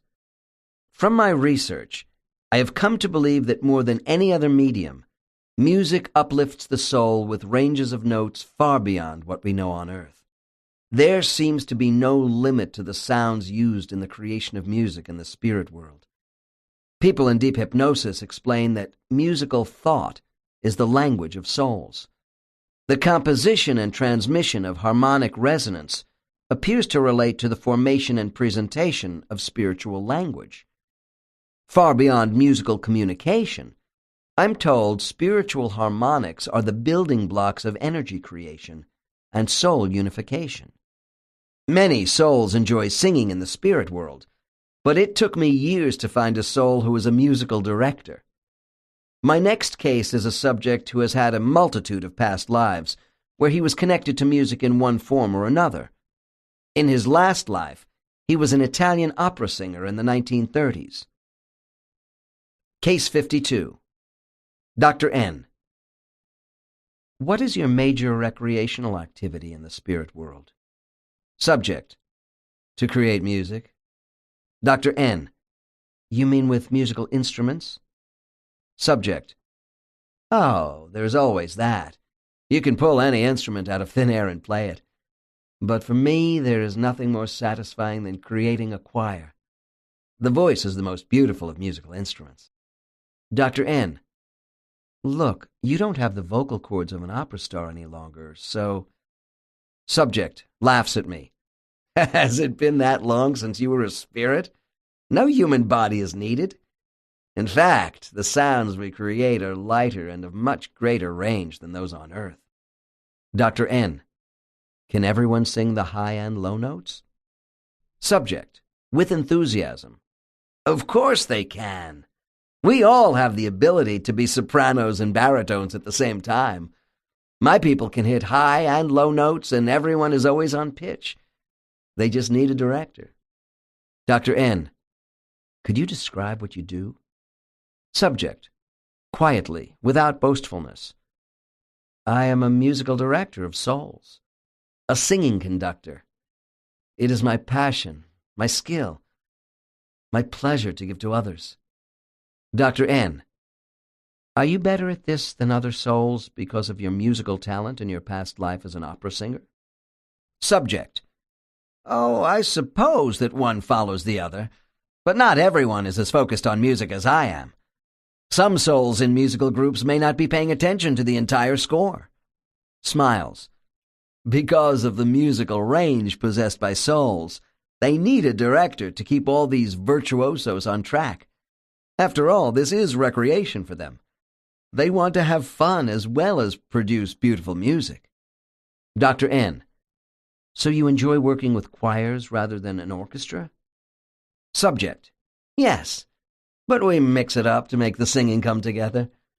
When spirits apply themselves to instruments and voice sounds, it's wonderful. It's not stray notes. The harmonic meshing of musical energy reverberates throughout the spirit world with indescribable sounds. Dr. N. Then all this is vastly different from working with a choir on Earth? Subject. There are similarities, but here you have so much talent because every soul has the capability for perfection of musical sound. There is high motivation. Souls love this form of recreation, especially if they wanted to be able to sing on Earth but sounded like frogs. Dr. N. Do you bring souls from groups other than your own to be in this heavenly choir? Subject. Yes, but lots of groups like to sing opposite each other and see who can be the most innovative. Dr. N. If you were to look into the deeper motivations for souls, can you help me understand why music is so important for them in the spirit world? Subject. It takes you to new mental levels, moving your energy, communicating in unison with large numbers of other souls. Dr. N. How large a choral group do you direct? Subject. I am partial to small groups of around 20, although there are hundreds of souls from many groups who are available for me to direct. Dr. N. Large groups must be a great challenge for you? Subject, taking a deep breath. Their range is staggering. Vibrations pouring out in many directions, everyone hitting incredibly high and low notes without warning, while I am struggling with their cues. And yet it's all pure rapture. I will finish this section on recreation with a list of the most popular games souls play in the spirit world. One of my reasons for presenting the lighter side of soul socialization is to exemplify the differences between group study time and that of recreation. I have previously discussed the clannishness and rather insular attitudes of some soul groups. I do not wish my listeners to assume this is a representation of the outsider-insider mentality that we so often see in cultural groups on Earth. There is no jealousy, mistrust, or prejudice between spirit groups. While the younger souls are conditioned to be centered on their own training groups, this does not mean these souls see themselves as being all that different from other groups. Xenophobia does not exist in the spirit world. The information I have about how spirits from many groups play games together is one way I have of demonstrating the nature of soul behavior. Nevertheless, at my lectures, I do feel the necessity of being cautious in offering too many details about spiritual games. There are people who believe matters of life and death are far too serious for such frivolities. A few have even commented that my speaking about recreation detracts from the rest of what I have to say about soul life. Despite these criticisms, I consider it more important that the public is aware the afterlife is not so dreadfully serious that souls cannot have fun. The spiritual games I have encountered are never strictly enforced by monitors nor directed by team captains. In fact, the rules are loosely interpreted. There are elements of playful competition, but without the emotional aggression one sees in sports on Earth. Spiritual games are not played with the objective that somebody wins while others lose. Games are vigorous and carefree at the same time. Our guides encourage game participation as a means of practicing energy movement, dexterity, and group thought transmission. On the other hand, I have had subjects whose groups do not participate in games in the spirit world. Their separateness is always respected. This is especially true with the more advanced souls, who are so engaged in other forms of energy training that game playing would be a detraction. There is a remarkable consistency to game descriptions by subjects in hypnosis. While we can take the memory of a game with us to the spirit world, it is my belief that certain games with origins in the afterlife are brought to Earth and modified from unconscious memory for use in a physical body. The listener can be the judge of the most likely game origins from the following quotes. I will start my list of a few popular games with what appears to be a form of tag. We chase around, trying to catch each other by flowing fast in straight lines and then maintaining that speed when turning sharply. The more maneuverable spirits are able to double back, stop, and start again quickly without getting caught. Simple interpretations of tag and other games may be combined with music and dancing. In these versions, especially with the young, souls will chase each other into areas that have been defined as personal playgrounds. I love the meadows with trees to climb and tall grass where we can roll around chasing after each other and playing leapfrog. We can also shapeshift into objects to make our games more interesting. There is a game I hear quite a bit about which reminds me of a kind of dodgeball, where large numbers of souls line up opposite each other and throw bolts of energy. One can also recognize elements of keep away and volleyball in the descriptions of this game called bolt banging, which requires quick position adjustments and dexterity. In our game of bolt banging, we line up in two long lines opposite each other. We create balls of energy and throw them high over an imaginary line, or fire them in straight or low trajectories at the opposing players. We must stay in a confined area to exchange bolts without slowing our momentum. At first, it's easy to get out of the way while making your own bolts at the same time. Then the tempo increases, and our play area looks like a hailstorm. When our bolts are flying around, they can be dodged or caught and thrown back. The object is not to be inadvertently hit by a bolt. A player who is zapped is not out. He just tries harder to become more agile. We feel the complexities of each soul carried in the bolts which hit us. Another high-velocity game is something akin to Red Rover, or perhaps bumper cars, where souls line up opposite each other in a square.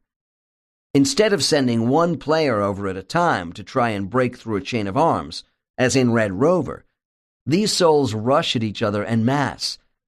One subject said, "This is a game of collision where we bounce off one another in a chain reaction of whirling energy." The object seems to be the creation of a high volume of concentrated energy. Another client who plays this game told me, "The energy flow from all of us is pooled so that each player receives a heightened awareness from all the other souls. It's an exhilarating game. There is a magnification of all our energy which is unified. Eventually, when the energy charge lessens, we all settle down and engage in a kind of folk dance." There are many subtle games that my subjects have difficulty in describing to me. One I have heard about from a number of people, however, has the name of Gem Ball. The game is a little like marbles and lawn bowling combined, with the symbolism of gemstones, which I reviewed in Chapter 6. From Case 53, it can be seen how displaying colored energy objects as embodiments of personal character need not be limited to our appearances at the Council of Elders. Case 53. Dr. N. Do all groups have some interest in playing games? Subject. Not at all. My group is fun-loving, and we don't like to be tied down in classrooms too much. Some of the others find us a bit wild and undisciplined. There are 4 souls in our group who are not so playful, so we cherry-pick from other groups to make up our teams. Dr. N. Is it true that souls can bring all the games they enjoyed on Earth to the spirit world? Subject hesitates. Well, yes, but you don't see them all. Dr. N. Why not? Give me some examples of games you don't see. Subject. I don't see golf because it is too self-centered. You are mostly playing against yourself. Tennis is a little better, but I don't see that either because only 2 people play, and that is limiting. Dr. N. Does this mean football is popular in the spirit world? Subject. Not really. We don't play games with stars like quarterbacks and team captains. Football is too uneven a game with wide variations in positions. Soccer would be better. It's hard to explain. We enjoy group games with lots of souls where everyone has an equal position and is engaged in some way, in their movements. Dr. N. I enjoy swimming, so I suppose you wouldn't see that either. Subject, laughing. Then you'd be wrong. If you didn't want to go to Earth for this as a spirit, you could create a semblance of water here, or a golf course, whatever you require to bring back happy memories. But if you want other souls to participate with you in games of sport, then that's more of a collective matter. Dr. N. So you see a difference between individual and group recreational activity? Subject. Yes, I do. Dr. N. All right. Then tell me about a game which is not like the sports games we've been talking about. One perhaps which is not so robust and carefree, even though it might still be considered as recreation. Subject, wistfully. Oh, that's easy. It's the gem ball game. Many souls come to a space where we sit in a great circle. Then each of us creates an energy ball the size of a tennis ball, which looks like a crystalline gemstone. Dr. N. Do the balls have any particular meaning? Subject. Of course, the energy colors represent individual expression. Dr. N. Okay, what happens next in this game? Subject. Each person holds their ball until someone says, go. Then we all gently push our balls to the center of the ring. Dr. N. Do they all bang against each other, as in marbles? Subject. I guess, in a way. The gem balls carom off each other with radiating colors splashing in all directions. But they don't quite stop. We keep them moving. Dr. N. I'm not sure I understand. Subject breaks in and continues. Subject. Finally, one comes to you. During each series of play, a corresponding player will receive my ball if there is a magnetic attraction. Dr. N. What if you don't receive a ball from another player? Subject. It happens quite often. We play rounds with large groups of different players. Eventually, a ball will roll into my lap. Dr. N. Do two players have to receive a ball from each other? Subject. No, gem ball is not a programmed game. Anything can happen. Dr. N. What does receiving a ball from someone else mean? Subject. This tells you that you might be linked to the owner in some fashion. Gem ball is an intimate game of expectation and trust, because you never know where your ball is going or what you will receive back. Dr. N. After you receive a ball, then what do you do? Subject. Laughs. You pick up the ball that comes to you in the palms of your hands. The gem ball gives you the means to learn about the private aspects of a soul, which could relate to you in a special way. I have made many future life decisions to be with certain people based upon this game. During my early research, I had no idea of the many ramifications of spiritual games. They all have their own distinctions that give pleasure. As I became knowledgeable with spiritual recreation, my subjects felt more comfortable in providing me with details about their favorite pastimes. I learned that certain games appeal to the particular character of the souls who play them. Eventually, I realized some games could escalate into training exercises, and that individual souls from many groups gravitated to this activity. One game stands out in my mind in this respect. I find the hide-and-seek game to have significant implications for future traveler souls, whom I will be discussing in the next chapter. The execution of this game offers a variety of proficiency levels in teaching spatial frames of reference to interested souls. I began to take notice of this particular game after I heard about the appearance of coaches when the game became more complex. My clients call them the gamekeepers. These are the specialist trainers who will expose those adventuresome beings who show talent to trips into different dimensions. Here is a quote from a highly advanced soul who wishes to specialize as a traveler. Hide and seek in the spirit world begins as an exercise between light and darkness. With the younger souls, we charge up our energy from a distance and then wink it out when the kids come in our direction. We block and then open up our telepathic energy at the same time to mix up the visual and mental signals. In the beginning, we create doorways of light within structured columns of energy, which are employed as shadowed panels, which may be arranged in parallel or horizontal lines. Later, we make them random geometric patterns. Most young ones have a terrible time learning to detect and find us as we dart between the doorways, but they have fun, because at this stage they still consider this playing a game. Some become so good we can't trick them anymore. In time, these souls, those that want to continue, become trainees and are ready to be ushered into our playground of interdimensional zones, which are divided by energy barriers and vibrational pulse rates. This is tough, because the trainees must learn to adapt to different wave configurations which exist within each dimension and match their energy quickly to pass through. We lose many souls at this point who don't wish to continue. The work is like being in a hall of mirrors. The souls, like me, who refuse to quit because we love the work, must now master the mental dimensions without structure or form. They exist as vacuums between the physical dimensions. Part of me still considers this training as recreation. It is so captivating. I can't wait to get back home and engage in this exercise again with my friends. 4 general types of souls. Before moving on to a discussion of the more advanced souls in the next chapter, I should list the major types of souls I have encountered within the community of spiritual life. There must be many more than these 4 categories of souls. However, I am limited by the memories of my clients concerning other possible soul types in the spirit world. 1. Souls who are either unable or unwilling to function individually. These souls usually work within collectives and never seem to leave the spirit world. Even so, I am told all souls are given the opportunity to experiment with existing in both physical and mental universes. 2. Souls who do not wish to incarnate in physical form. Also, they may not possess the requisite properties of light energy to engage in this activity.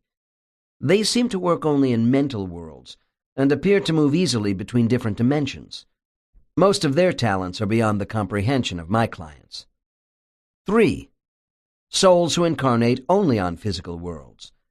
I sense that some have the capability for training in mental spheres between lives, but are not inclined to do so. They are not attracted to interdimensional travel, even during recreation. Quite a number of my clients are in this category. 4. Souls who have both the ability and desire to function in all types of physical and mental environments. This does not necessarily give them more enlightenment than other soul types, yet their wide range of practical experience and capabilities position them for many specialization opportunities involving varied assignments of responsibility. 8. The advancing soul. Graduation.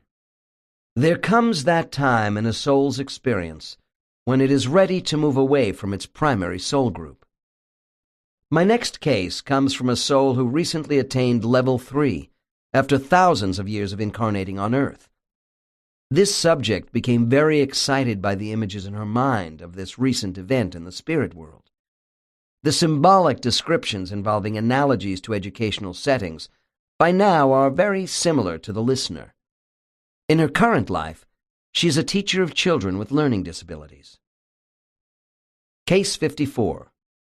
Dr. N. You seem very blissful about appearing in front of your counsel. Subject. Yes, I have scrubbed off the last of my body armor. Dr. N. Body armor. Subject. Yes, my protective armor, to avoid being hurt. It took me centuries to learn to trust and be open with people inclined to hurt me as an outgrowth of their own anger. This was my last major hurdle. Dr. N. Why was this so difficult for you? Subject. I identified too much with my emotions rather than my spiritual strength. This created self-doubt in my relations with others whom I perceived to be stronger and more knowledgeable than myself, but they were not. Dr. N. If this last major hurdle involved self-identity, how do you see yourself at present? Subject. Finally, I used a rope of flowers to swing over the abyss of pain and hurt. I no longer give away too much of my energy unnecessarily. Pause. Physical and mental hardship has to do with self-definition. In the last 1,000 years, I have improved upon maintaining my identity in each life, under adverse circumstances, and to honor myself as a human being who could not be superseded by others. I no longer need body armor to achieve this. Dr. N. What does your counsel say to you about your positive actions involving self-definition? Subject. They are satisfied that I have passed this difficult test, that I did not let the adverse circumstances of these many lives dictate my vision of myself, who I really am. They are very pleased that I have reached a higher level of my potential through patience and diligence. Dr. N. Why do you think you had to go through so much in your lives on earth? Subject. How can I teach others unless I have gone through fire myself to become strong? Dr. N. Well, subject interrupts me with something which has appeared in her mind as a result of my last question. Subject. Oh, they have a surprise for me. Oh, I'm so happy. Note. At this moment, my subject breaks down with tears of joy and anticipation of the scene unfolding in her mind. I pull out my trusty box of tissues, and we continue. Dr. N. Move forward and tell me what the surprise is all about. Subject, bubbling. It's graduation time. We are gathering in the temple. Aru, my guide, is here along with the chairman of my council. Master, teachers, and students are assembling from everywhere. Dr. N. Can you break this down a little for me? How many teachers and students do you see? Subject, hurriedly. Some 12 teachers and maybe 40 students. Dr. N. Are some of the students from your own primary group? Subject, pause. There are 3 of us. Students have been brought from other groups who are ready. I don't know most of them. Dr. N. I notice some hesitation on your part. Where are the others of your own group? Subject, with regret. They are not yet ready. Dr. N. What is the core color of all these students around you? Subject, bright solid yellow. Oh, you have no idea how long it has taken us to arrive here. Dr. N. Perhaps I do. Why don't you describe the proceedings for me? Subject takes a deep breath. Everyone is in a festive mood, like a coming-out party. We all line up and float in, and I'm going to sit up front. Aru is smiling proudly at me. A few words are spoken by the masters who acknowledge how hard we have worked. Then our names are called. Dr. N. Individually? Subject. Yes, I hear my name, Eerie. I float forward to receive a scroll with my name printed on the front. Dr. N. What else do these scrolls have on them? Subject. Modestly. It's rather private. About those achievements which took me the longest, and how I overcame them. Dr. N. So in a way, this is more than a diploma. It's a testimonial record of your work. Subject, softly. Yes. Dr. N. Is everyone wearing caps and gowns? Subject, quickly. No! Then smiling. Oh, I see. You are teasing me. Dr. N. Well, maybe a little. Tell me, Eerie, what takes place after the ceremonies? Subject. We gather around to talk about our new assignments, and I have the opportunity to meet with some of the souls who are in my specialty area. We will meet again in new classes that will make the best use of our abilities. Dr. N. What will be your first assignment, Eerie? Subject. I will be nurturing the youngest souls. It's as if we will be raising flowers from the seedlings. You feed them with tenderness and understanding. Dr. N. And where do you think these newer souls come from? Subject. Pause. From the divine egg, the womb of creation, spun out like a silken thread, and then taken to the nursery mothers, and then to us. It's very exciting. The responsibility will be so challenging. Movement to the intermediate levels. When I work with a subject who is transitioning into a level 3 group, there may be some initial confusion as to why they see themselves leaving and returning to their primary cluster group on a regular basis. During hypnosis, not everyone is able to see a scene in their mind and then quickly integrate this frame into the entire movie of their spiritual life. The task of a facilitator is to proceed slowly and let the scene unfold naturally. A client who had not yet graduated from his group, but had begun the process of pulling away, told me, "I am starting to feel a little cut off from my family. There are new souls around me that I have not worked with before." The integrity of a soul's original cluster group remains intact in a timeless way. Regardless of who is graduating, they never lose their bond to old companions. Primary cluster groups began their existence together and remain closely associated through hundreds of incarnations. I have had souls who were with their primary groups for some 50,000 years before they were ready to move on to the intermediate levels, while a much smaller percentage have achieved this state of development within 5,000 years. Once reaching level 3, I find that souls begin to rise much more rapidly into the advanced levels. Souls develop at different rates, while displaying a variety of talents along the way. I notice that when souls start to spend less time in recreation and socializing, they are working harder and becoming more focused on perfecting certain skills that will contribute to the forces of cosmic consciousness. With the attaining of level 3, there is a change in soul behavior. These souls have now begun to expand their vistas away from their primary groups. The advancing souls don't disregard all they have known before. It's just that they are now so engrossed in their training, it has become an all-consuming goal. These souls are fascinated by what they can do and want to become even more proficient. By the time they approach a level 4 range of development, the transition is complete. In the course of their transition, recent level 3s soon recognize that they are no longer limited to one classroom. Their old friends are aware of what is going on, but it seems to be mutually understood that not too many questions should be asked about these absences. I refer listeners back to the experience of the soul Lavani in Case 32. The transition is a slow one, in keeping with the practice of infinite care that is so evident in all spiritual training.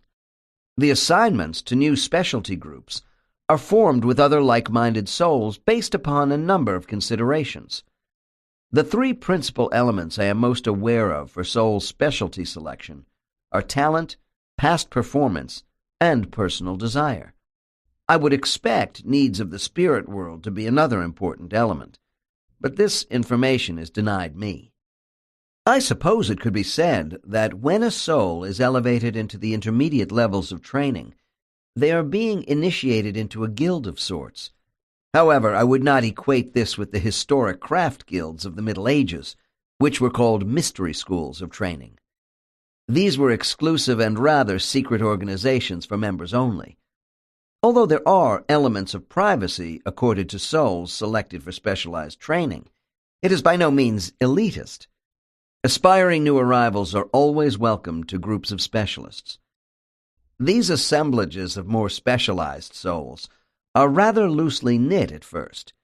I have defined them as independent study groups. The training begins slowly on a periodic basis with different specialized teachers. This allows for an evaluation period for souls by their trainers. Souls who are testing the waters may leave these specialty groups while other promising candidates can be added. This practice is in opposition to the formation of long-term primary soul groups. The instruction becomes more intense as these new groups demonstrate they can handle assignments. In these early stages, while souls are being weaned from their original groups, they still retain their regular guides and attend primary group functions. Independent study has a greater emphasis on self-direction by the soul in their tasks, which becomes even more pronounced as they develop into level 4 and 5 proficiency. A number of soul specializations have been listed in preceding chapters. In order of presentation, they have been described as the Dream Masters, Redeemers of Lost Souls, Keepers of Neutrality, Restoration Masters, Incubator Mothers, Archivist Souls, Animal Caretaker Souls, Musical Directors, and Gamekeepers. There seems to be an overlapping of certain specialties. For instance, gamekeepers who train others in travel may also be explorer souls for new sites useful in R&R, and the more serious planetary aspects of energy training. In this chapter, I will cite further examples of soul specialties. I am sure listeners will recognize what specialty area might fit their own inclinations. There does not appear to be a certain path that would ultimately lead souls to a seat on a council. The elders seem to come from a background of many specializations. I think most people feel the teacher guides probably have an inside track to such positions. Of course, it is natural guides would appear to the average client to be the premier profession. Yet I know this perception is colored by the fact that, while all my subjects have guides, many have little contact with advanced souls in other specialties. I can only imagine what other specializations souls are offered that no subject is able to describe. When I discuss the topic of specialty areas during my lectures, a lot of people say they thought all souls were being groomed to be teacher guides. I had the same idea in the early phases of my research. Eventually, I learned that while teaching is a leading specialty in the spirit world, this does not mean that most souls make great teachers. Because teaching is so vital to souls, I will begin with a category of this field I haven't covered before. Specializations. Nursery teachers. In Journey of Souls, I discussed the activities of junior and senior teaching guides, and my subjects have documented the activities of their guides in this book. However, not much information has been offered about advanced souls who are brand new teachers in training. They are called the nursery teachers, or caretakers of children, because the young souls they work with have not yet begun their incarnations. Following Case 26 in Chapter 5, I quoted the recent memories of a very young soul on Earth who explained that once a new soul is created, they are not immediately thrown into a physical incarnation. Earth is such a difficult school for training. It is best that many new souls are allowed time in adjusting to planetary life as discarnates. This is illustrated by the following report from a subject. I remember when I was a very young soul and came to Earth for the first time with a couple of friends. As spirits, we floated around to check our capacity and adaptability to this place, while accompanied by our teacher. We were shown how to collect the magnetic vibrations of this planet and blend them with our own. We needed to feel what it would take for us to be in physical form here. It is my belief a large number of my clients are inclined toward teacher training to be guides. This is because they venerate their own guides, who have such a strong influence on their current development, and wish to emulate them. Of course, a soul's current aspirations and eventual specialization assignments may not coincide. Teachers must be good communicators. Yet a skilled communicator who is able to motivate, for example, might not have the ability to work with a soul mind trying to integrate with many human egos in all their host bodies. Nursery teachers who work with very young souls may not choose to become guides for the general population of souls, for many reasons. Working with the child soul is challenging because many young souls do not seem to be able to move on with their reincarnations and will require remedial studies. Case 28 told us something about the spiritual setting of teachers and the elementary souls, which I will expand upon in Case 55. I have to keep on my toes with advanced clients, and questioning them about soul colors in their descriptions of settings is a big help. The man in Case 55 is entering a yellow 4 proficiency and had just finished telling me about the variety of yellow-blue lights in his own specialty group, composed of 3 souls. I was ready to move on to something else when I thought of one more question, which opened up a whole new line of inquiry. Case 55. Dr. N. Is that all the colors you see in this vicinity? Subject. No, there are 11 kids, white lights, bunched together off to the left of us. Their energy is smaller with a shorter energy pattern, and rather scattered. The young ones are very exuberant. Note: at this point, my subject became very excited when he recognized one of these souls as his child today. I let him enjoy this moment, and then we continued. Dr. N. Do you see any differences in light intensity from these 11 souls? Subject. Not much. The very innocent and timid kids have dim lights. We don't have one of those right now. Dr. N. What relationship do you have with these 11 souls? Subject. I'm being assisted in their training by 2 colleagues whom I haven't known for very long, because they come from other groups. Dr. N. Did the 3 of you have a common background on Earth to prepare you for this initial teaching assignment? Subject. Well, we were teachers, holy men, healers, that kind of thing in our past lives. One must have sensitivity and great patience for this sort of work. Stops, then adds as an afterthought, You know teachers can learn from students. Dr. N. I'm sure that's true. Why don't you give me a sense of where you and these children are right now in the spirit world? Subject. We are sent to neutral areas for training because it would be too inhibiting for these kids to be near the regular teaching classrooms. Dr. N. What's going on at the moment? Subject. Laughs. They are whizzing about in all directions, more interested in pulling pranks on each other than learning anything. Things will change when they start to incarnate. My next quote is a condensation from the case of a woman who is working with souls that have just begun to incarnate. I have my hands full right now with 7 goof-offs. They like being playboys and playgirls during their incarnations. They just want to stay as children and not take life seriously. They are overly fond of earthly pleasures and don't want to deal with the hard stuff. Their major interest is looking beautiful in the next life. Yulant, my senior guide, has left them with me, and I don't see him very much. I'll admit my style is extremely lenient. I use lots of gentleness and love. Some of the other teachers say I spoil them outrageously. I know of teachers who express a lot of frustration and become stern with their young students, especially those with potential. The council is interested in my teaching methods. They want to test my theories of permissiveness rather than giving this class a mental spanking. My concept of teaching is that once these child souls do start to develop, the leap they will take into maturity will be more rapid, because they won't have had their self-confidence shaken by too many hard lessons and setbacks too soon. Ethicists. For a long time, I considered the instruction of ethics to be part of all teaching rather than a specialty by itself.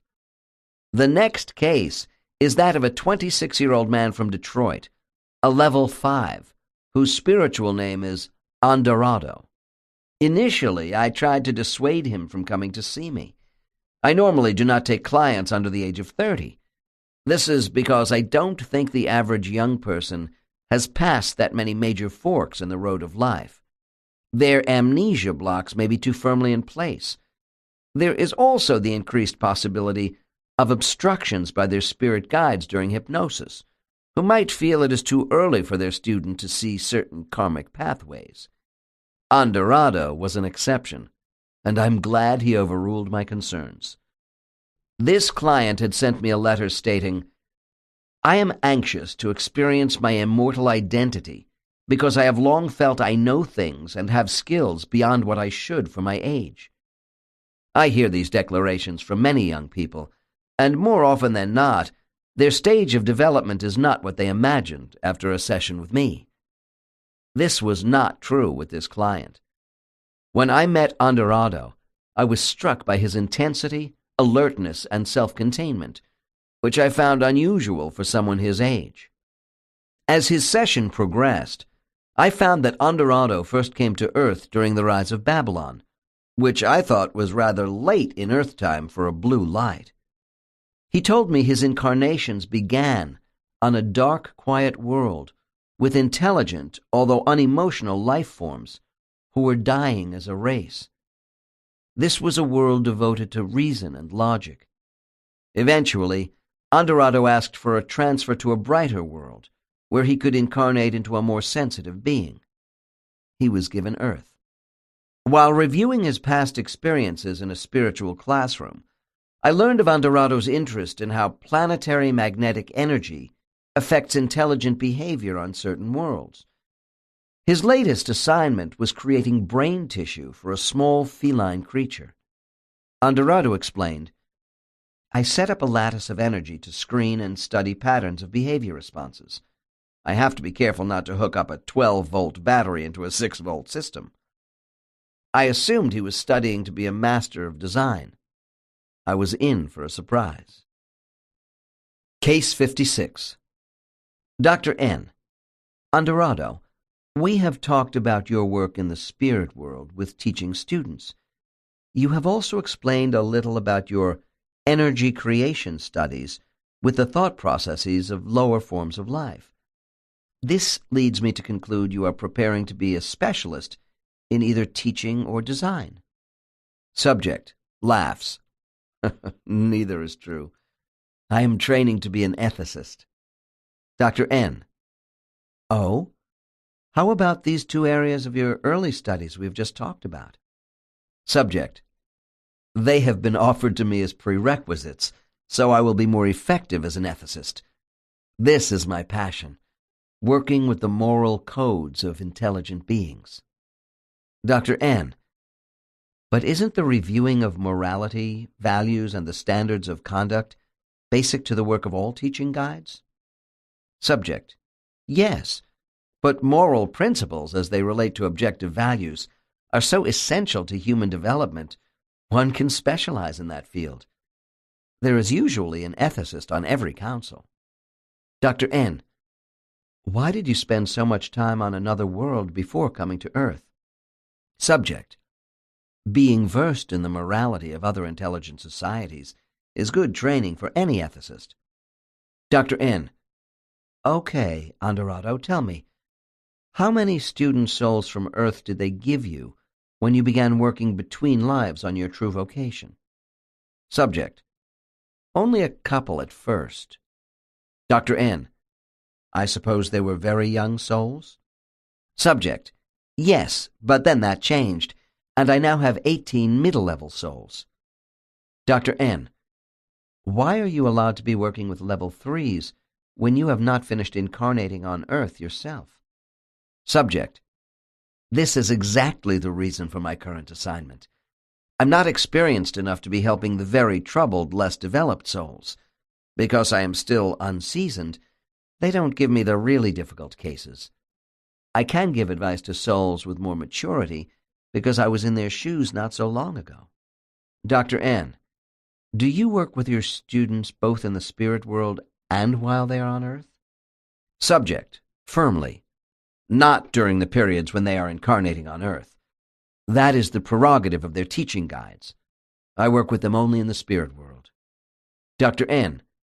How do you see ethics as a test for human society? Subject.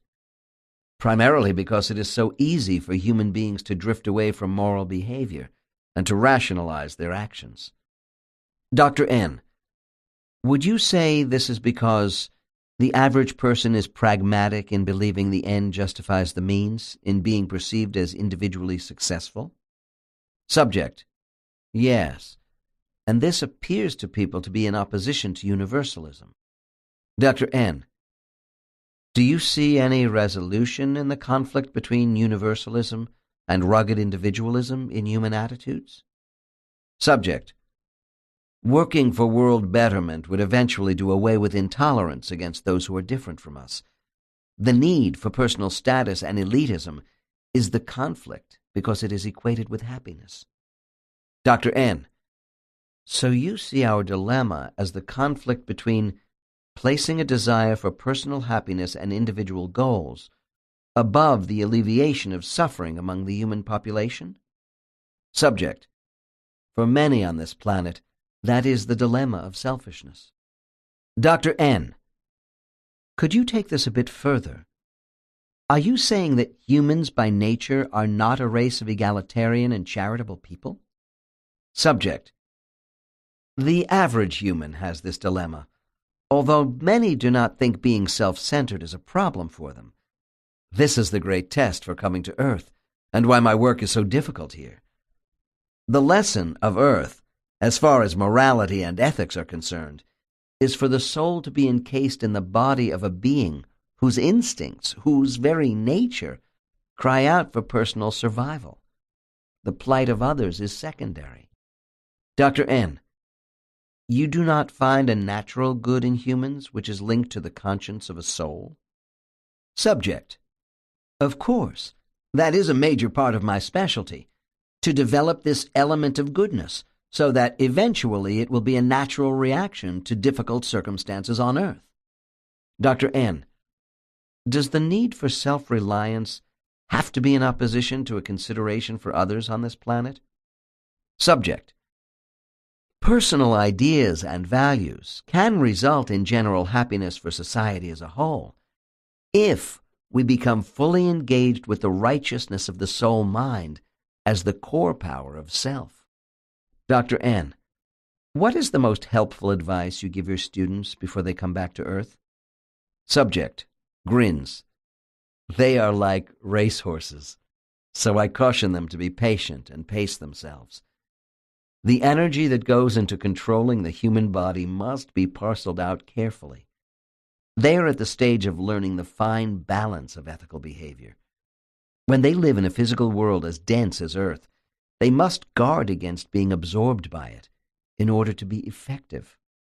After I finished with this client, I reflected on how many physiologists believe the human sensory system is overdeveloped as an outgrowth of our primitive origins. Aggression and avoidance behavior has been a means of survival for humans since the Stone Age.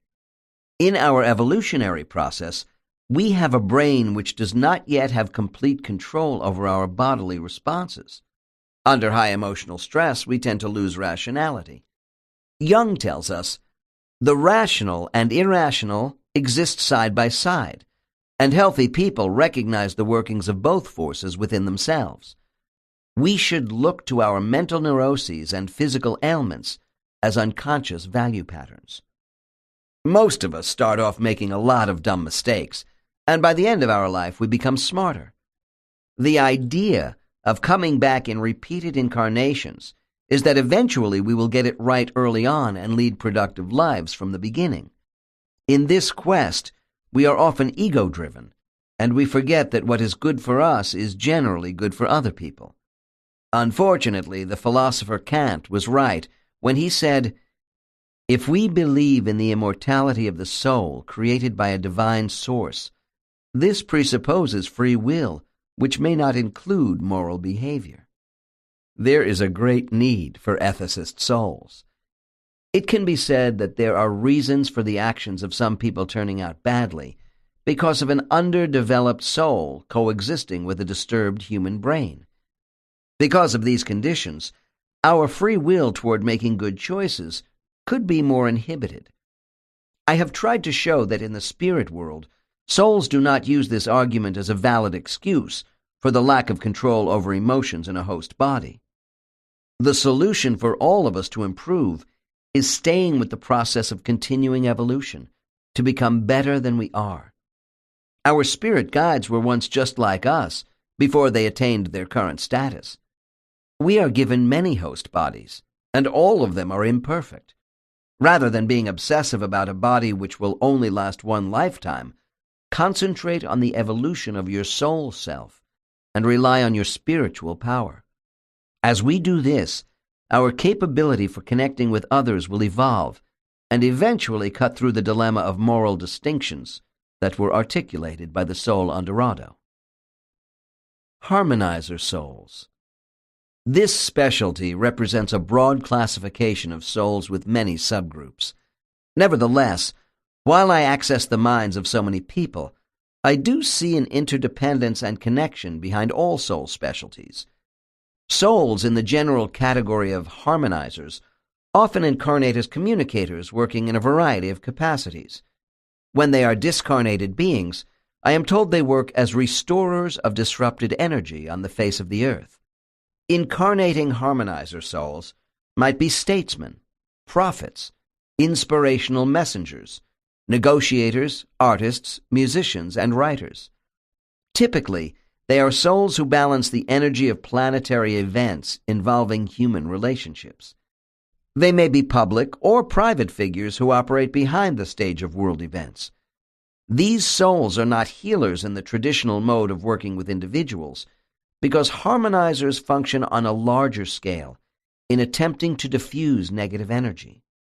In my first book, I wrote about the sages, who are highly advanced souls that are still incarnating on Earth, even though it is unnecessary for their own personal development.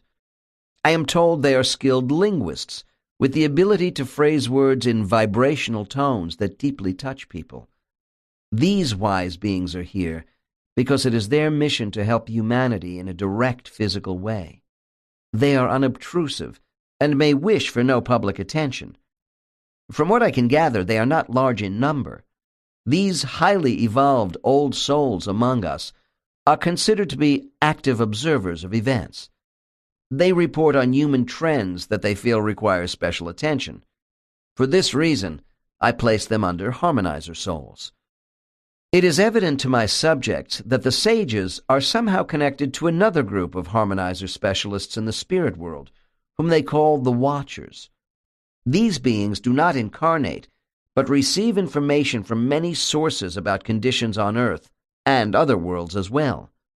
I have precious little data about them. What I do have comes from a few clients who know of them only through their own training to be harmonizer souls. Presumably, a watcher provides information to other harmonizers, who will act to moderate the effects of social and physical forces creating havoc on Earth. The case which follows is from a level 5 called Larian, who is in training to be a harmonizer. Case 57. Dr. N. Larian, could you explain something about being in the specialty of harmonizing and what you do? Subject. I am a raw recruit, but I will try. I am learning about harmonizing Earth's discordant energy to help people. Dr. N. Do you mean with the geophysical elements of Earth, such as high winds, fire, earthquakes, that sort of thing? Subject. I have friends in that pursuit, but this is not my area of study. Dr. N. Well, all right then. Before we get to your tasks, what are your friends learning? Subject. These planetary restorers soften the destructive aftermath of natural physical forces, which cause large amounts of negative energy. Dr. N. Why don't the powers that exist in the spirit world just prevent these natural disasters from happening in the first place and save people a lot of grief? Subject. Shakes head. Then they wouldn't be natural catastrophes, which are intended to be part of the conditions of life on Earth. A planetary harmonizer would not interfere with these forces, even if they had the capability, which I don't think they do. Dr. N. Then what is their function? Subject. Spread the seeds of coherent energy into the disturbed to neutralize large concentrations of negative energy. They work with polarity and magnetic force to assist in human recovery. Grins. We call them the vacuum cleaners. Dr. N. Okay, Larian, where does your own work fit into the scheme of things? Subject. I hope to make a contribution with catastrophic events directly created by people. Dr. N. How many other trainees are in your section? Subject. 4. Dr. N. Do you and your associates plan to stop wars? Subject. Perturbed. I don't think I'm getting across to you. Our training is not designed to tamper with the minds of people who cause human suffering. Dr. N. Why not? Are you saying, as a harmonizer soul, you would not want to intercede in some way with a Hitlerian psychopath bent on destruction? Subject: the mind of the psychopath is closed to reason. I am in training to maintain positive energy around calmer heads who can make a difference in world events. Dr. N: isn't that tampering with free will, cause and effect, and the whole issue of natural karmic influences? Subject: pause. The conditions are already in place for the unfolding of cause and effect. We wish to allow for more rational thinking by sending waves of positive energy to the right people. We do not orchestrate resolutions. We offer a quiet atmosphere for dialogue. Dr. N: you know, Larian, it seems to me you are fence-straddling between tampering and not doing so. Subject: then I am not getting through to you. Maybe if I explain more what I am doing at present, you will see the difference. I am learning to adjust my energy beam, to diffuse and rearrange the forces of negative human energy generated each day on Earth. It is like opening a dam to provide needed water to make the valley below fertile.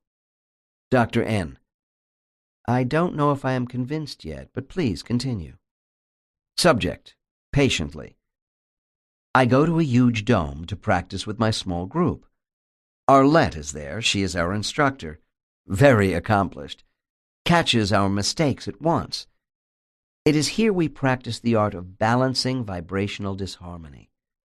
Eventually, we hope to smooth out large masses of disruptive energy patterns on Earth. Dr. N: what happens in the dome? Subject: it provides a geometric base for certain oscillations and intervals to stimulate erratic waves of human thought from large groups. It is deliberately stirred up for us. We are supposed to smooth it out.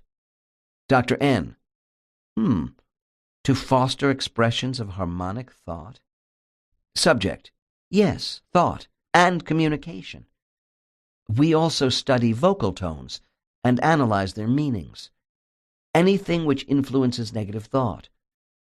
We want to help people who wish to help themselves. This is not direct interference. Dr. N: all right, Larian, but when you become proficient at being a harmonizer soul, what power will you possess?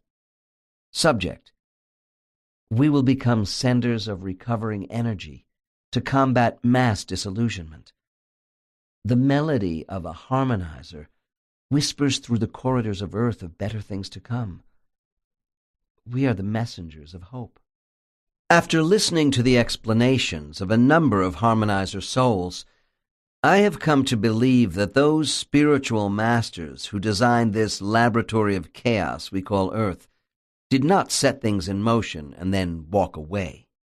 There are superior beings who care enough about our survival to watch over us. Frankly, for much of my life I did not believe this could be true. There is a common theme I hear among harmonizer souls. They wish to give people the means to help themselves where they can, but they are not the conscience of human beings, and they do not interfere with our free will. We were created and sent to Earth to problem solve within the matrix of an intelligent life form, living in a difficult environment which involves suffering but also great beauty and promise. It is this balance we must recognize in our day-to-day reality. There is an old Chinese proverb that states, "We count our miseries carefully and accept our blessings without much thought."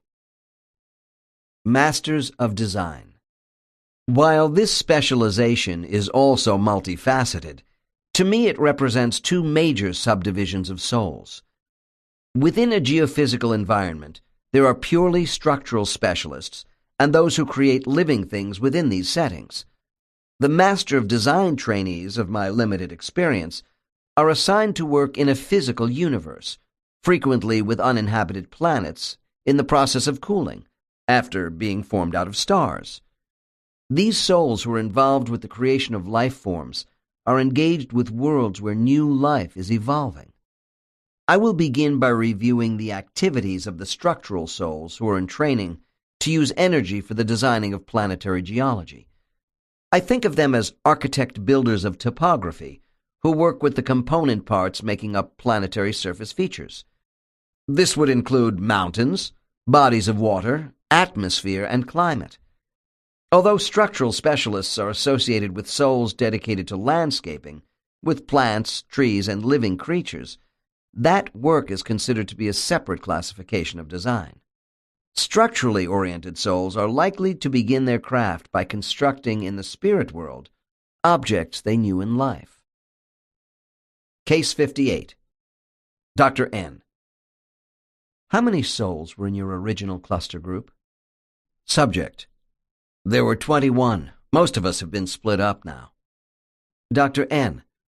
Does that mean you don't see much of the original group? Subject, reflectively. No, that's not it. Just that we are scattered around. Most of us don't work together anymore. Brightening. I do see my old friends at other times. Dr. N. Did any members of the old group come with you? Subject. 3, and 2 stayed. Dr. N. How many souls have been assigned to your new group? Subject. 8 right now, and we hear one more is coming. Dr. N. I am curious about how this change in your endeavors came about. Can you explain what the transition out of your original group was like for you? Subject. Long pause. Well, in the beginning, I noticed another guide began dropping in on our study sessions. We learned his name was Batak. He had been invited by my guide Iro to observe us for a while. Dr. N. Did Batak drop in at random during all phases of your work activities at that time? Subject. No, he only came during the structural periods. Dr. N. And what was the nature of your structural work then? Subject. Oh, the use of energy in structural composition. I like to sculpt matter into utilitarian designs. Dr. N. I see. Well, I'll come back to that. Tell me, did Batak participate in your group activities during his visits to the old cluster? Subject. No, he was an observer. He watched each of us carefully during the structural periods. Occasionally he would ask one of us specific questions about how the work we were engaged in was coming along, and if we felt an affinity toward the work. Dr. N. Give me an idea of your feelings about Batak at this time, and his attitude toward you. Subject. I took to him right away. I think he saw that I really enjoyed what we were doing. Dr. N.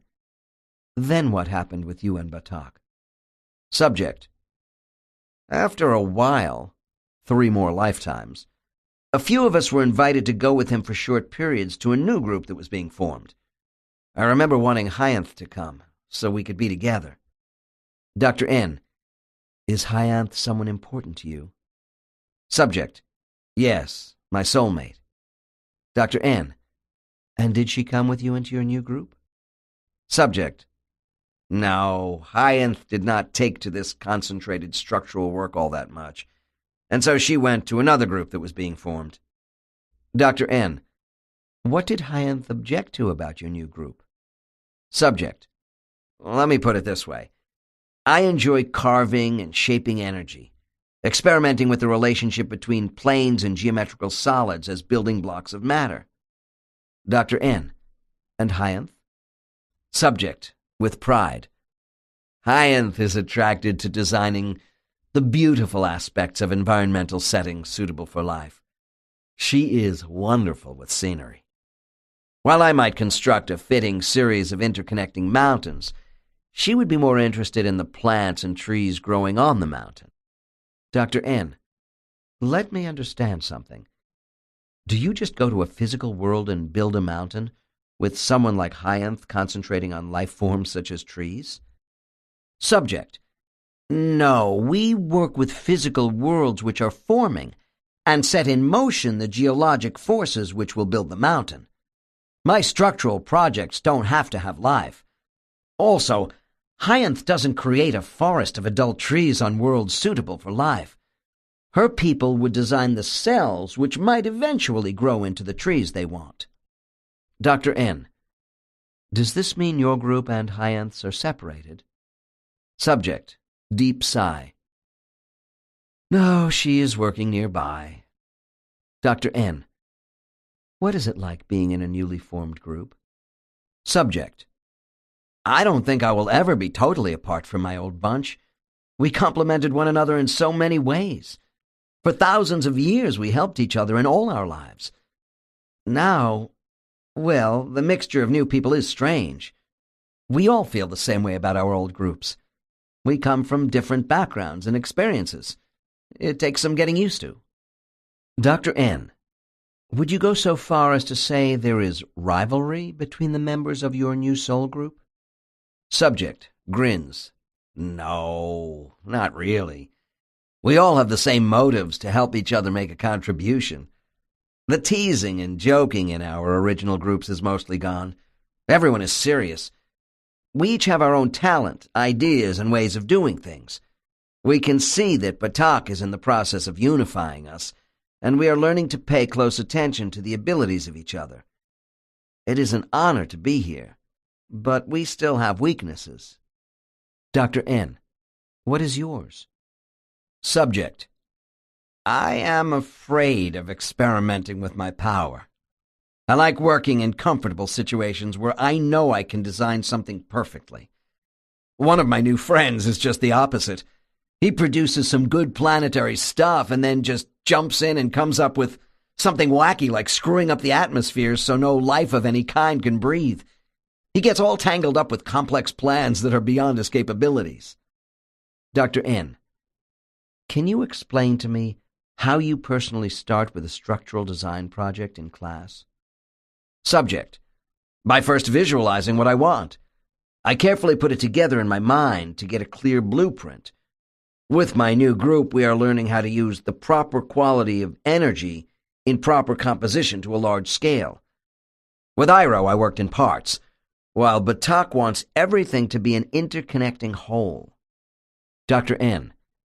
So the interrelation of energy elements is important to both the form and balance of your work? Subject. Absolutely. Light energy begins the process, but there must be a harmony to the design, and it should have practical applications. Bursts out laughing. Dr. N. Why are you laughing? Subject. I was thinking about a construction project with Hyanth. It was in our off time. Hyanth and I were kidding each other about being too self-important. She challenged me to build a small version of the elegant church where we were married in one of our lives. I was a stonecutter in that life, in medieval France. Dr. N. Did you accept her challenge? Subject, still laughing. Yes, on the condition she would help me. Dr. N. Was that fair? I mean, she is not a specialist in structure. Subject. She isn't. Hyanth agreed to try and reproduce the stained glass windows and sculptures that she had loved. She wanted beauty and I wanted function. What a mess! I started by using flat beams of energy for the walls and was doing fairly well with the connecting arches, but the vaults and dome were a disaster. I called for Batak and he fixed everything. Dr. N. An often asked question. But this is all an illusion. Subject, laughing. Are you so sure of that? This building will stand for as long as we wish it to be here for us. Dr. N. And then what? Subject. It will disappear. Dr. N. So where are you in your planetary studies? Subject. I am involved with creating particles of energy for rock shapes on a full planetary scale. Dr. N. Is this where most of your attention is directed now? Subject. No, mostly I must still experiment alone with many smaller models of topography to learn how to integrate all the elements of matter. So many mistakes happen, but I enjoy the training. It's just very slow. Who gives souls the power to do what they do with matter? My subjects say they have the undeveloped capabilities, which are nurtured by teachers as their immediate source. They believe these masters receive the power they have from something higher. Yet ordinary souls themselves demonstrate smaller aspects of this greater power. I have spent years debating with myself about creation, while trying to incorporate fragments of information about the cosmos from the designer souls. I have come to the conclusion that intelligent energy waves create subatomic particles of matter, and it is the vibrational frequency of these waves that causes matter to react in desired ways. Astronomers are mystified by the fact there is some unknown form of energy contributing to the total density of our universe, acting against gravity to expand empty space. I have reported that a musical resonance of intelligent energy waves appears to play a role in cosmology. Many people in my cases explain that harmonics are associated with rhythmic values of energy notes which have ratios and proportions. My subjects, who are structural souls, say these designs relate to the formation of geometric shapes that float as elastic patterns, which contribute to the building blocks of a living universe. The geometry of space was exemplified by a client quote in Case 44. The masters of design have enormous influence on creation. I'm told they are capable of bridging universes that seem not to have a beginning or end, exacting their purposes among countless environmental settings. Carried to its logical conclusion, this would mean these masters, or grandmasters, would be capable of creating the spinning gas clouds of galactic matter, which started the process of stars, planets, and eventual life in our universe. I am certain there is intelligent thought behind the formation of all animate and inanimate objects.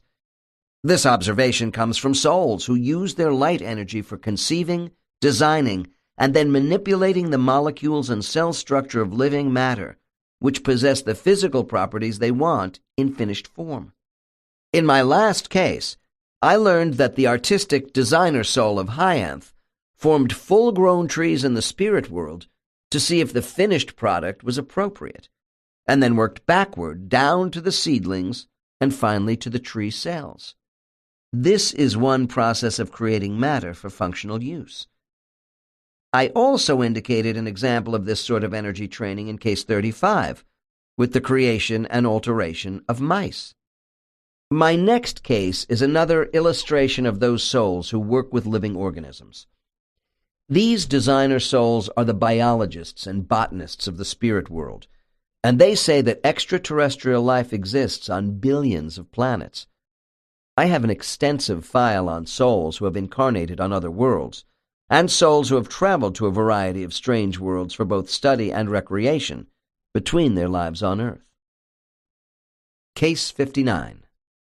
This is a distinctive case concerning a designer soul called Kala.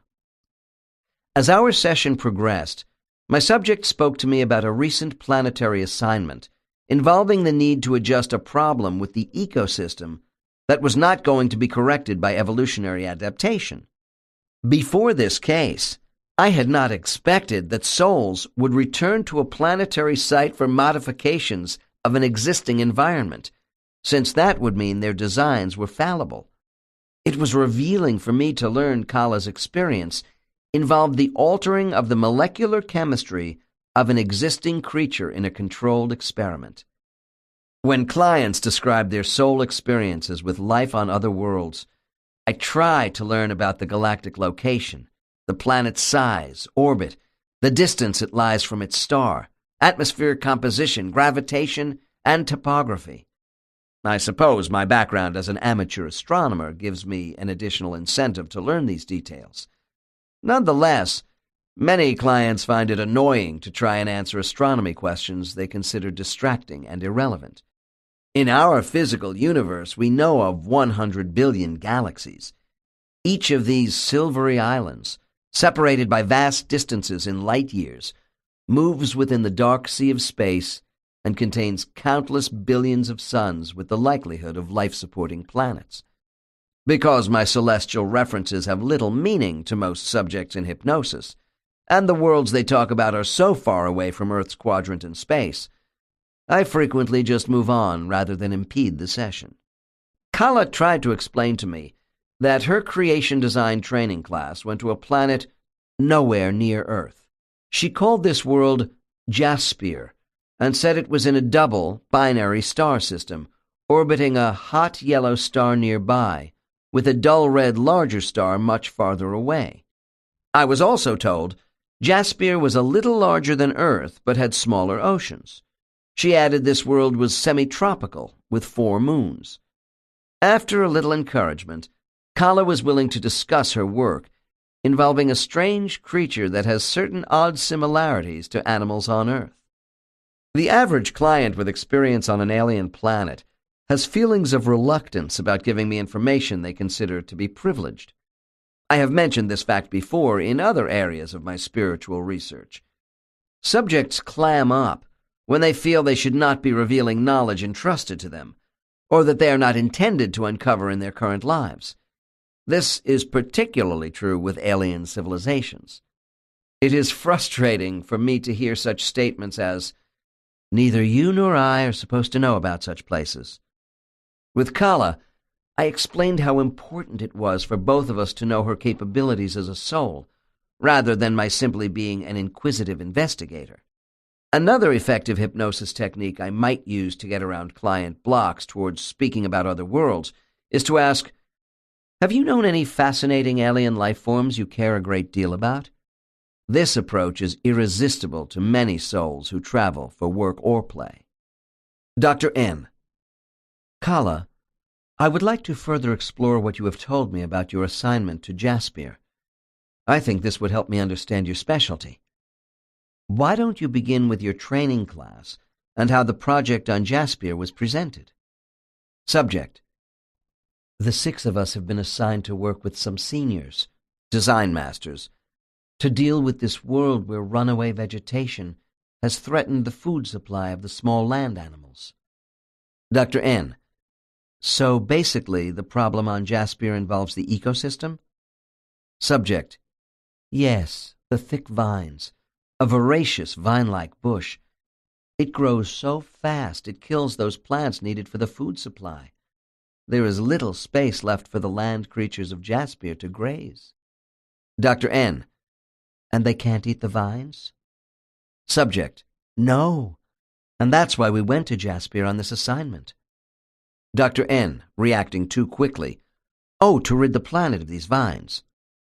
Subject. No, they are indigenous to the planet and its soil. Dr. N. Well then, what is the assignment? Subject. To create an animal which will eat the vines, to control the spreading of this bush which chokes off so much other vegetation. Dr. N. What animal? Subject. Laughing. It is the ranuncula.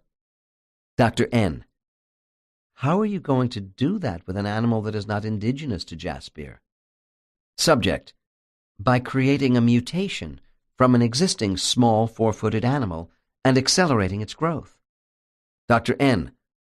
Kala, you can change the DNA genetic codes of one animal to create another? Subject. I could not do this by myself. We have the combined energy of my training class, plus the skillful manipulation of the 2 seniors who have accompanied us on this field trip. Dr. N. You use your energy to alter the molecular chemistry of an organism in order to circumvent natural selection? Subject.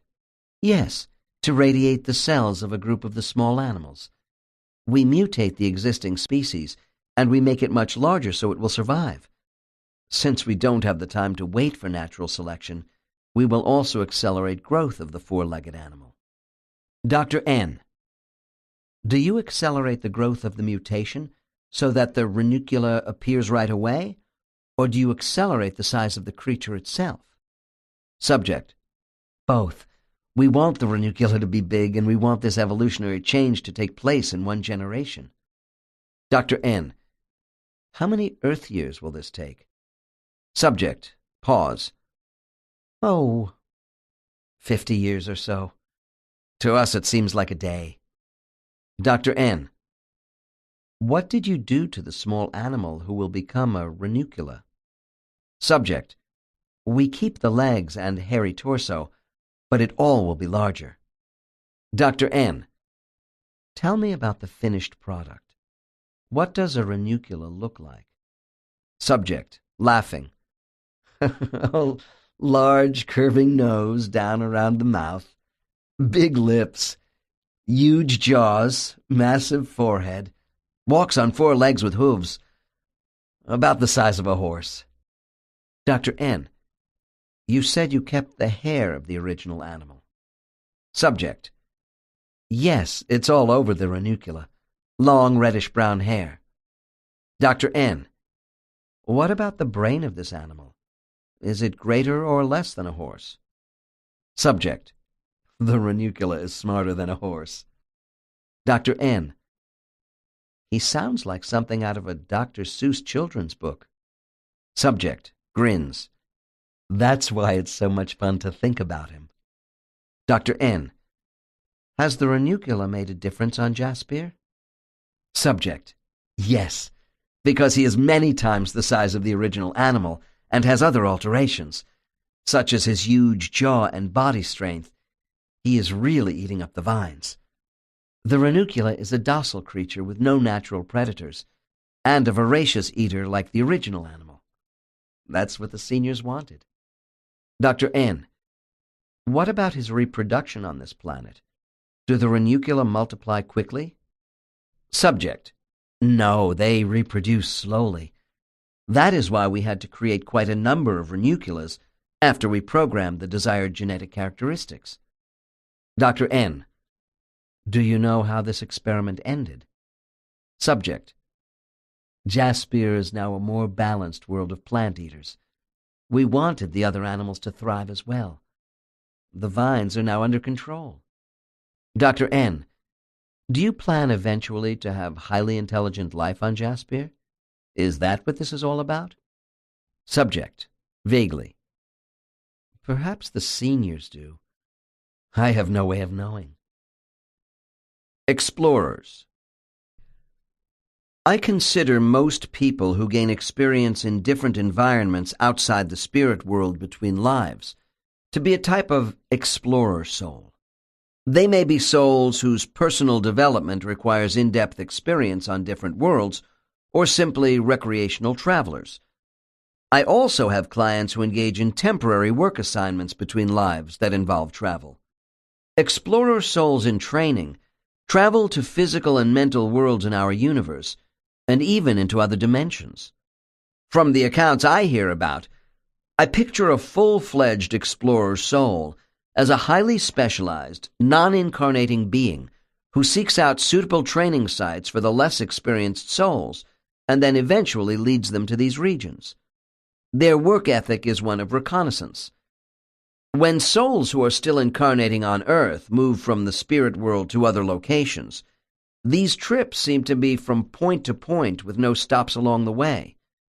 My clients say that in their travels to other places, they do not perceive the trips to be long or short. This is illustrated by the following 2 quotes. From the spirit world to a physical world, it is like a door opens and you see the walls of what appears to be a hallway, a tube, whirling past on either side. Then another portal-type doorway opens and you are there. When I pass into another dimension, to a mental world, I am like a piece of static flowing through a TV screen into magnetic zones structured by pure thought. The voids are composed of large, pulsating fields of energy. I feel the power of this energy more than when I go to a material universe, because we must adapt our wave resonance to existing conditions in order to easily pass through. I want to keep my energy tight so I don't get lost. These trips are not instantaneous, but almost. Most of the souls I work with who explore other worlds are led by instructors. Also, I find those subjects who travel interdimensionally are not limited to souls in an advanced state of development. We saw this in the hide-and-seek game. They seem to be adventuresome souls who relish travel, the challenges of different environments, and new forms of self-expression. I have been told of existences where intelligent beings reside within blocks of matter so dense it is described as resembling the composition of silver and lead. Others tell me about realms appearing as shining glass surfaces amid towers of crystal. There are physical worlds consisting of fire, water, ice, or gas, where all manner of intelligent life thrives. These spheres, within which the explorer souls move, have light, pastel, or dark environments. However, the dark habitats do not bear the sinister connotations that people associate with regions of foreboding.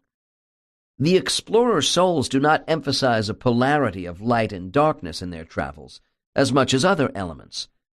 These could include a restless or serene environment, thin or heavy density, physical or mental domains, and conditions lending themselves to what has been described as purified or coarse intelligence.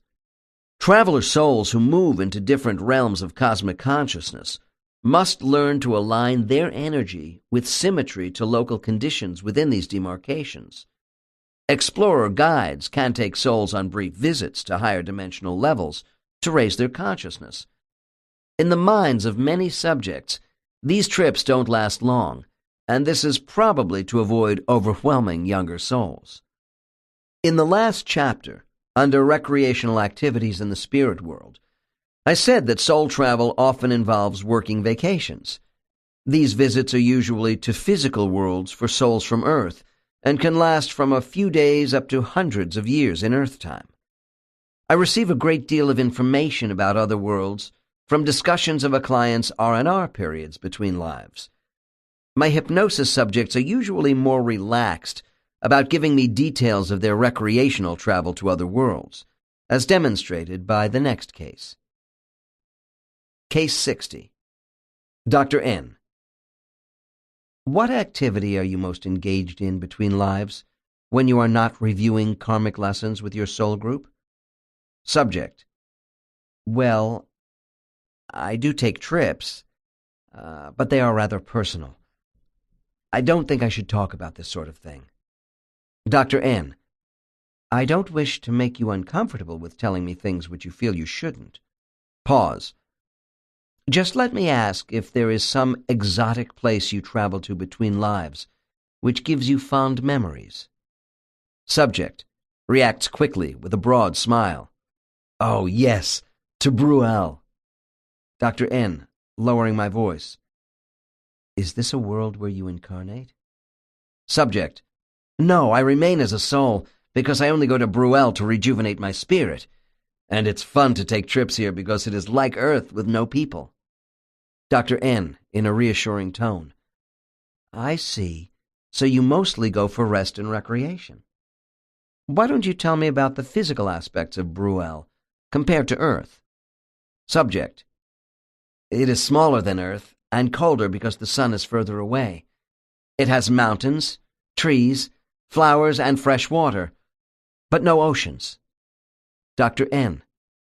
Who brings you to Bruel? Subject. A master navigator by the name of Jumu. Dr. N. Would this be the same type of soul as an explorer who is a specialist in travel, or someone like your own guide? Subject. Jumu is an explorer, all right. We call them navigators. Pause. But our guides can come with us, too, if they want. Dr. N. I understand completely. Tell me, do you usually go alone or with other members of your soul group? Subject. We could come alone, but the navigators usually bring a few members of different groups. Dr. N. What do you think of Jumu? Subject, more relaxed. Jumu likes being a tour director for those of us who are taking breaks from our normal activities. He says it gives us perspective. Dr. N. That sounds interesting. I know you are anxious to explain why Bruel is great fun, so why don't we begin by my asking you about the animal life on this planet? Subject. No fish, frogs, snakes. No amphibians. Dr. N. Oh, why is that, do you think? Subject. Pause and a little confused. I don't know. Except those of us who come here want to be involved with a special land animal who is... Stops. Dr. N, coaxing. An animal you remember? Subject laughs.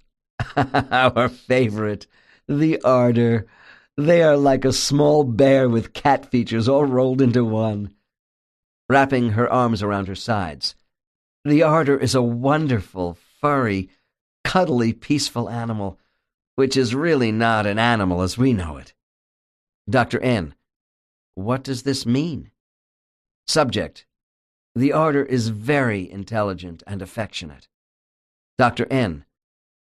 How does their intelligence compare to humans? Subject. That's difficult to say. It is not higher or lower than humans, just different.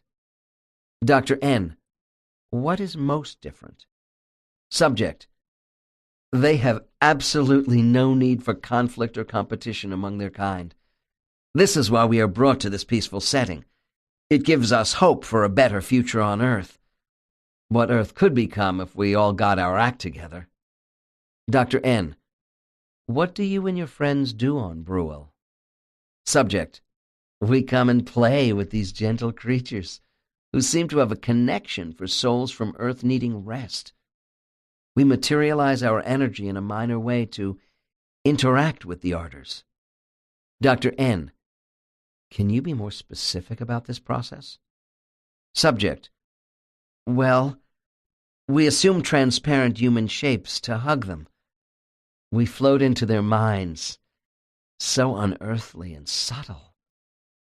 After life on a hard physical world such as Earth, they heal us in this setting. The ardor is a soothing creature which motivates us to see what is possible with the human body. The setting for R&R is as much of a factor on these trips of exploration by souls as the attributes of the alien life forms they find here. While in trance, my subjects have great empathy for the unspoiled planets which are similar to Earth, but with no people.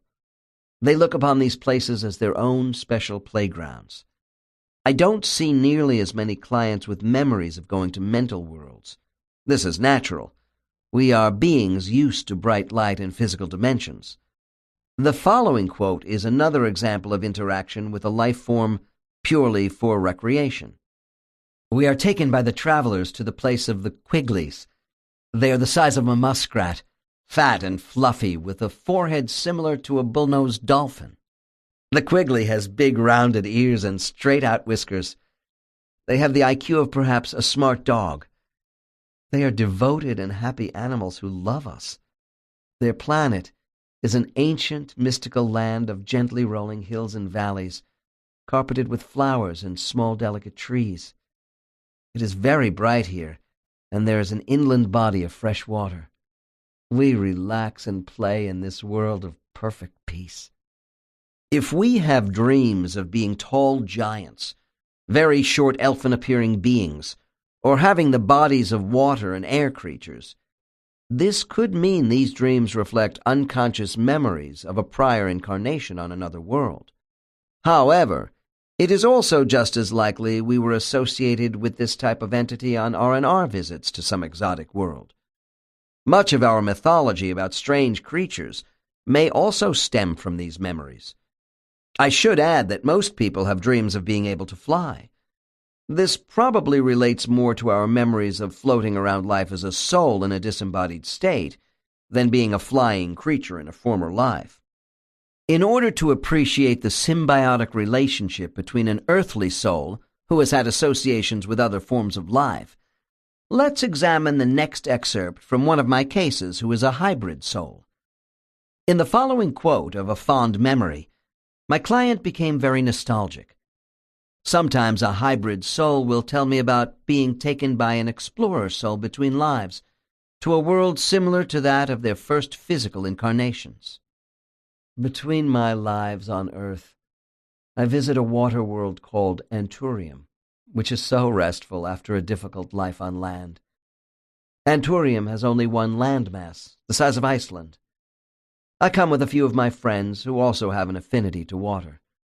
We are brought by an explorer guide who is familiar with this region.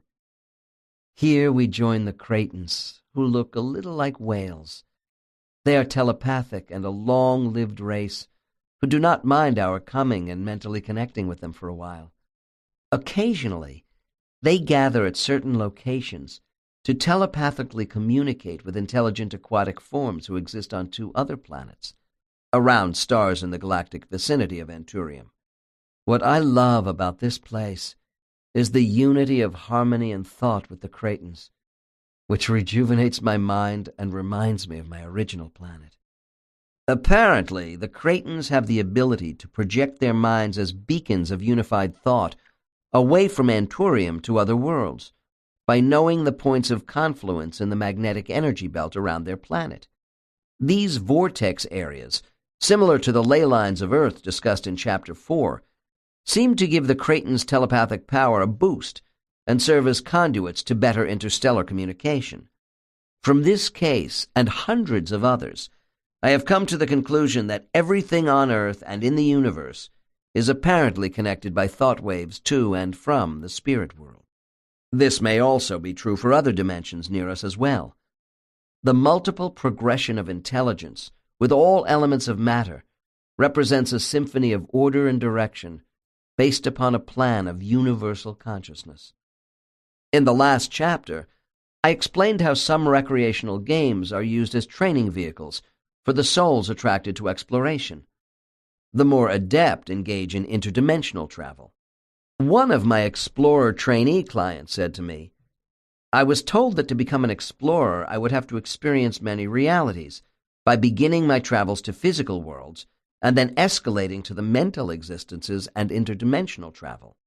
In order to acquaint the listener with interdimensional life, I have chosen the strange case of a client from Japan who told me in deep hypnosis that his soul was originally from another dimension. His spiritual name is Kano." Case 61. Kano is a Japanese scientist who, years ago, came to the U.S. for his advanced education. Today he prefers a life of relative isolation in laboratories. He suffers from a poor immune system, a common complaint among hybrid soul clients. These people are negatively influenced by too little experience with the human body and too many alien imprints carried over from their former existences.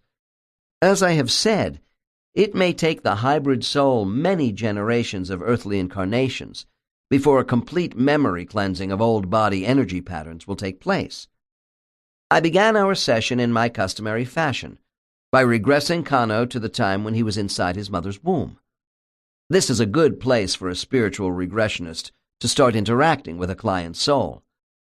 While inside his mother, my subject reported that he had trepidations about his coming birth, stemming from his one prior life on Earth some 300 years ago in India.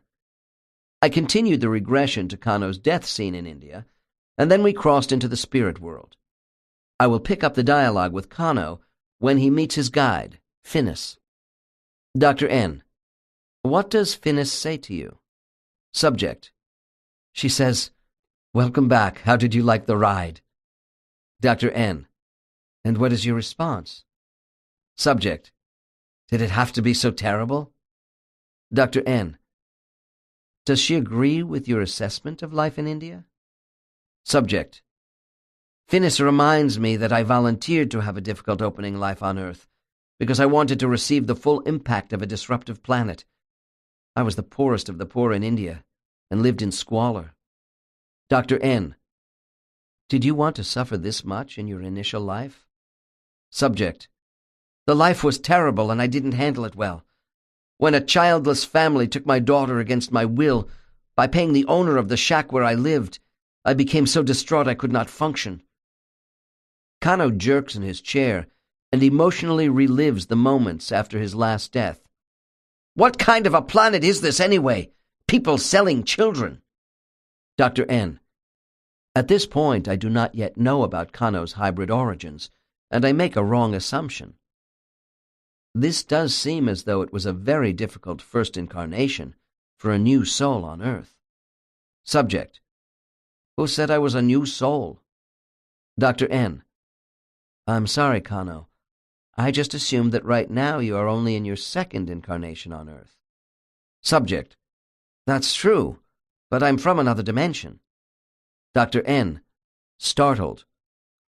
Oh, then what can you tell me about this other dimension? Subject. We had no physical worlds as you have in this dimension. My incarnations were on a mental world. Dr. N. What did you look like on this world? Subject. I had an elongated, flowing body, spongy, with no skeletal structure. We were rather transparent forms of silvery light. Dr. N. Did you prefer a certain type of gender? Subject. We were all hermaphrodites. Dr. N. Kano, please explain the difference between traveling to the dimension of your origins from the spirit world as opposed to coming into our universe. Subject. In my dimension, movement is like going through soft, translucent filaments of light. Coming into your universe is like plowing through thick, heavy, moisture-laden fog. Dr. N. And being on Earth for the first time? What was that like compared to your home world? Subject. Having concrete tied to your feet. The first thing you notice is the heavy weight of the dense energy here compared to a mental world. Pause. It isn't just heavy, it's coarse, severe. I was really jolted in that life in India. Dr. N. Is all this a little better now?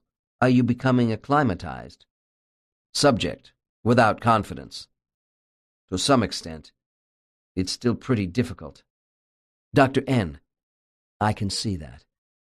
Kana, what is the most troubling aspect about the human brain for you? Subject. Abruptly. It's the impulsive behavior, the physical reaction to things, without analytical thought.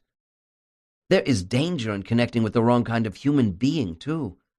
Treachery. I can't deal with this. Dr. N. Kano is sweating profusely, and I quiet him now a bit before continuing. Tell me about your mental world. Does it have a name? Subject. Pause. It's a sound which I can't recreate with my voice. Begins reminiscing. We float in a sea of gentle mental currents. Soft. Playful. So unlike Earth. Dr. N. Then why come here? Subject. With a deep sigh. I am studying to be an explorer-teacher. Most of my associates are satisfied to confine their efforts to one dimension. I finally told Finis I wanted broader experience with a hard world in a completely different zone of existence. She told me she had a senior colleague who recommended another dimension with a strenuous physical world that had a reputation for producing vigorous, insightful souls. With a gallows laugh. Once you survive the lessons. This was Earth. Dr. N. Did you get the impression there were other choices open to you? Subject. Shrugs. Guides don't give you many choices in such situations. Finis said that when I completed my work on Earth, I would be strengthened in ways my friends who refused such assignments would not be. She said Earth would also be quite interesting, and I accepted that. Dr. N. Did any of your friends come with you into our dimension? Subject. No, I was the only one who elected to go, and I almost refused to return again in this life. My associates think I am very brave. They know if I make it, I'm going to be an effective traveler. Dr. N. Let's talk about travel, Kano. As an interdimensional traveler, you probably know if there is a finite number of dimensions around our physical universe. Subject. Flatly. I do not know. Dr. N. Cautiously. Well, is your home dimension next to ours? Subject. No. I must pass through 3 other dimensions to get here. Dr. N. Kano, it would be helpful if you would try and describe what you see as you pass through these dimensions you are familiar with in your travels. Subject. The first dimension is a sphere full of colors and violent explosions of light, sound, and energy. I think it is still forming. The next is black and empty. We call it the unused sphere. Then there is a beautiful dimension which has both physical and mental worlds composed of gentle emotion, tender elements and keen thought. This dimension is superior to my original dimension, and your universe as well. Dr. N, it's now your universe too, Kano. Tell me, does the trip through the total of 4 dimensions take long? Subject, no, quickly, like air particles passing through a filter. Dr. N, can you give me a sense of the structural design between these dimensions in relation to the spirit world? You describe the dimensions as spheres. Why don't we start with that? Subject, long pause.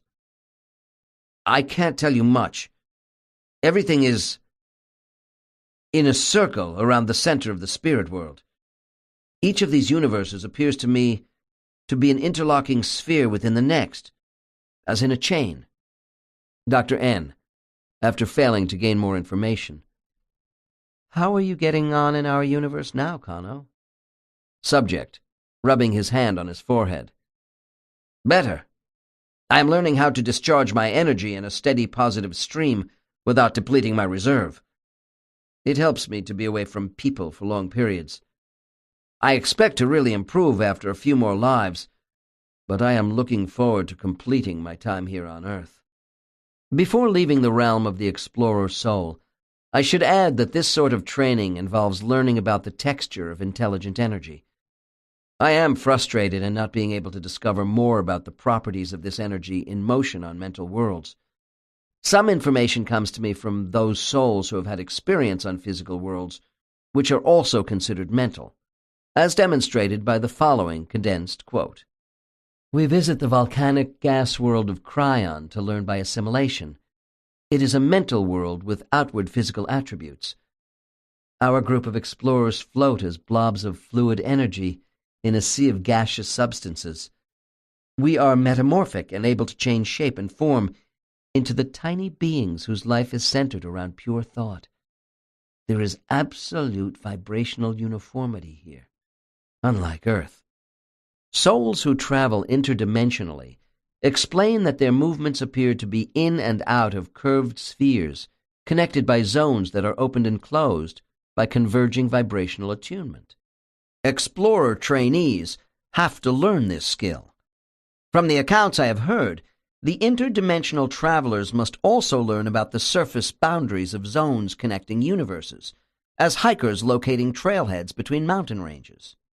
Souls speak of points, lines and surfaces in multi-space which indicate larger structural solids, at least for the physical universes.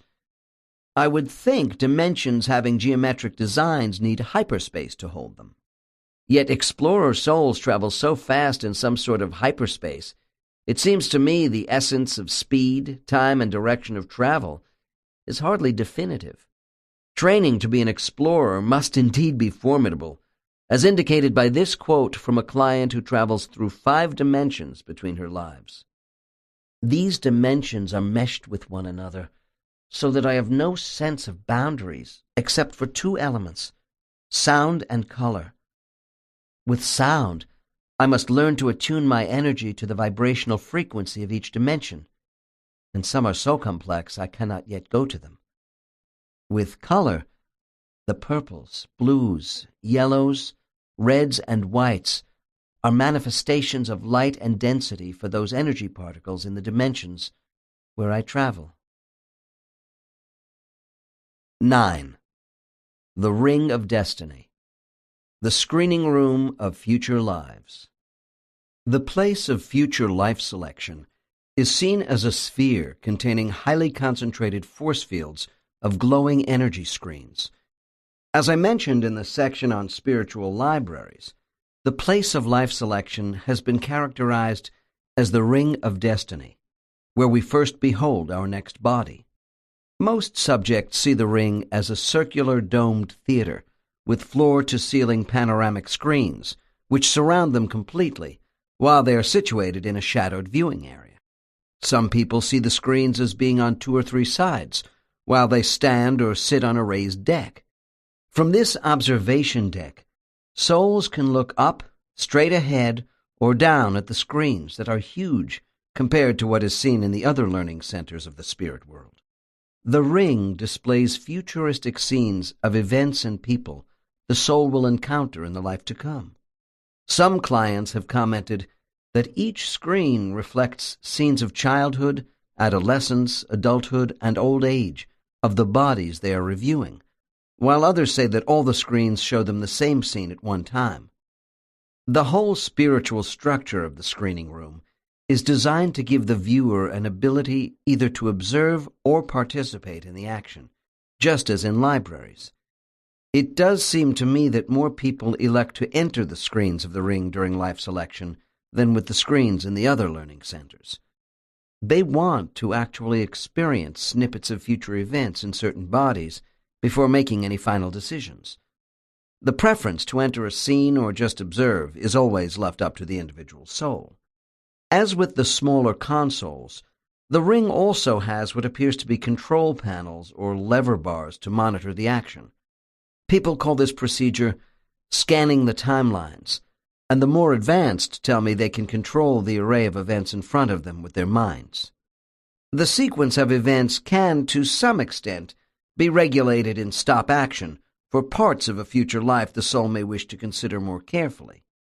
I cannot stress too much that all my subjects feel what they are seeing has been edited for their benefit, and that they have less control over what they can watch than, say, in the library.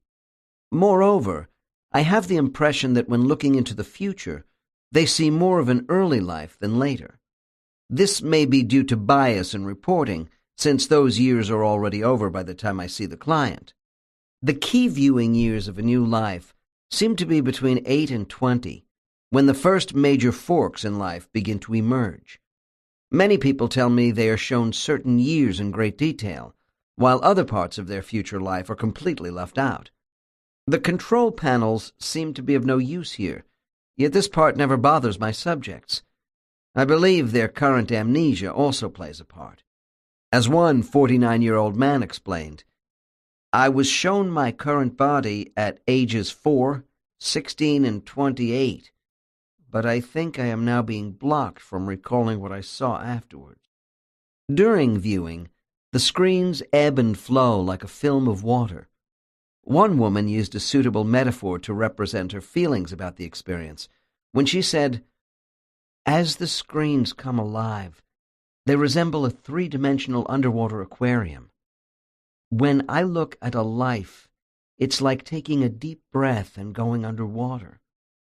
People, places, events, everything floats by you in a flash before your eyes, as if you are drowning. Then you come back to the surface. When you are actually sampling a scene from the life they show you, it reflects the time a person is able to stay underwater." In many ways, uncovering the memories my subjects have about their last experience in the life selection room, and their interpretations as to body choice, is one of the most therapeutic and informative aspects of my hypnosis sessions. My clinical work is greatly enhanced when a client returns to the ring because of the relevancy to their current life. By offering the listener a more comprehensive picture of this process, I hope to bring a greater appreciation of the importance of each life we select in our cycle of lives. This chapter contains one final soul specialty that I will add to my list. These are the Time Masters, who are coordinators engaged with past, present, and future timelines of people and events. Time Masters are the highly adroit experts who give the impression of actually directing the presentations in our theater in the round. These master souls are members of an entire fellowship of planners that include guides, archivists, and council elders who are involved with designing our future. A large percentage of my subjects never see Time Masters in the screening room. Some clients feel they are alone in the ring except for a projectionist. Others will enter the ring with a personal guide, or perhaps an elder, who is the only advisor they are aware of, helping them during life selection. In terms of our own input, many souls have already organized their thoughts about the next reincarnation. Our guides and council members have helped refine these thoughts with questions about what we think our next life should be about, and the type of human being that might best suit us. Still, we are not really prepared for the choices offered to us once we enter the life selection room. There is a sense of wonder, and even some apprehension for the average soul. The time masters of the ring seem to be shadowy figures in the background, who may be consulted by those guides who accompany us to the viewing areas. Even if they are seen, my clients are not inclined to communicate with them during observations. This is why my next case is atypical. Case 62. Dr. N. Please give me a picture of what takes place as you enter the sphere of life selection. Subject. There are two beings who come forward to work with my guide, Phiam. He seems to know them well. Dr. N. Do you see them in this place before every new life? Subject. No. Only when the next life is going to be particularly difficult, which means a number of hard body choices. Dr. N. Do you mean more body choices than usual, or more complex individual bodies? Subject. Usually I get only a couple of body choices, and that makes it easier for me. Dr. N. Do you know the names of these two specialists who talk to Phiam? Subject. Jerks in chair. Never. That's just not something I would know. There isn't any easy familiarity here with these masters of time. That's why Phiam is with me. Dr. N. I understand. So do your best to give me an idea of what these time masters of your life offerings are like. Subject. More relaxed now. Okay. Number 1 is masculine appearing, and he is rigorous in his demeanor. I know he is inclined toward having me choose a certain body, the one which will be the most useful. This body will give me the maximum experience I need in my future life. Dr. N. Oh, from what I have heard, the ring directors are rather quiet, unobtrusive beings. Subject. Well, yes, that's true. But during the choosing, there is always a preferred body choice that the planners feel is best. This body is given a prominent presentation. Pause. Everyone knows this is the first time I have seen these choices, and they want my choice to be fruitful. Dr. N. So I have heard. Why don't you tell me about number 2? Subject, smiling. She is feminine and softer, more flexible. She wants me to accept the body which will be pleasurable to be inside. She leans to moderation and turns to one and says there is plenty of time to learn my lessons. I have the feeling there is a deliberate juxtaposition between them for my benefit. Dr. N. Sort of like the good cop, bad cop routine during an interrogation? Subject. Laughs. Yeah, maybe. So I will have an advocate in both camps, with Phiam taking the middle road. Dr. N. So Phiam is kind of a referee? Subject. No, that's not true. Phiam is neither lenient nor severe in attitude as I deliberate my choices. It is made clear to me that the body choice is mine alone, because I am going to have to live with it. A burst of laughter. Hey, I made a pun. Dr. N. I think you did. We really do have to live with our choices. Why don't you explain what choosing the body you had in your last life was all about, before we go further? Subject. In my last life, I chose a difficult path, with the body of a woman who would die within 2 years of marriage. My husband in that life needed to feel the loss of someone he loved deeply, for a karmic debt from the life before. Dr. N. So there was a high probability that this particular body was going to die young, and the main question was, would you be the soul who would elect to choose that body? Subject. Yes, that's about it. Dr. N.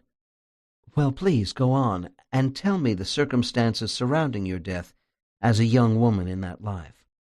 Subject. In the screening room, I saw I had 3 choices of death during a narrow time span involving my life on a ranch near Amarillo, Texas. I could die quickly from a stray bullet during a gunfight between 2 drunken men, I could die more slowly after a fall from a bucking horse, and I could die by drowning in a river. Dr. N. Was there any chance you might live? Subject. Pause. A slight one, but that would defeat the purpose of my joining with that body. Dr. N. Which was what? Subject. My soulmate and I chose to be husband and wife on this ranch because he needed the lesson. I rejected the other body choices. I came to help him. Dr. N. Tell me what was on your mind as you looked at the 3 choices in the screening room. Subject. I chose the bullet, naturally. The manner of my death was not about these choices as much as the meaning behind my dying young. The listener may wonder about the connection of the laws of karma to future possibilities and probabilities. Karma does not only pertain to our deeds, it is internal as well, reflecting our thoughts, feelings, and impulses, all relating to cause and effect. Karma is more than taking proper actions toward others. It is also having the intention to do so. While the timeline for the Amarillo woman had a high probability of being short, her early death was not chiseled in stone. One of the variables here was the type of soul that would occupy that particular body. Even with the soul who elected to take this body anticipating a short life, there were elements of free will to be considered. I learned that it was not 100% ordained that this woman would die young by the stray bullet that hit her while she was standing across the street from the saloon where the gunfight took place.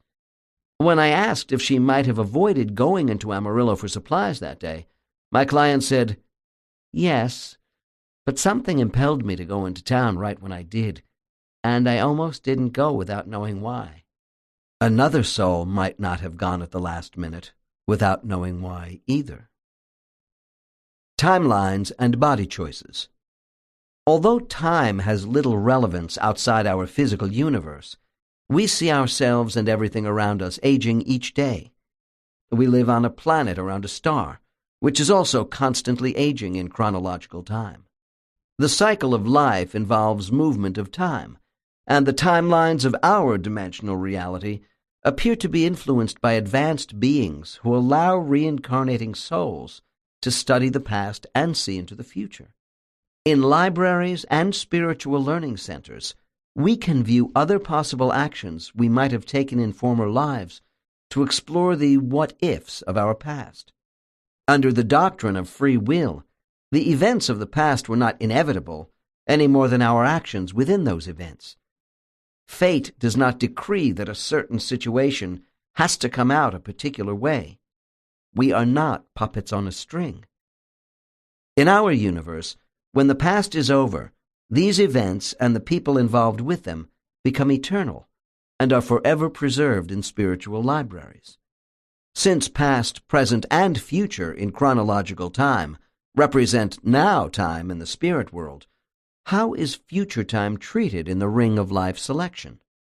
In Chapter 5, following Case 30, I postulated on the many possibilities for the same event existing in parallel universes.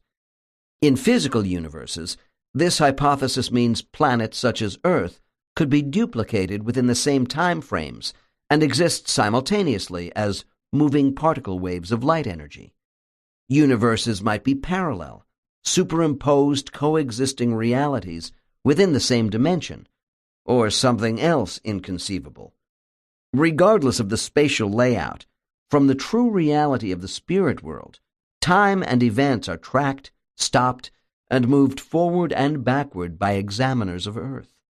The major trunk lines, which I call baselines, are the probabilities of future events in certain bodies presented as possibilities for our examination in the ring. The waves of past events will indelibly exist, as in spiritual libraries, but if the present and future also exist in now time, how can the future be changed when the past is not? Is this an impossible paradox? In quantum mechanics, particles of light seem to vanish at one point and reappear instantaneously in another place. If each event in time exists along wave-like ripples of probabilities and possibilities, Is it likely that a past event is given certain eternal properties where future events are still fluid and open to change? My strong feeling is yes. However, after years of listening to people explain about their life choices, I do not believe future alternatives are unlimited in number. There is no need for our choices in life to be infinite. These possibilities only have to be varied enough for us to learn from the lessons. For example, in case 29, Amy indicated to me from a past life review in the library that her alternative choices to suicide began to fall off the chart of possibilities after a while. The planners deal in the what-ifs of our lives. Events which have not yet taken place in the grand scheme of things are known by time masters and others for their greater or lesser potential of happening. We do not simply study alternate timelines of future events in the ring. Rather, we examine the alternative bodies offered us that will exist within those events. These bodies will be born into roughly the same time frames. Watching the most probable series of events linked to those bodies under consideration is like previewing advanced promotional scenes from a movie. As they view specific scenes of what the time masters want them to see, some souls feel they are playing a chess game where they don't yet know all the possible moves available for a desired ending. Usually, souls look at the parts of a future life on a baseline, or ring line, as some clients call it. The ring line represents the greatest possible course of a life for each body examined. The soul preparing for incarnation knows that one chess move, one minute change in the game they are watching, could alter the outcome. I find it intriguing that most of the time souls are not shown any in-depth probable future outcomes. They know there are many other possible moves on the chessboard of life, which can change at any moment of play. Frankly, this is what makes the game interesting for most souls. Changes in life are conditional on our free will toward a certain action. The causality is part of the laws of karma. Karma is opportunity, but it also involves fortitude and endurance, because the game will bring setbacks and losses, along with personal victories. Reports of what goes on in these screening rooms are very consistent between hypnosis subjects. Their affirmations of what they all see boggle the mind. Still, while in the ring, people are not able to view events into the future beyond the next immediate lifespan of the bodies presented to them. Evidently, this might cloud the way souls see the lives they are viewing. Taking my cue from this spirit world practice, I prefer not to work with progression in hypnosis except in spiritual screening rooms. Once in a while, in conjunction with something else under discussion out of the ring, a subject will get brief flashes of scenes where they are participating in a future event, such as being on a starship. I usually don't push for more information here.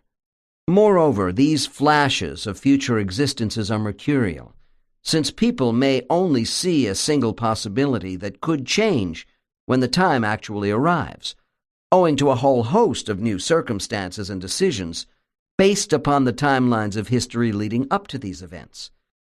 The screening rooms are helpful to those souls with reservations about accepting a covenant for the next life. For many, observing certain aspects of their future gives them confidence. Nevertheless, some apprehensive souls have said they refuse to enter the screens to directly sample bodies for fear they might lose their nerve in accepting a difficult life contract. The more intrepid souls feel the screening room is designed to foster just the opposite reaction, because you are allowed to test the waters before jumping in. A poignant example of someone preparing for a trial is the selection of a homosexual body. Since a predisposition to being a gay or lesbian person is essentially biological, and not the result of social learning or environment, these bodies are picked by souls for two basic reasons. As I have said before, at levels 1 and 2, many souls choose bodies of one particular gender around 75% of the time, because they are comfortable being male or female. I find that my gay and lesbian clients have started the process of alternating gender choices in their lives, which is reflective of the more developed soul. Choosing to be a gay male or lesbian female is one means of effecting that transition in a particular life. Thus, their current sex may not be as familiar to them as the body of the opposite sex, such as a gay male feeling as if he is actually in the body of a female. The second and far more important factor is souls choosing a gay or lesbian orientation in advance of the life they are now living because they deliberately chose to exist in a society that would be prejudiced against them. My gay and lesbian clients are usually not young, inexperienced souls. If they go public, this means these people have decided to live a life where they will be swimming upstream in a culture with rigid gender role stereotypes. They must try and rise above public abuse in order to find self-esteem and self-identity. This takes daring and resolve, which I see when I take these clients back to the life selection room when these decisions were made. To illustrate all this, I had a gay male client who was once an empress in China. After a long wait, he was in his first incarnation since that life of luxury and power. This soul, known as Gemona, explained that as an empress, he was in the body of a strikingly beautiful woman who wore a fortune in jewels and was waited on hand and foot, befitting her rank. It was a life of self-indulgence, lack of trust in everyone around her due to court intrigue, and adulation by her subjects. In the life selection room, just before Gemona's current life, there were 3 body choices. This is what my client had to say about his decision. Of my 3 choices, 2 were women, and 1 was a handsome young man, who, I was told, was feminine inside. 1 woman was very thin, almost frail-looking, who was to live a quiet life of a devoted wife and mother. The other woman was chic, kind of flashy, and destined to be a society gadfly. She was also emotionally cold. I chose the man because I would have to cope with a life of homosexuality. I knew if I could overcome the shame of society, it would offset my life of adulation as an empress. These selections were in keeping with the usual spread of body choices. The attractive society woman would simply have been an extension of my client's former life as a public figure who was self-absorbed and envied. The housewife would not have been a poor choice. Here was a middle-of-the-road offering where Gemona would have learned to be humble and accept life's trials in poor circumstances. Even so, the candidate was another woman, and Gemona wanted to break a long cycle of being in female bodies. Choosing the life of a gay man, according to Gemona, was the hardest one, although he has been much more financially secure than the woman of ordinary means. We are not coached during these selections, but the older souls know there is often one tempting choice which would not test us very much. Gemona knew this was the society woman. He made his choice not because he was pushed into selecting the leading candidate of the gay male, but because the trial was clearly the hardest. My client told me, "There have been many people in my life who have treated me with disgust and even loathing. I needed to experience this discrimination, to feel unsafe and vulnerable." One thing I have noticed in the selection of bodies is that the more advanced souls are able to make insightful comparisons between the bodies offered them within the time periods that are presented. I also see many less advanced souls accept the body they know they ought to choose as the best course of action. They trust the selection process more than themselves. A client said, "For me, getting a new body is like trying on a new suit of clothes off the rack, which you want to buy and hope it won't need alterations." Time masters. Only once every few years does a time master in training come my way. When I recognize one, they are a resource to be treasured.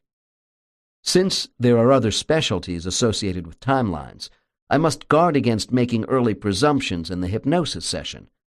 For instance, the archivist souls assist souls in searching out their past histories and alternate timelines to those events. Thus, they function more as historians and chroniclers than as time masters, who would track timelines of the immediate future for bodies under consideration in the life selection room. As with the other soul specialties, I'm sure there is overlapping here too, with many masters working on time coordination for souls in need of their services. This is why my clients often lump them all together in their minds with the label of planners. There is much the Time Master trainees don't know yet, or so they say. As I probe the esoteric aspects of any soul specialty, there is the necessity of sorting out the usual blockages of details I am not supposed to know, as opposed to what my advanced subject really doesn't know.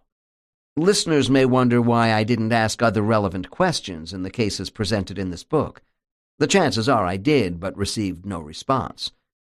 Sometimes, both the trainee in a specialty area and I bring forth information which starts off as being inadvertent and then snowballs. Such was the case with a soul called Abhidham, who is an engineer in his current life.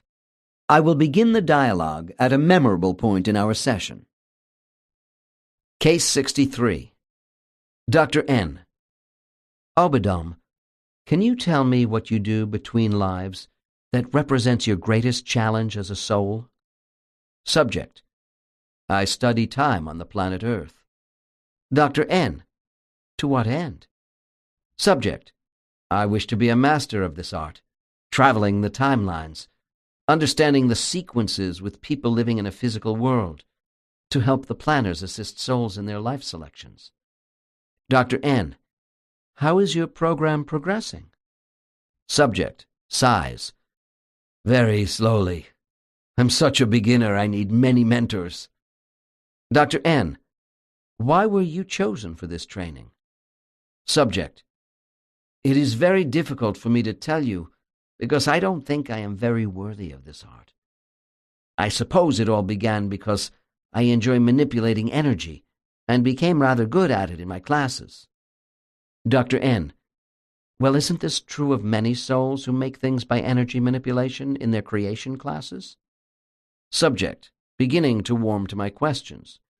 This is different. We don't create in the same way. Dr. N. What is different about your work? Subject. To work with time, you must learn spatial manipulation. You start with models and then go to the real thing.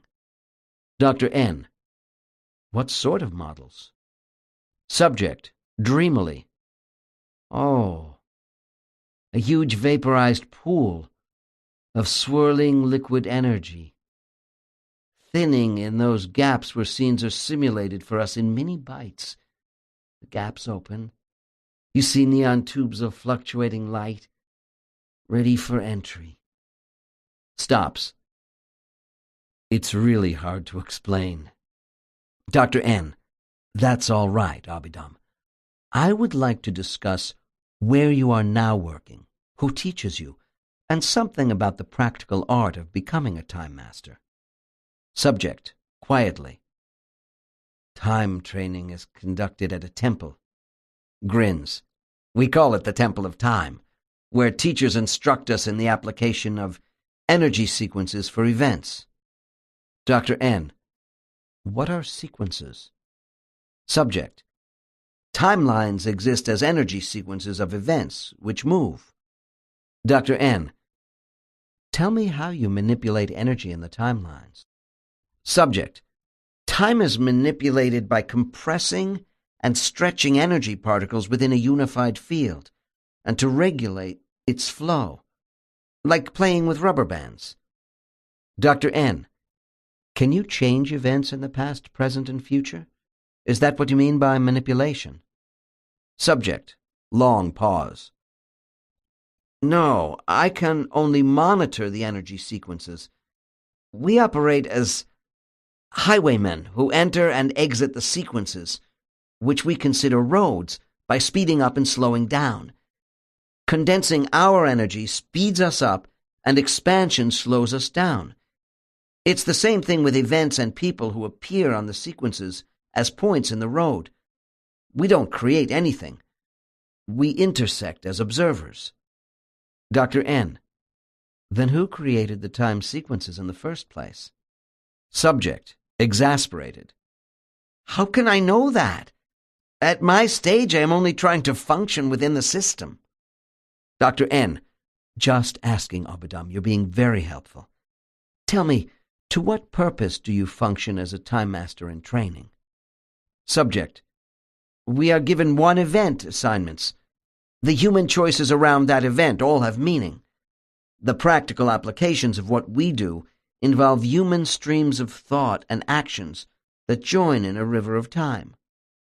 Dr. N: I would call these occurrences passages of action and memory of that action. Subject: I would agree. Particles of energy do involve memory. Dr. N: How? Subject: Energy is the carrier of thought and memory within the sequences, and these never pass into oblivion. The conduit by which time is perceived begins with thought, the shaping of an idea, then the event, and finally the memory of the event. Dr. N: How is all this recorded into the sequences?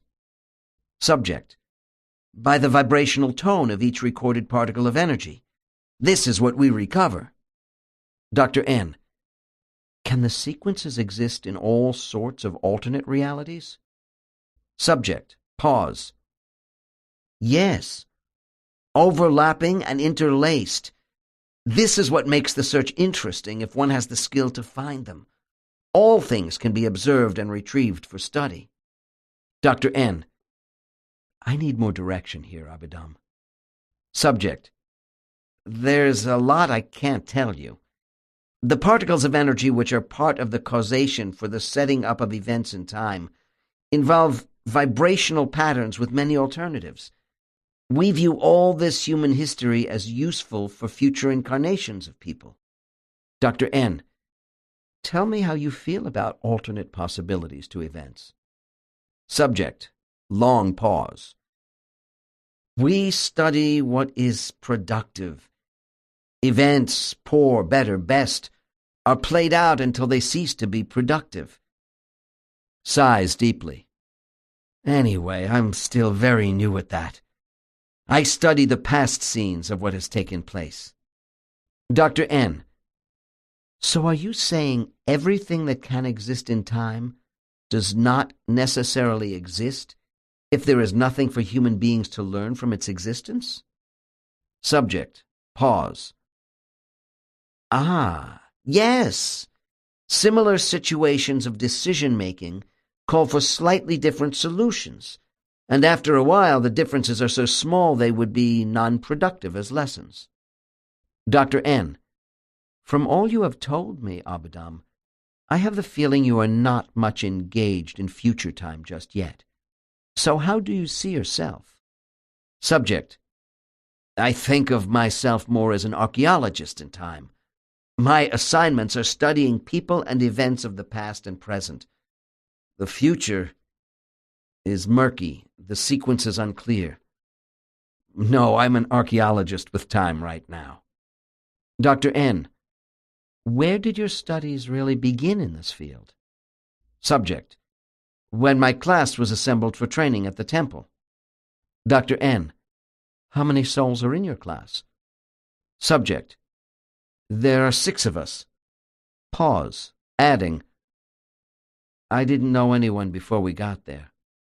Dr. N: Abidam, tell me about your initial training. Certainly this must be clear in your mind. Subject: I was sent to the world of Galath. It is a physical world similar to the geography of Earth.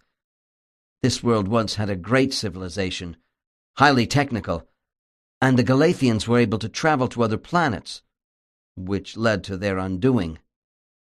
Galath now has no highly intelligent life forms. Dr. N: I don't understand why you were sent to a dead world. Subject: It is not dead so much as vacant. When we arrived for training, we assumed a transparent form which resembled the humanoid appearance of the old Galathians. Laughs. Dr. N: Tell me about them. Subject: I was just thinking. They were yellowish-green people, very tall and willowy, without apparent joints. They had large, multifaceted insect eyes. Dr. N: What were they like as a people? Subject: The Galathians were wise but foolish, like the rest of us. They came to believe in their invincibility. Dr. N. But what is the purpose of coming here? Isn't everything gone? Subject. Don't you see? Their timelines still exist. We are here to practice intersecting with the old history of this place. This is kind of an exotic world with beat-up space platforms still circling the planet.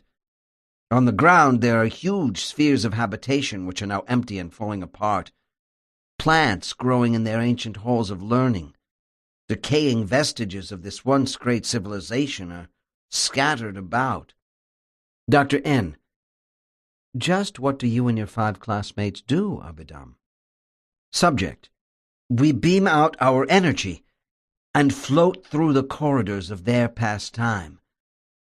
One of the teachers helps us adjust our vibrations to intersect with certain periods of Galathian history. It is fragmentary because of our lack of skill, but certain scenes of their power are vivid. Dr. N. So nothing of the past is ever really lost? Subject. No. Although the Galathians are gone, everything they did, in a sense, still lives. Their triumphs, their decline. We can study their mistakes. I can retrieve people talking at certain moments, what they were thinking before they were conquered by another race and assimilated into their culture away from here. The Galathians had a musical language which flows around their broken ships of space and deserted streets. Dr. N. What is your ultimate goal, Abidam? Subject. When I become proficient, I will serve as an advisor for the planners who wish to design certain situations for people, help the library researchers, assist in coordinating selections in the sphere of life, that is, the ring, that sort of thing. Dr. N. Abidam, I have a personal question for you. If I was a soul with some time off between lives, could I come back to my hometown as it existed when I was a boy and see myself again with my family and friends in scenes from the past? I don't mean recreating all this in the spirit world, but actually coming back to Earth in a disembodied state, as you did on Galeth. Subject. Smiles. Sure, although you might need some help with a talented teacher before you got the hang of it. Just don't expect to do any tinkering around with the original to make alterations. Sardonically. Remember, you would be a ghost. Free will. At one of my lectures in Vancouver, British Columbia, a distraught woman rose and cried out loudly, "You New Age gurus tell us on one hand we have free will to make choices in our life, and on the other that we are predestined to follow a certain plan because of past life karma. Which is it? I have no free will in my life because I am at the mercy of forces over which I have no control. My life is one of sorrow."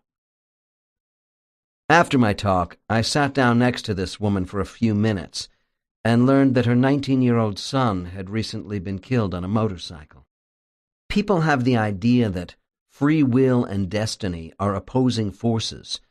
They do not realize that destiny represents the sum of our deeds over thousands of years in a multitude of incarnations.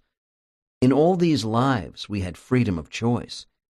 Our current life represents all past experiences, both pleasant and unpleasant, and so we are the product of all our former choices. Add to this the fact that we may have deliberately placed ourselves in situations that test how we will react to events in our current life, which are not perceived by the conscious mind. This too involves personal choices. We occupy a particular body for many reasons. The young motorcycle rider, by his mother's own admission, lived for speed and essentially got a high from the dangers of his obsession. Because my last section on time opened the door to future probabilities and possibilities, it is appropriate to examine the ramifications of free will a little further. Reincarnation would mean nothing if all life was predetermined. In my remarks about timelines, I suggested that the future may exist in many realities. People who have premonitions about the future may be right or wrong. If someone saw themselves being killed in a certain place and time, and it didn't happen, this potential causality could mean it was only the most dire of alternative possibilities. An argument for determinism, as opposed to free will, is that one source, or a collective group of lesser divinities, is responsible for planet Earth being populated with humans who suffer from disease, pain, hunger, and fear. We live in a world of earthquakes, hurricanes, floods, fires, and other natural disasters over which we have no control. I have often said that Earth is considered by souls to be a very difficult school. The great lesson of Earth is to overcome both planetary and private destructive forces in life, grow strong from the effort, and move on. To a great extent, we come equipped with what we need to take care of ourselves. Karma may at times seem punitive, but there is justice and balance which we may not recognize in our sorrow. Fear arises when we separate ourselves from our spiritual power. We knew many of the challenges in advance of our life and chose them for good reasons. Accidents involving our bodies are not considered to be accidental by the soul, as I have tried to show in many cases, such as case 62, with the woman from Amarillo who was shot to death. The sheer will of our true self has the power to rise in opposition to our weakness and character, especially during adversity. We have the freedom to remake our lives after any catastrophe if we are willing to take the responsibility to do so. More important than the events that test us in life is our reaction to these events and how we handle the consequences. This is the primary reason for conscious amnesia. I have indicated that the soul is not usually shown all the alternatives to probable future events in the life to come. There are good reasons for this practice, despite spontaneous spiritual memory recall, which exists with some people. Amnesia allows for free will and self-determination, without the constraints of unconscious flashback memories about what we viewed in the screening room. While the scenes presented to us covering our next life are selective, my cases have shown we will be given the opportunity to review all the major alternatives after the life is over. I have a short but very graphic example of free will that reveals how even discarnate souls can be surprised by a sudden decision which can change the probable outcome in life. I had a client who was killed at the Battle of Gettysburg in 1863 as a newly recruited Union soldier. His name was John, and he lived in a small community near Gettysburg. Although just 16, John and his sweetheart Rose had begun to talk of marriage in the future. The night before the 3-day battle began, a Union officer rode into John's area looking for a young non-combatant who could ride a horse well to deliver dispatches. John had no plans to enlist in the war because of his age and the fact he was needed on his mother's farm. The Union officer found John and hurriedly explained his urgency, promising that John's enlistment would end when the battle ended. John was a fine horseman, and he impulsively agreed to ride for the Union because I did not want to miss out on a chance for the grand adventure. He had to leave immediately without saying goodbye to anyone. John was killed the next day. Even as he floated above his body, John could not believe he was seeing himself lying on the ground dead. Upon returning to his spirit group, John was met by Rose, that portion of her essence she had not taken to earth. At the moment Rose saw John, she cried out, "Why are you back here? We were supposed to be married." These soulmates quickly realized that John had abruptly chosen a path that deviated from his probable life. Even so, each path has karmic benefits of some sort, as was the case with John's brief army experience. I asked this client if he had been shown scenes in the screening room of what was going to happen at Gettysburg. He replied, "No, I accepted what they showed me up to the age of 16 because I knew they had good reasons to reveal only what I needed to know before that life. I have faith in the decisions of my guides." John, the boy soldier, was not shown the possibility of his death at Gettysburg, and this is very typical with such cases. Yet what about those cases where an untimely death is such a high probability in life that there is a necessity for the planners to give us the opportunity to volunteer for these bodies as a matter of personal benefit from the experience? I know past life regressionists who have had numerous cases of heroic souls who volunteered to participate in the Holocaust in Nazi Germany. I certainly have. Perhaps this is because so many of these souls from the death camps are now living new lives in America. There are options for all kinds of disasters. For the bad ones, sometimes souls are prepared for what lies ahead for them by attending pre-life rehearsals, as illustrated by this statement from a client. I remember passing by a large group of souls in a preparation class who were gathered in an amphitheater structure. They were all listening to a speaker tell them about the value of life, even though they were only going to Earth for a short time. They had all volunteered to be in some sort of disaster where they would be killed together. They were told to get mentally prepared and to make the most out of the time they had, and that if they wished, their next lives could be much longer. Case 64. This is a case of euthanasia involving a subject named Sandy. She provided me with another example of an instance where a death scene was shown to the principles of a future life. As is so often true with souls who must witness their death in advance of a new life, volunteering is part of the contract. During my intake interview, I learned that Sandy was closely bonded to her brother, Keith, and that they were members of a large family. As his older sister, she had taken care of him like a mother while they were growing up. Keith was hot-headed, and in his teenage years he lived on the ragged edge, driving fast cars and getting into numerous scrapes with the law. Sandy told me Keith lived as though he had a death wish. She added that Keith had hurt some people along the way with a capricious lifestyle, but he had a good heart, and his zest for living each day to its fullest was contagious. Sandy always had a premonition her brother would die young. Keith was diagnosed with amyotrophic lateral sclerosis, ALS, at age 27, and died 2 years later.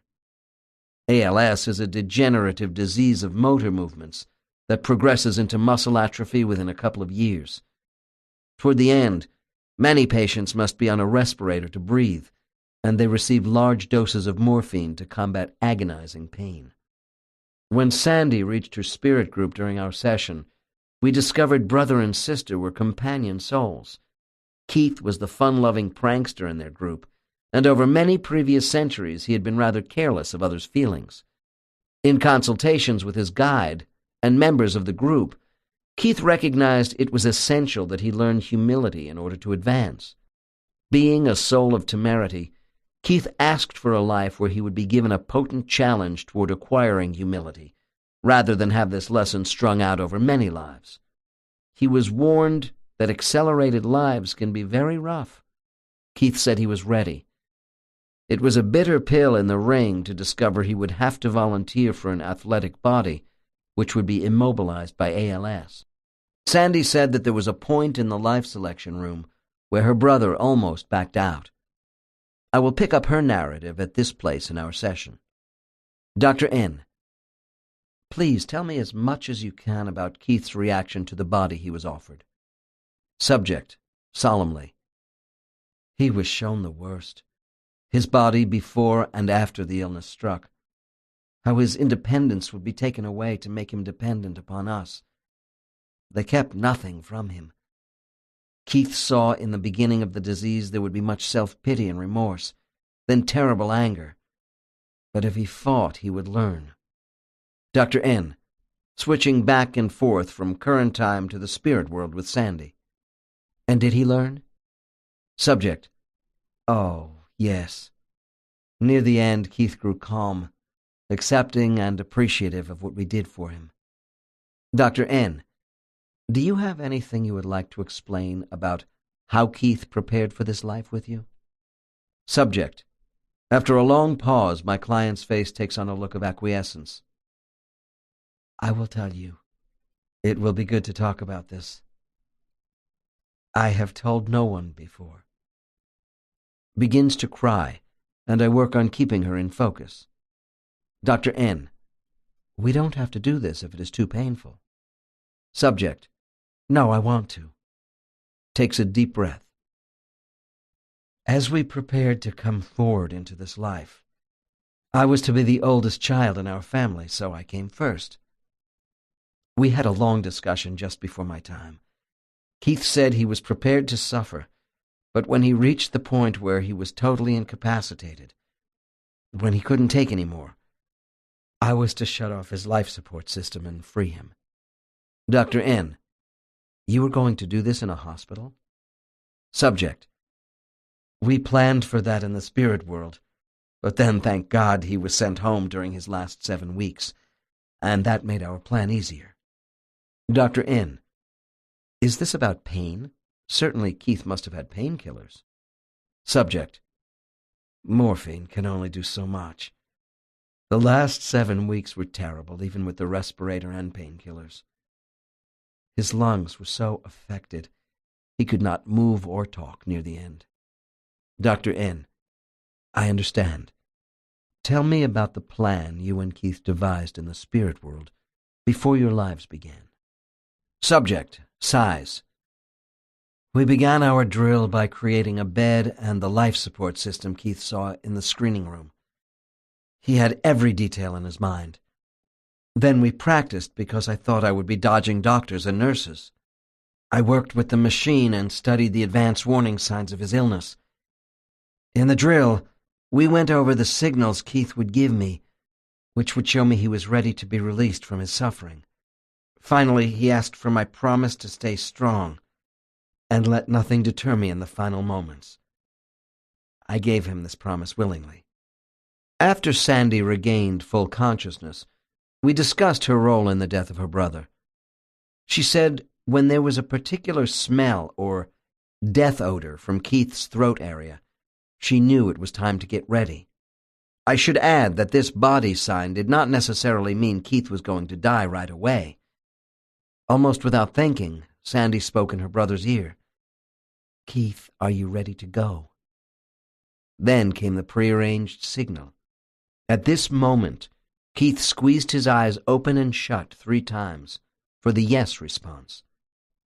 Calmly, she detached Keith's life support system. The doctor came to the house later, found the life support system reattached, and pronounced Keith dead. For the rest of the day, she felt no guilt. That night, lying in bed, a doubt crept into Sandy's mind about her automatic reactions, and she questioned herself. After tossing and turning, she finally fell into a fitful sleep. Soon Keith came to her in a dream. Smiling with gratitude, he conveyed to Sandy that she had done everything perfectly, and that he loved her. A few weeks later, Sandy was meditating, and had a vision of her brother sitting on a bench talking with 2 monks dressed in robes. Keith turned, laughed at her, and said, "Hang in there, sis." To a devout religionist, this man's life did not belong to himself, but to God. While it is true that we are given our bodies by an act of divine creation, everyone's life belongs ultimately to them. The right to die is a hotly debated topic in legal circles today, especially as it pertains to doctor-assisted suicide with the terminally ill. It has been said that if death is the final act of life's drama, and we want that last act to reflect our own convictions during life, we should have that right, regardless of the religious or moral convictions of a majority. The opposing view is that if life is a gift of which we are the custodians, we have certain moral duties despite our own feelings. Knowing what I do about how our souls choose life, with the free will to make changes during that life, I believe we clearly have the right to choose death when no quality of life remains and there is no possibility of recovery. It is not intended that a degradation of our humanity be prolonged. The next case provides a more conventional representation of free will in terms of a full life. Case 65. Emily was a woman in her late 40s who came to see me because she was troubled by her purpose in life. During the years she was raising her children, Emily worked as a part-time secretary. Dissatisfied with this role, she returned to school and qualified as a nurse with an interest in geriatrics. During training, she discovered she liked treating the elderly because they were more inclined to talk about their faith. Emily had been attracted to spirituality all her life. She told me that her upbringing by a strict, rather cruel, and overly pious father had turned her toward less structured avenues of spirituality. Although she had become a registered nurse some 2 years before our meeting, Emily had not worked in her new profession because of self-doubts about her competence. Due to her happy marriage with a supportive husband, it had been easy just to slip into volunteer work without pay, pressure, or responsibility. As I moved Emily rapidly through her most immediate past life in the early stages of our session, we discovered her name had been Sister Grace, a nun for the Sisters of Mercy in New England. The order wanted her to accept the position of Mother Superior, but she refused due to her fears of leadership and feelings of unworthiness. Indeed, a later overview from the spirit world of Emily's other recent past lives attested to a pattern of lives as priests and nuns in cloistered environments. She remarked, "I was able to serve God without getting too involved with the troubles of outside society." I am often asked if the planners force certain lives on us for particular reasons. This case is a good example of just how indulgent our guides can be until we are finally ready for greater challenges. In the past 500 years, all of Emily's lives had been in religious orders in one form or another. She was comfortable with these lives and unwilling to make major changes. This past behavior represents a defining element of her confusion about life today. The dialogue for this case opens at the second council meeting after Emily's life as Sister Grace, which means she was in preparation for her current life. If I discover there is to be a second council meeting between lives, it will usually take place just before we go to the ring, and I know the life to come is likely to involve an opportunity for significant change. Both the type and number of elders who appear at these second meetings depend on the kinds of lives and bodies to be presented. Dr. N., when you are at this second council meeting, is the makeup of the panel the same as the first one? Subject: No, only 2 appear. My chairperson and a member who seems to have taken a special interest in what I will be offered in the next life. Dr. N., well, since we have already talked about your first council meeting following the life of Sister Grace, just give me a sense of what is now going on before you go to the place of life selection. Subject: They want to know if I have thought long and hard about being in such a rut over the last 500 years, and if I am ready to get involved with mainstream society. Dr. N., would they be upset with you if you return to a religious life once again? Subject: No, they are too wise for this sort of thing.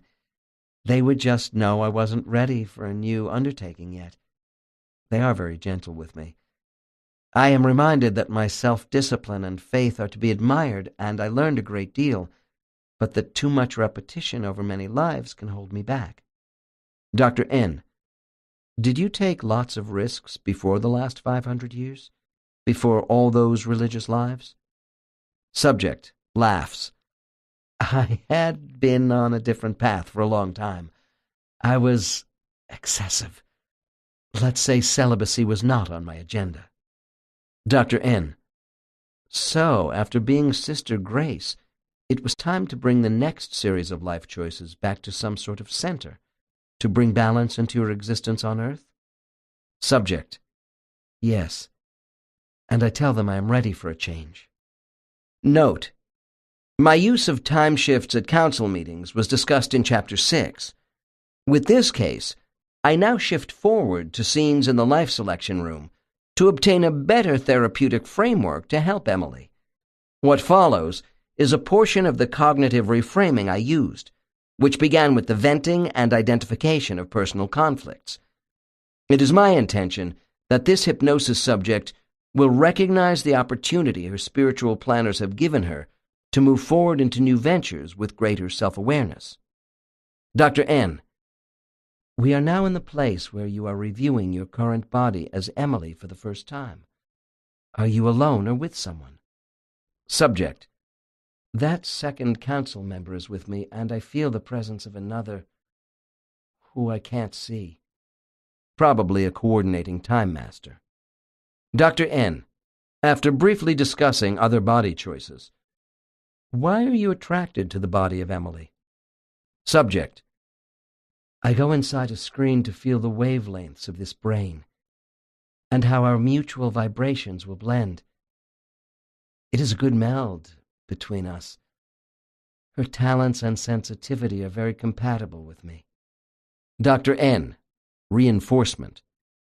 So you can see the planners have your best interests at heart. Subject. Oh, yes. Dr. N.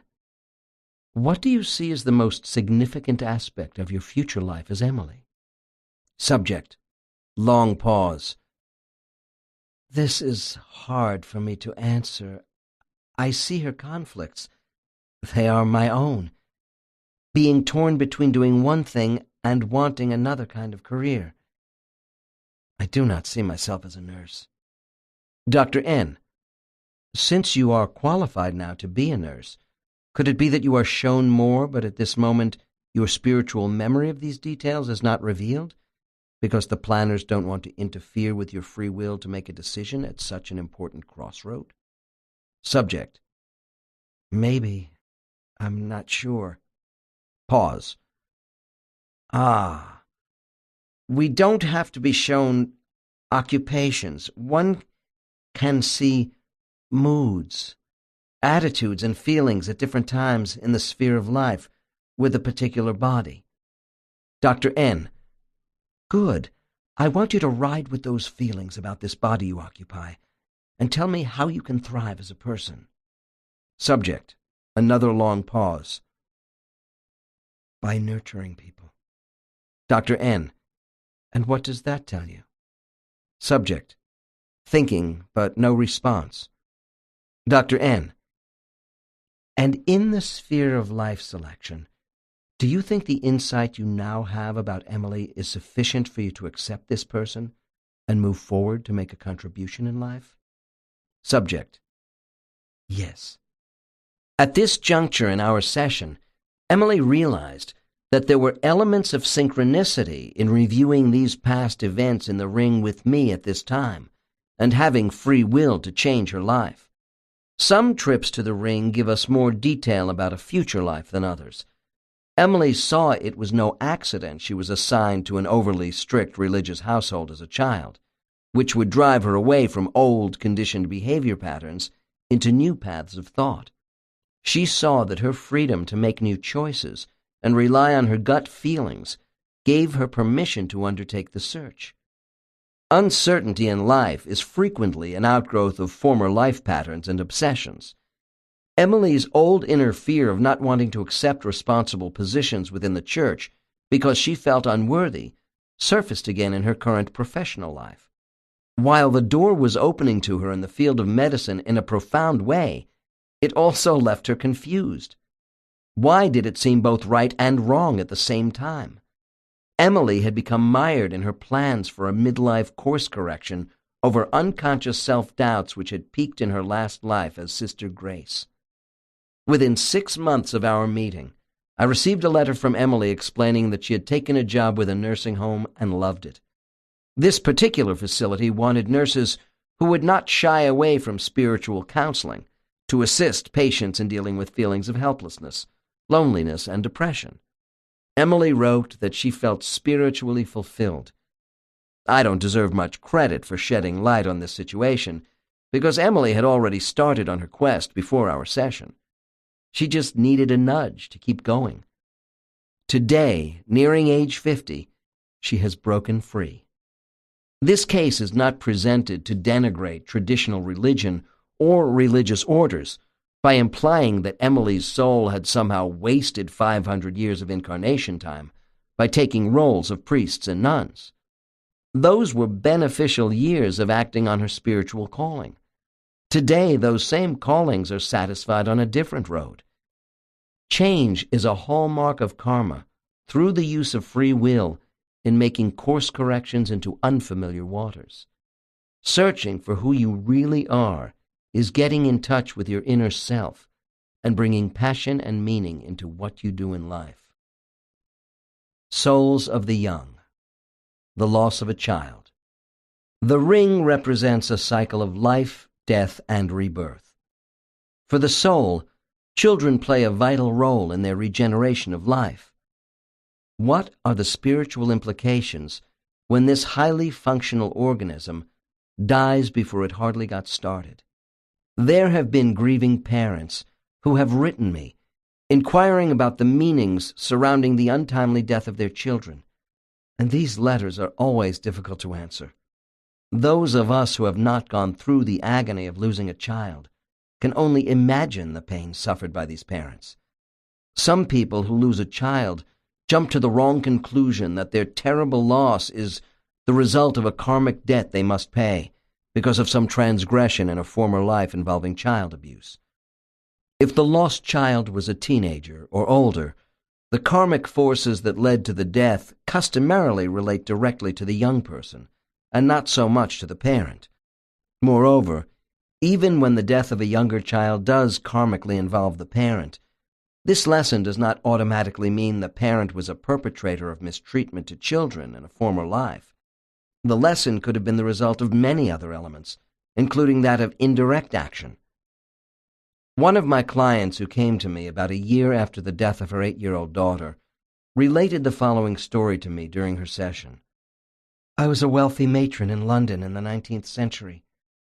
I paid little attention to the suffering of the young waifs on the street around my townhouse.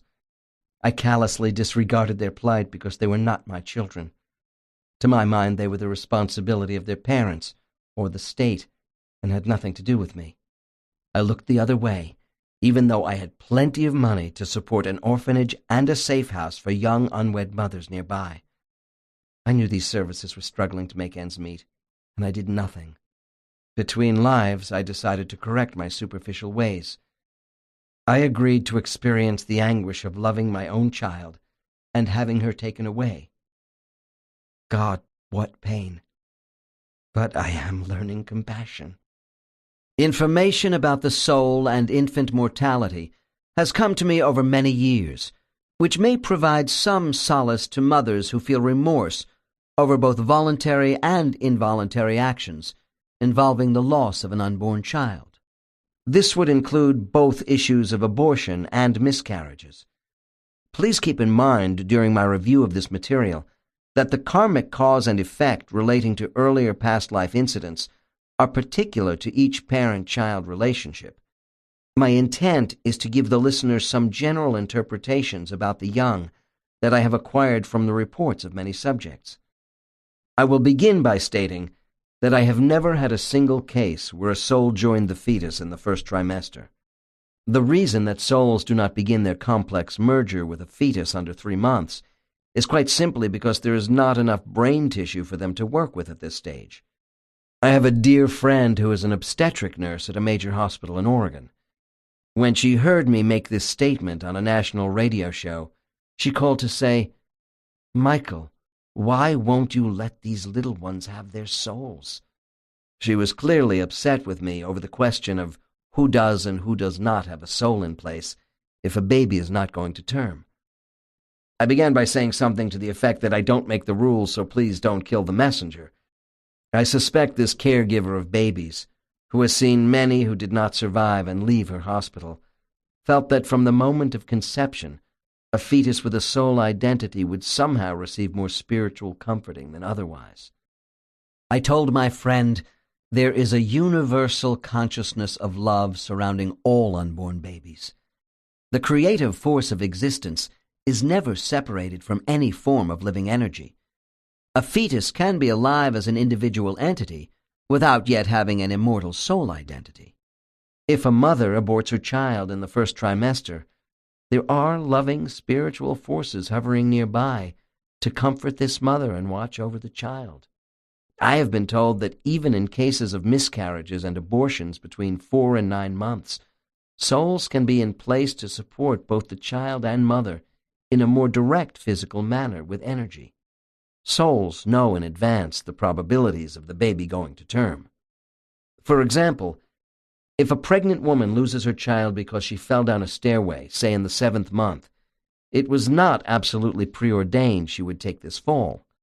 There was also the possibility on that particular day, at a certain moment in time, she might have decided at the last minute not to descend the stairway. However, if a young, unmarried girl becomes pregnant and decides to abort her child because it is unwanted, the chances are high this was a significant probable event of choices. These two interpretations of causality are, of course, hypothetical. Nevertheless, various scenarios of significant events in our life are known in advance when we choose certain bodies in the ring. All have karmic implications and purpose for us. Souls are not assigned to babies at random. When a mother loses her child for whatever reason, I have found the odds are quite high that the soul of this baby will return again to the same mother with her next child. If this mother does not bear another child, the soul may return to another close member of the family, because that was the original intent. When a life is short, souls call these filler lives, and they too have purpose for the parent. Here is an illustration. I joined a fetus at 4 months for a 3-month existence. During this time, my mother needed to feel my soul energy, to know that giving and losing life is very profound. I did not wish to let the sadness of losing me prevent her from having the courage to try again. We knew this fetus was not going to term, but there was a good probability of a second child after me, and I wanted that partnership with her. She doesn't realize that I was once her son, and now I am her daughter. I think I was able to soften her bitterness and grief by sending my mother comforting thoughts in the stillness of all the nights between her 2 pregnancies. As I mentioned in the section on soulmates in Chapter 7, when babies and young children die, their souls typically do not rise into the spirit world alone. Spirit guides, caretakers of the young, or a member of the child's soul group are frequently involved with meeting these souls right at ground level. If a parent is killed at the same time as their small child, they stay together, as the following quote demonstrates. After my son and I were killed by bandits, Sweden, 1842, I comforted him as we rose together. Because he was so young, he was disoriented and confused at first. I held my son close and told him how much I loved him and that we were going home. As we rose together, I said that we would soon be met by our friends, and then parted for a while before being reunited once again. New body-soul partnerships. The process of a soul joining with an unborn child is an appropriate end to the case histories I have presented in this book. The soul is now ready to embark on another incarnation adventure, with hopes and expectations for a fresh new role in life. The partnership between the physical and etheric minds that usher a whole human being into the world can be smooth or rocky in the early adjustment stages of childhood. Even so, it is the end result and how we finish the course we traveled that counts the most. During our lifetime, the soul and the body are so intertwined that the duality of expression may confuse us as to who we really are. The complexities of this association between body and soul represent an alliance of long evolutionary development, going back perhaps to the late Pleistocene era, when hominoids on this planet were originally considered suitable for soul colonization. The oldest divisions of our modern brain still remain in place as survival mechanisms. Some people, such as the soul Clidae in Case 36, acknowledge touching primitive sections of the brain when they enter a fetus. These are the areas that control our visceral physical reactions, which are instinctual and emotional rather than intellectual. Some of my clients have said that a few brains they have joined seemed more primitive than all the others. Ego has been defined as self, conceived as a spiritual substance upon which experience is superimposed. This psyche would define the soul, but there is an ego of a kind relegated to the brain, which experiences the external world through the senses governing action and reaction. It is this functional organism, created before the soul arrived, that the soul must join in a mother. In a sense, there are two egos at work here, and this is most evident to me during regressions, when I take my subjects to the ring, and later when they join a fetus. It is in the fetus where the body-soul partnership really begins. The soul and brain of a new baby appear to begin their association as two separate and distinct entities and become one mind. Some people are bothered that my two-entity position, or duality of body and spirit, means that while the immortal character of the soul lives on, the temporary personality of the body dies. Yet it was the soul, in concert with the mind of a body, which created a unique personality of a single self. Although the physical organism of the body will die, the soul who occupied that body never forgets the host which allowed them to experience earth in a particular time and place. We have seen how souls can remember and recreate who they were in certain timelines. Every physical body has its own unique design, and the concepts, ideas, and judgments of any human mind are directly related to the soul who is occupying that body. I endeavored to show in chapters 3 and 4 how some body-soul combinations work more efficiently than others. Physiologists do not know why intense emotion may cause irrational behavior in one person and logical coping actions in another. For me, the answer lies in the soul. When the body-soul partnership is underway in the fetus of a client's current body, I do hear evaluations from many of them about brain circuitry being fine-tuned or a bit jumbled in the new baby. The remarks from a level 5 soul about entering a body are instructive in terms of attachments. No two brains are constructed in precisely the same way. When I initially enter the womb of my mother, I touch the brain gently. I flow in, seeking, probing, searching. It is like osmosis. I know immediately if this brain is going to be smooth or rough sailing for our mutual communication. I will receive my mother's emotional feelings during pregnancy more than her clear thoughts. That's how I know if the baby is wanted or not, and this makes a difference in the baby getting a good or bad start. When I enter the fetus of an unwanted baby, I can make a positive difference by energy engagement with this child. When I was a young soul, I would get caught up with the alienation of a parent, and both the child and I felt a separation. I have been working with babies for thousands of years, and I can handle whatever sort of child they give me, so we are both fulfilled by coming together. I have too much work to do in life to be slowed down by a body match which does not happen to be perfect for me. When a soul reaches level 3, most are able to make rapid adjustments once inside a fetus. A subject told me bluntly, when a complex, highly advanced soul combines with a sluggish brain, it is like hitching a racehorse to a plow horse. Usually my clients express this sentiment about bodies in a more deferential manner. There are karmic reasons for all body-soul matches. Also, a high IQ is no indication of an advanced soul. It is not a low IQ, but the disturbed irrational mind that poses problems for the less experienced souls. As for body matches with the soul, our options are offered to us in good faith for a variety of life designs. Body choices in the ring are never used to trap us into something unsuitable for our development. The sphere of life selection is not a department store fire sale of merchandise.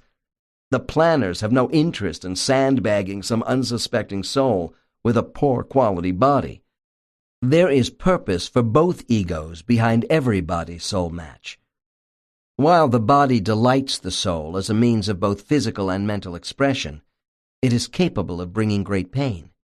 The lesson of this merger is to forge a harmonious unification of body and soul so that they function as one unit.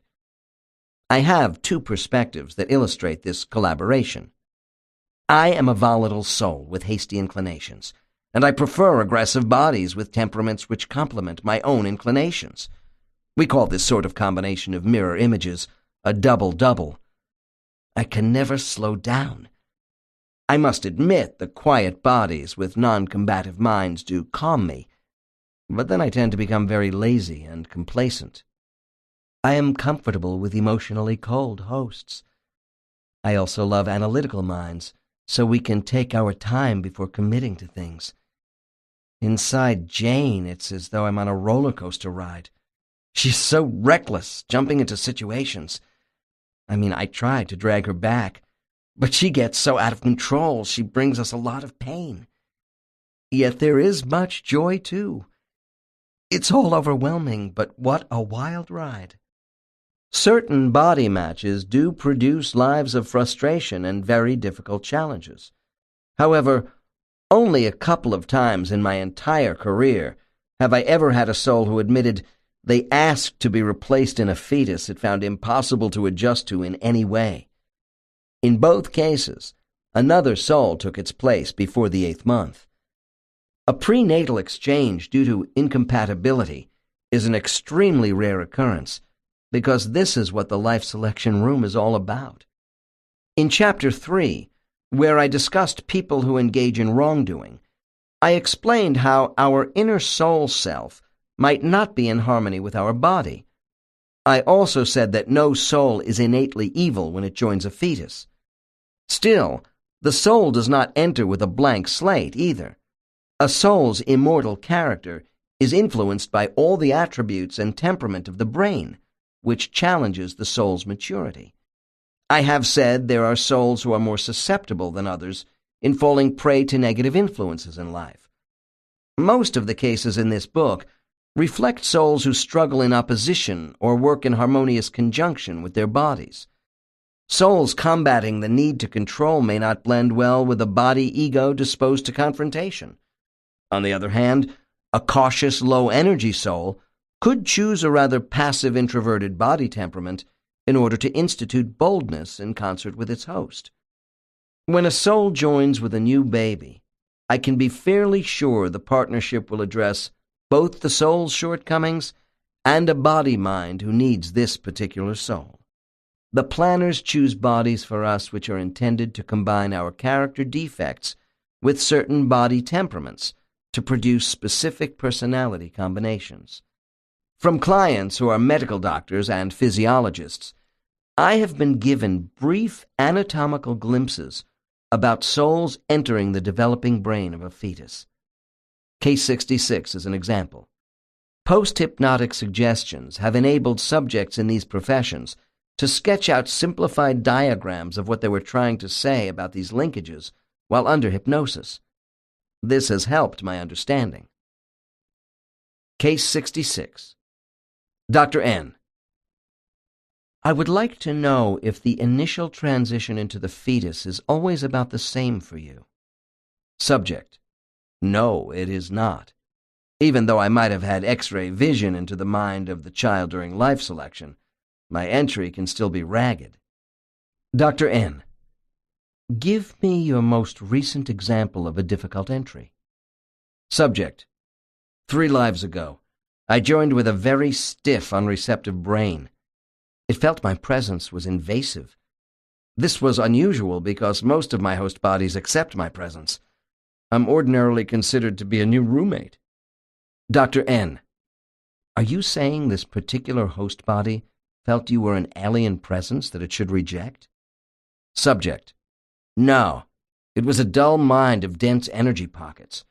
My arrival was an intrusion on its lack of mental activity. There was isolation between compartments of the brain, creating resistance to communication. Lethargic minds require more effort on my part. They resist change. Dr. N. Change of what? Subject. Of my being in its space, requiring some reaction to deal with this fact. I caused this mind to think, and it was not a curious mind. I began pushing buttons and found it did not want to be summoned by me. Dr. N. What did you expect? Subject. From my review in the sphere, the ring, I saw the end result of an adult mind, but I didn't see all the difficulties with the baby's mind when it was new. Dr. N. I see. And are you saying this mind considered your intrusion as a threat? Subject. No, only a nuisance. Eventually I was accepted, and the child and I adapted to each other. Dr. N. Let's go back to your statement about pushing buttons. Please explain to me what this means to you, with a standard entry into the fetus of your choice. Subject. When I enter a developing brain, I am accustomed to joining around the 4th month. Our guides give us some latitude here, but I never enter after the 6th month. When I enter the womb of the mother, I create a red light of tight energy and direct it up and down the spinal column of the baby, following a network of neurons to the brain. Dr. N. Why do you do that? Subject. This tells me about the efficiency of thought transmission, the sensory relays. Dr. N. Then what do you do? Subject. Play my red light around the dura mater, the outer layer of the brain. Gently. Dr. N. Why red light? Subject. This allows me to be especially sensitive to the physical feelings of this new person. I meld my energy warmth to the gray blues of brain matter. Before I get there, the brain is simply gray. What I am doing is turning on the lights in a dark room with a tree in the middle. Dr. N.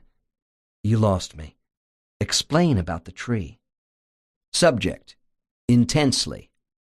The tree is the stem.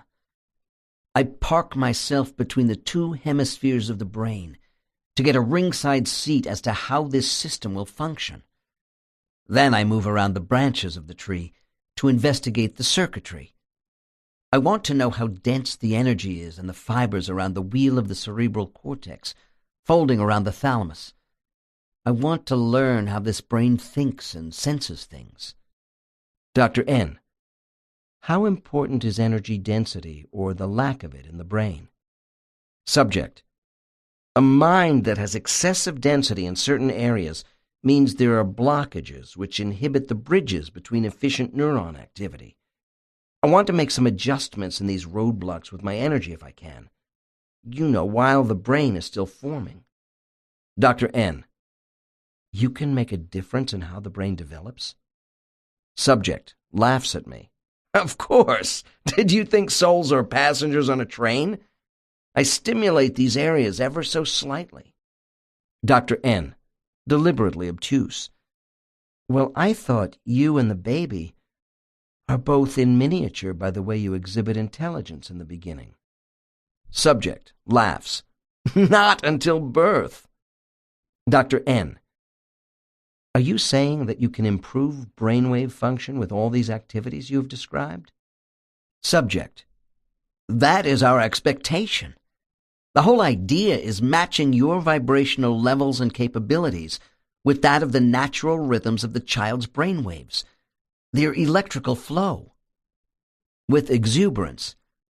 I think my host bodies are grateful for my assistance in improving the speed of thought over bridges.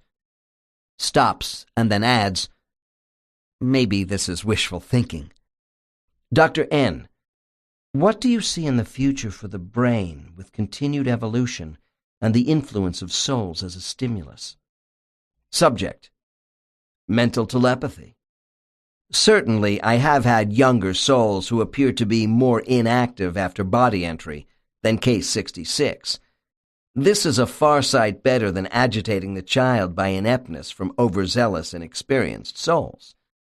The average soul probes their new host for information, but in a way that has been described as tickling the child to give it pleasure.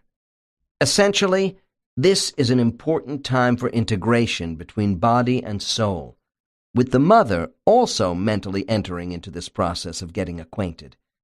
By no means is the seat of the soul limited to the brain. Soul energy radiates throughout the whole body of the child. Case 66 is a medical doctor. My next case comes from a non-medically oriented client about the union of two entities to form one whole as a new life begins. Each soul has its own preferences about when and how they wish to enter the fetus. The following case gives us an indication of the procedures used by a very considerate, evolved soul. Case 67. Dr. N. Tell me what it is like to enter the mind of a baby, and when you usually enter. Subject. In the beginning, I think of it as a betrothal. I entered my current body in the 8th month.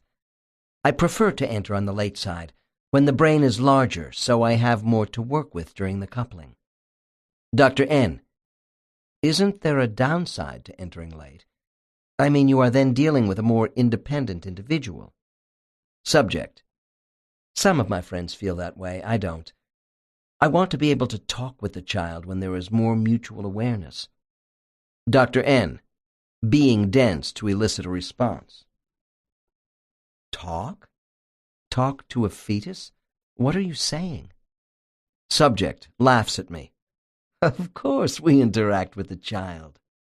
Dr. N. Take me through this slowly. Who says what first? Subject. The child may say, Who are you? I answer, A friend who has come to play and be a part of you. Dr. N. With deliberate provocation. Isn't that deceitful? You haven't come to play. You have come to occupy this mind. Subject. Oh, please! Who have you been talking to? This mind and my soul were created to be together. Do you think I am some sort of foreign intruder on earth? I have joined with babies who welcomed me as if I were expected. Dr. N. There are souls who have had a different experience. Subject.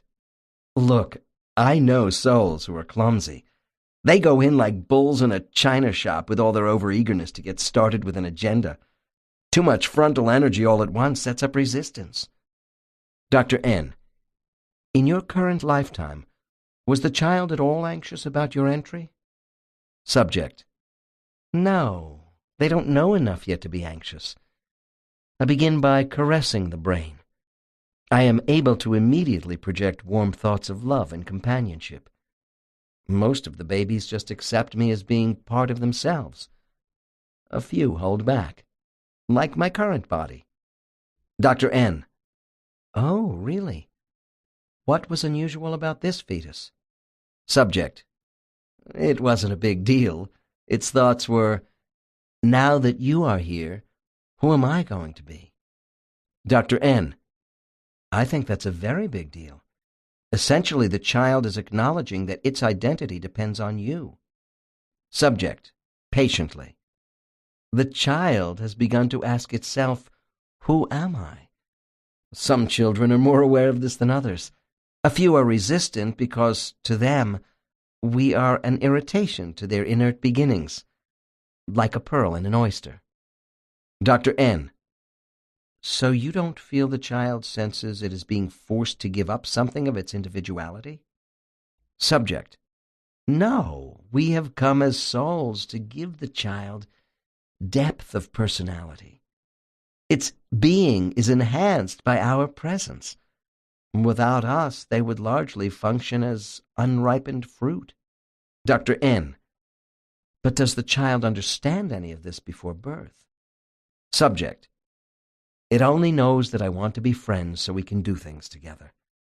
We begin by communicating with each other with simple things, such as an uncomfortable body position in the mother's womb. There have been times when the umbilical cord was wrapped around the neck of the baby, and I have calmed the child where otherwise it might have squirmed and made things worse. Dr. N. Please continue with how you assist the baby. Subject. I prepare the child for birth, which is going to be a shock when it happens.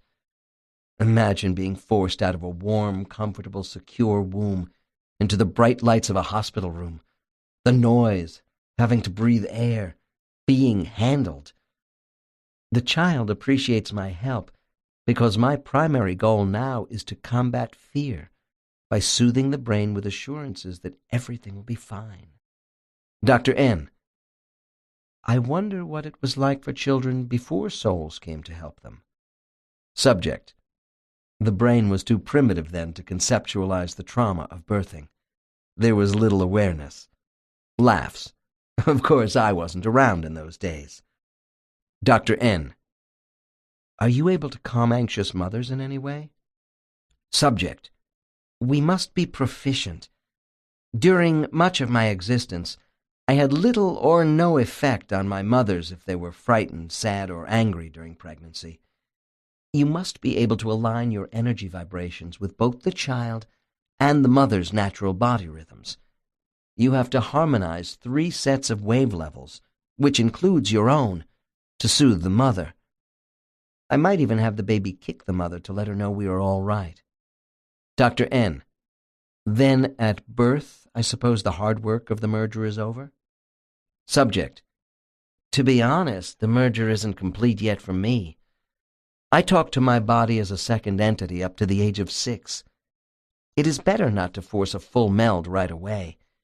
We play games as 2 people for a while. Dr. N.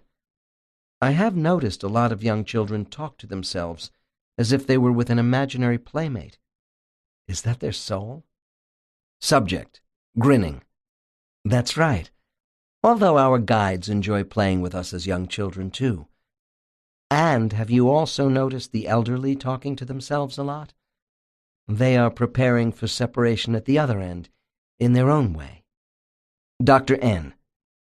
In general, how do you feel about coming back to Earth in life after life? Subject. As a gift. This is such a multifaceted planet. Sure, this place brings heartache, but it is delightful too, and incredibly beautiful. The human body is a marvel of form and structure. I never cease to be awed by each new body, the many different ways I can express myself in them, especially in the most important way. Love. 10. Our spiritual path. The concept of our resurrection into beings who belong in a kingdom of eternity goes far back into human antiquity. From our early origins, we have believed that life and afterlife are sustained by divine intelligence as a single unified whole. These sentiments come from the memories of many people I have regressed to the Stone Age. For ages since then, we thought of the soul world as another state of consciousness, rather than an abstract place. The afterlife was considered to be only an extension of our physical life. I believe the world is returning to those concepts which were beautifully expressed by Spinoza, who said, "All the cosmos is a single substance, of which we are a part. God is not an external manifestation, but everything that is." I consider such legends as Atlantis and Shangri-La as having their origins in the eternal longing we feel for recapturing a utopia that once existed but is now lost. In the superconscious mind of every person I have ever placed in deep hypnosis lies the memory of a utopian home.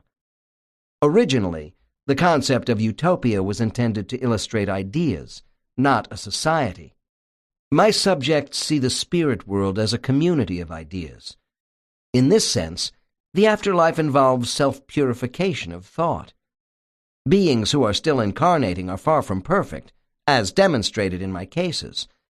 Nevertheless, we can justifiably think of our existence in the spirit world as utopian, because there is a universal harmony of spirit. Righteousness, honesty, humor, and love are the primary foundations of our life after life. After hearing the information contained in this book, I know it must seem cruel that the utopia of our dreams does exist within all of us, but is blocked from conscious memory by amnesia. When some of these blocks are overcome through hypnosis, meditation, prayer, channeling, yoga, imagination, and dreams, or a mental state reached through physical exertion, there is a sense of personal empowerment. Some 2,400 years ago, Plato wrote about reincarnation and said that souls must travel over Lethe, the river of forgetfulness, whose waters produce a loss of memory from our true nature. The sacred truths of our etheric history can be recovered today because we are able to circumvent the conscious mind and reach the unconscious, which was not immersed in the river of forgetfulness. Our higher self remembers our past triumphs and transgressions in a selective way, whispering to us across time and space. Our personal spirit guides endeavor to give us the best from both worlds, the ethereal and material. Each new baby is given a fresh start with an open future. Our spiritual masters wish to produce karmic opportunity without the constraints of our knowing those pitfalls we experienced in former lives. They become more lenient in a selective way with amnesia as we engage in self-discovery. This is our best route to wisdom. The question has been fairly asked as to why amnesia blocks about our spiritual life have been loosened to permit research into the spirit world. I think about this issue a great deal because now, in the 21st century, I expect younger hypnotherapists to go far beyond what my generation has been able to accomplish in unlocking the spiritual mind. I feel the reasons for our ability to discover more of the mysteries about life on the other side is a direct outgrowth of living in the 20th century. The advancement of innovative techniques in hypnosis would have to be listed as a consideration. However, I believe there are more compelling reasons why our amnesia has become less constrictive over the last 30 years. Never before has such a variety of drugs been so pervasive in the human population. These mind-altering chemicals imprison the soul within a body encumbered by a mental fog. The soul's essence is unable to express itself through a chemically addicted mind. I feel the planners on the other side have lost patience with this aspect of human society. There are other reasons as well. As the 20th century draws to a close, we live in a frantic, rage-filled, overpopulated, environmentally degraded world. The mass destruction of our planet in the last 100 years from all sources is unequaled in human experience. I do not have a dark vision of the future, despite my comments. It may be true that to the people who are living in an era, their time seems more decadent than the last.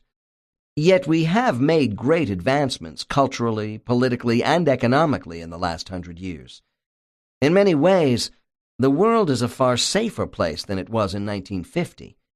Internationally, nations have more social conscience and commitments to work for peace than ever before in our long history of monarchies and dictatorships, which were still very much in evidence at the start of the 20th century. What we face in the 21st century is the eroding of individualism and human dignity in an overcrowded society dominated by materialism. Globalization, urban sprawl, and bigness is a formula for loneliness and disassociation. Many people believe in nothing but survival.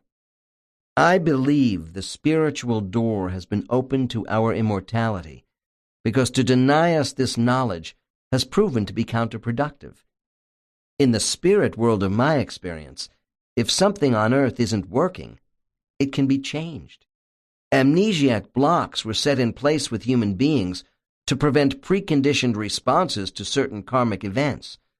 However, the benefits of amnesia may no longer outweigh the drawbacks of lives existing within a vacuum of chemically induced apathy. There are too many people trying to escape from reality because they do not see their identity as having purpose or meaning. Drugs and alcohol aside, in overcrowded, high-tech societies around the world, people have an emptiness of spirit because they are ruled by their body-ego senses. They have little or no connection to their real self. Because each of us is a unique being, different from all others, it is incumbent upon those who desire internal peace to find their own spirituality. When we totally align ourselves to belief systems based upon the experience of other people, I feel we lose something of our individuality in the process. The road to self-discovery and shaping a personal philosophy, not designed by the doctrines of organizations, takes effort, but the rewards are great. There are many routes to this goal, which begins by trusting in yourself. Camus tells us, both the rational and irrational lead to the same understanding. Truly, the path traveled matters little. The will to arrive is enough. Visions of the afterlife lie within each of us as a sanctuary while we travel the maze of Earth's pathways. The difficulty in uncovering fragments of our eternal home is due in no small part to life's distractions. It is not a bad thing to accept life as it is, asking no questions and assuming that in the end, what is supposed to happen will happen. However, for those with a longing to know more, simple acceptance of life is totally unsatisfying. For some travelers, life's mysteries cry out for attention, if being alive is to have any meaning. In the search for our own path of spirituality, it is wise to ask, what sort of behavioral code do I believe in?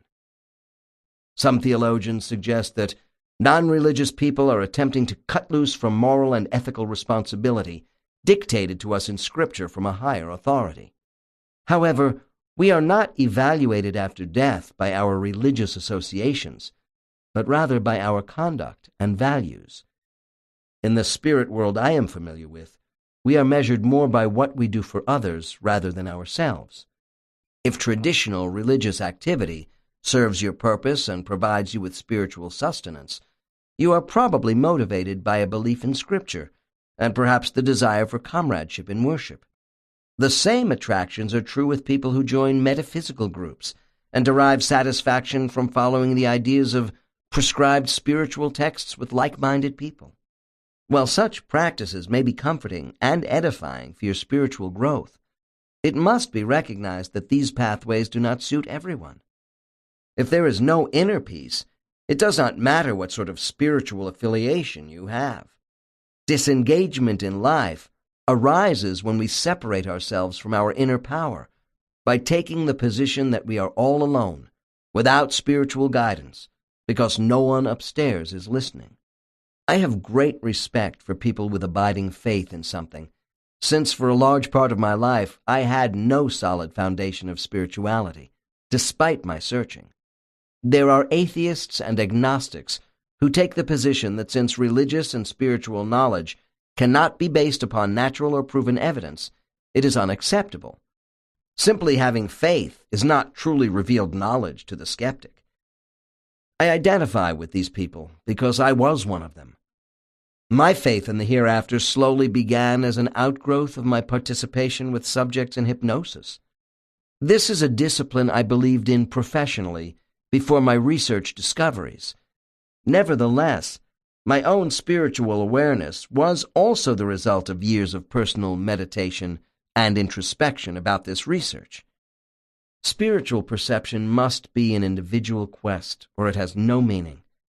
We are greatly influenced by our own immediate reality, and we can act on that reality one step at a time without the necessity of seeing too far into the distance.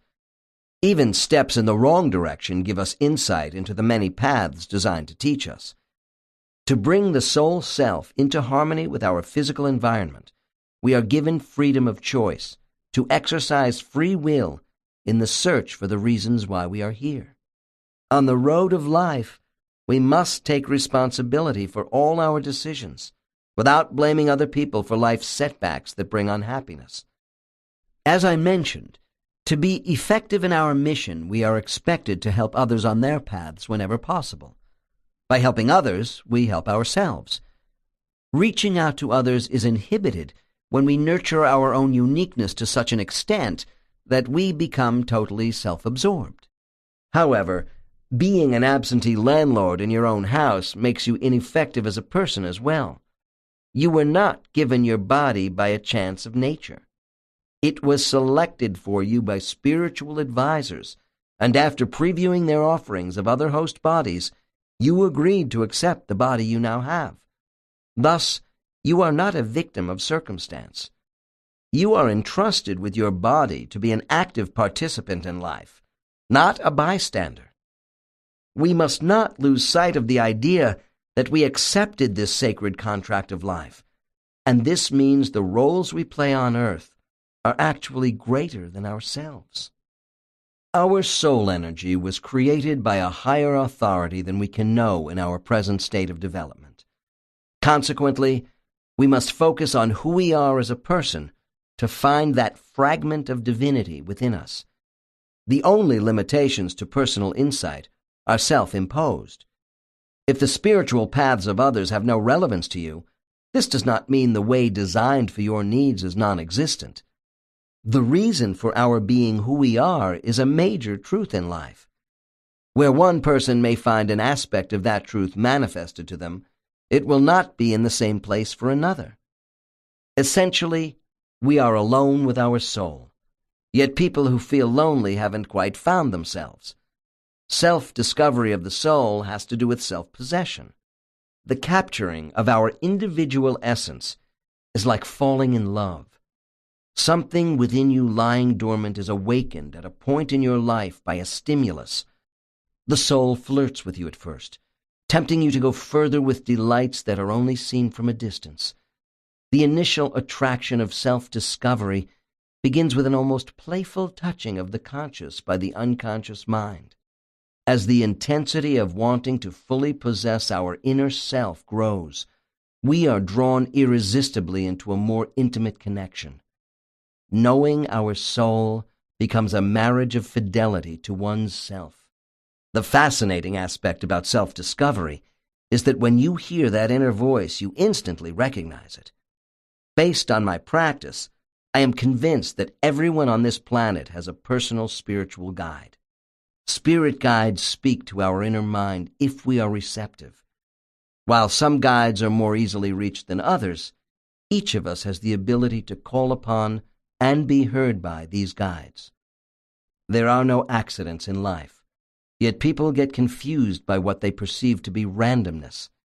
It is this philosophy that works against thoughts of spiritual order. It becomes an easy next step to feel we have no control in our lives, and trying to find ourselves is pointless, since nothing we do matters anyway. Believing in the randomness of events negatively influences our reaction to situations, and allows us to avoid thinking about explanations for them. Having a fatalistic outlook on life by saying, "It's God's will," or even, "It's my karma," contributes to inaction and lack of purpose. That which is meaningful in life comes in small pieces or large chunks all at one time. Self-awareness can take us beyond what we thought was our original destination. Karma is the setting in motion of those conditions on our path that foster learning. The concept of a source orchestrating all of this need not be pretentious.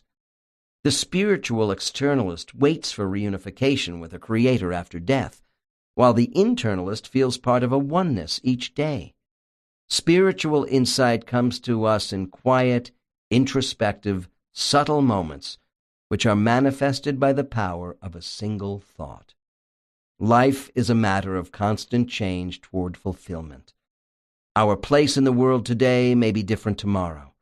We must learn to adapt to these different perspectives in life, because that too is part of the plan for our development.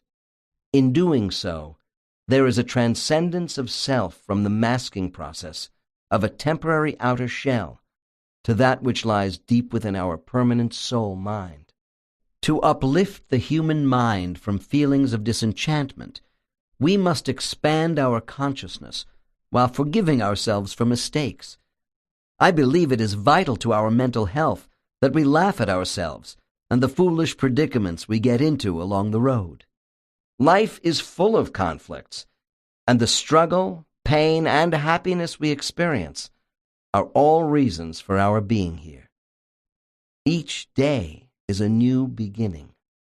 I have a final quote that came from a subject who is preparing for another departure from the spirit world into a new incarnation on earth. I think his statement offers a fitting conclusion to this book. Coming to Earth is about traveling away from our home to a foreign land. Some things seem familiar, but most are strange until we get used to them, especially conditions which are unforgiving. Our real home is a place of absolute peace, total acceptance, and complete love. As souls separated from our home, we can no longer assume these beautiful features will be present around us. On earth we must learn to cope with intolerance, anger, and sadness, while searching for joy and love. We must not lose our integrity along the way, sacrificing goodness for survival and acquiring attitudes either superior or inferior to those around us. We know that living in an imperfect world will help us to appreciate the true meaning of perfection. We ask for courage and humility before our journey into another life. As we grow in awareness, so will the quality of our existence. This is how we are tested. Passing this test is our destiny. This concludes Destiny of Souls. Please visit our website, www.tantor.com, for more information on our growing library of unabridged audiobooks, and to take advantage of special offers. Or call toll-free 877-7-TANTOR to request a catalog.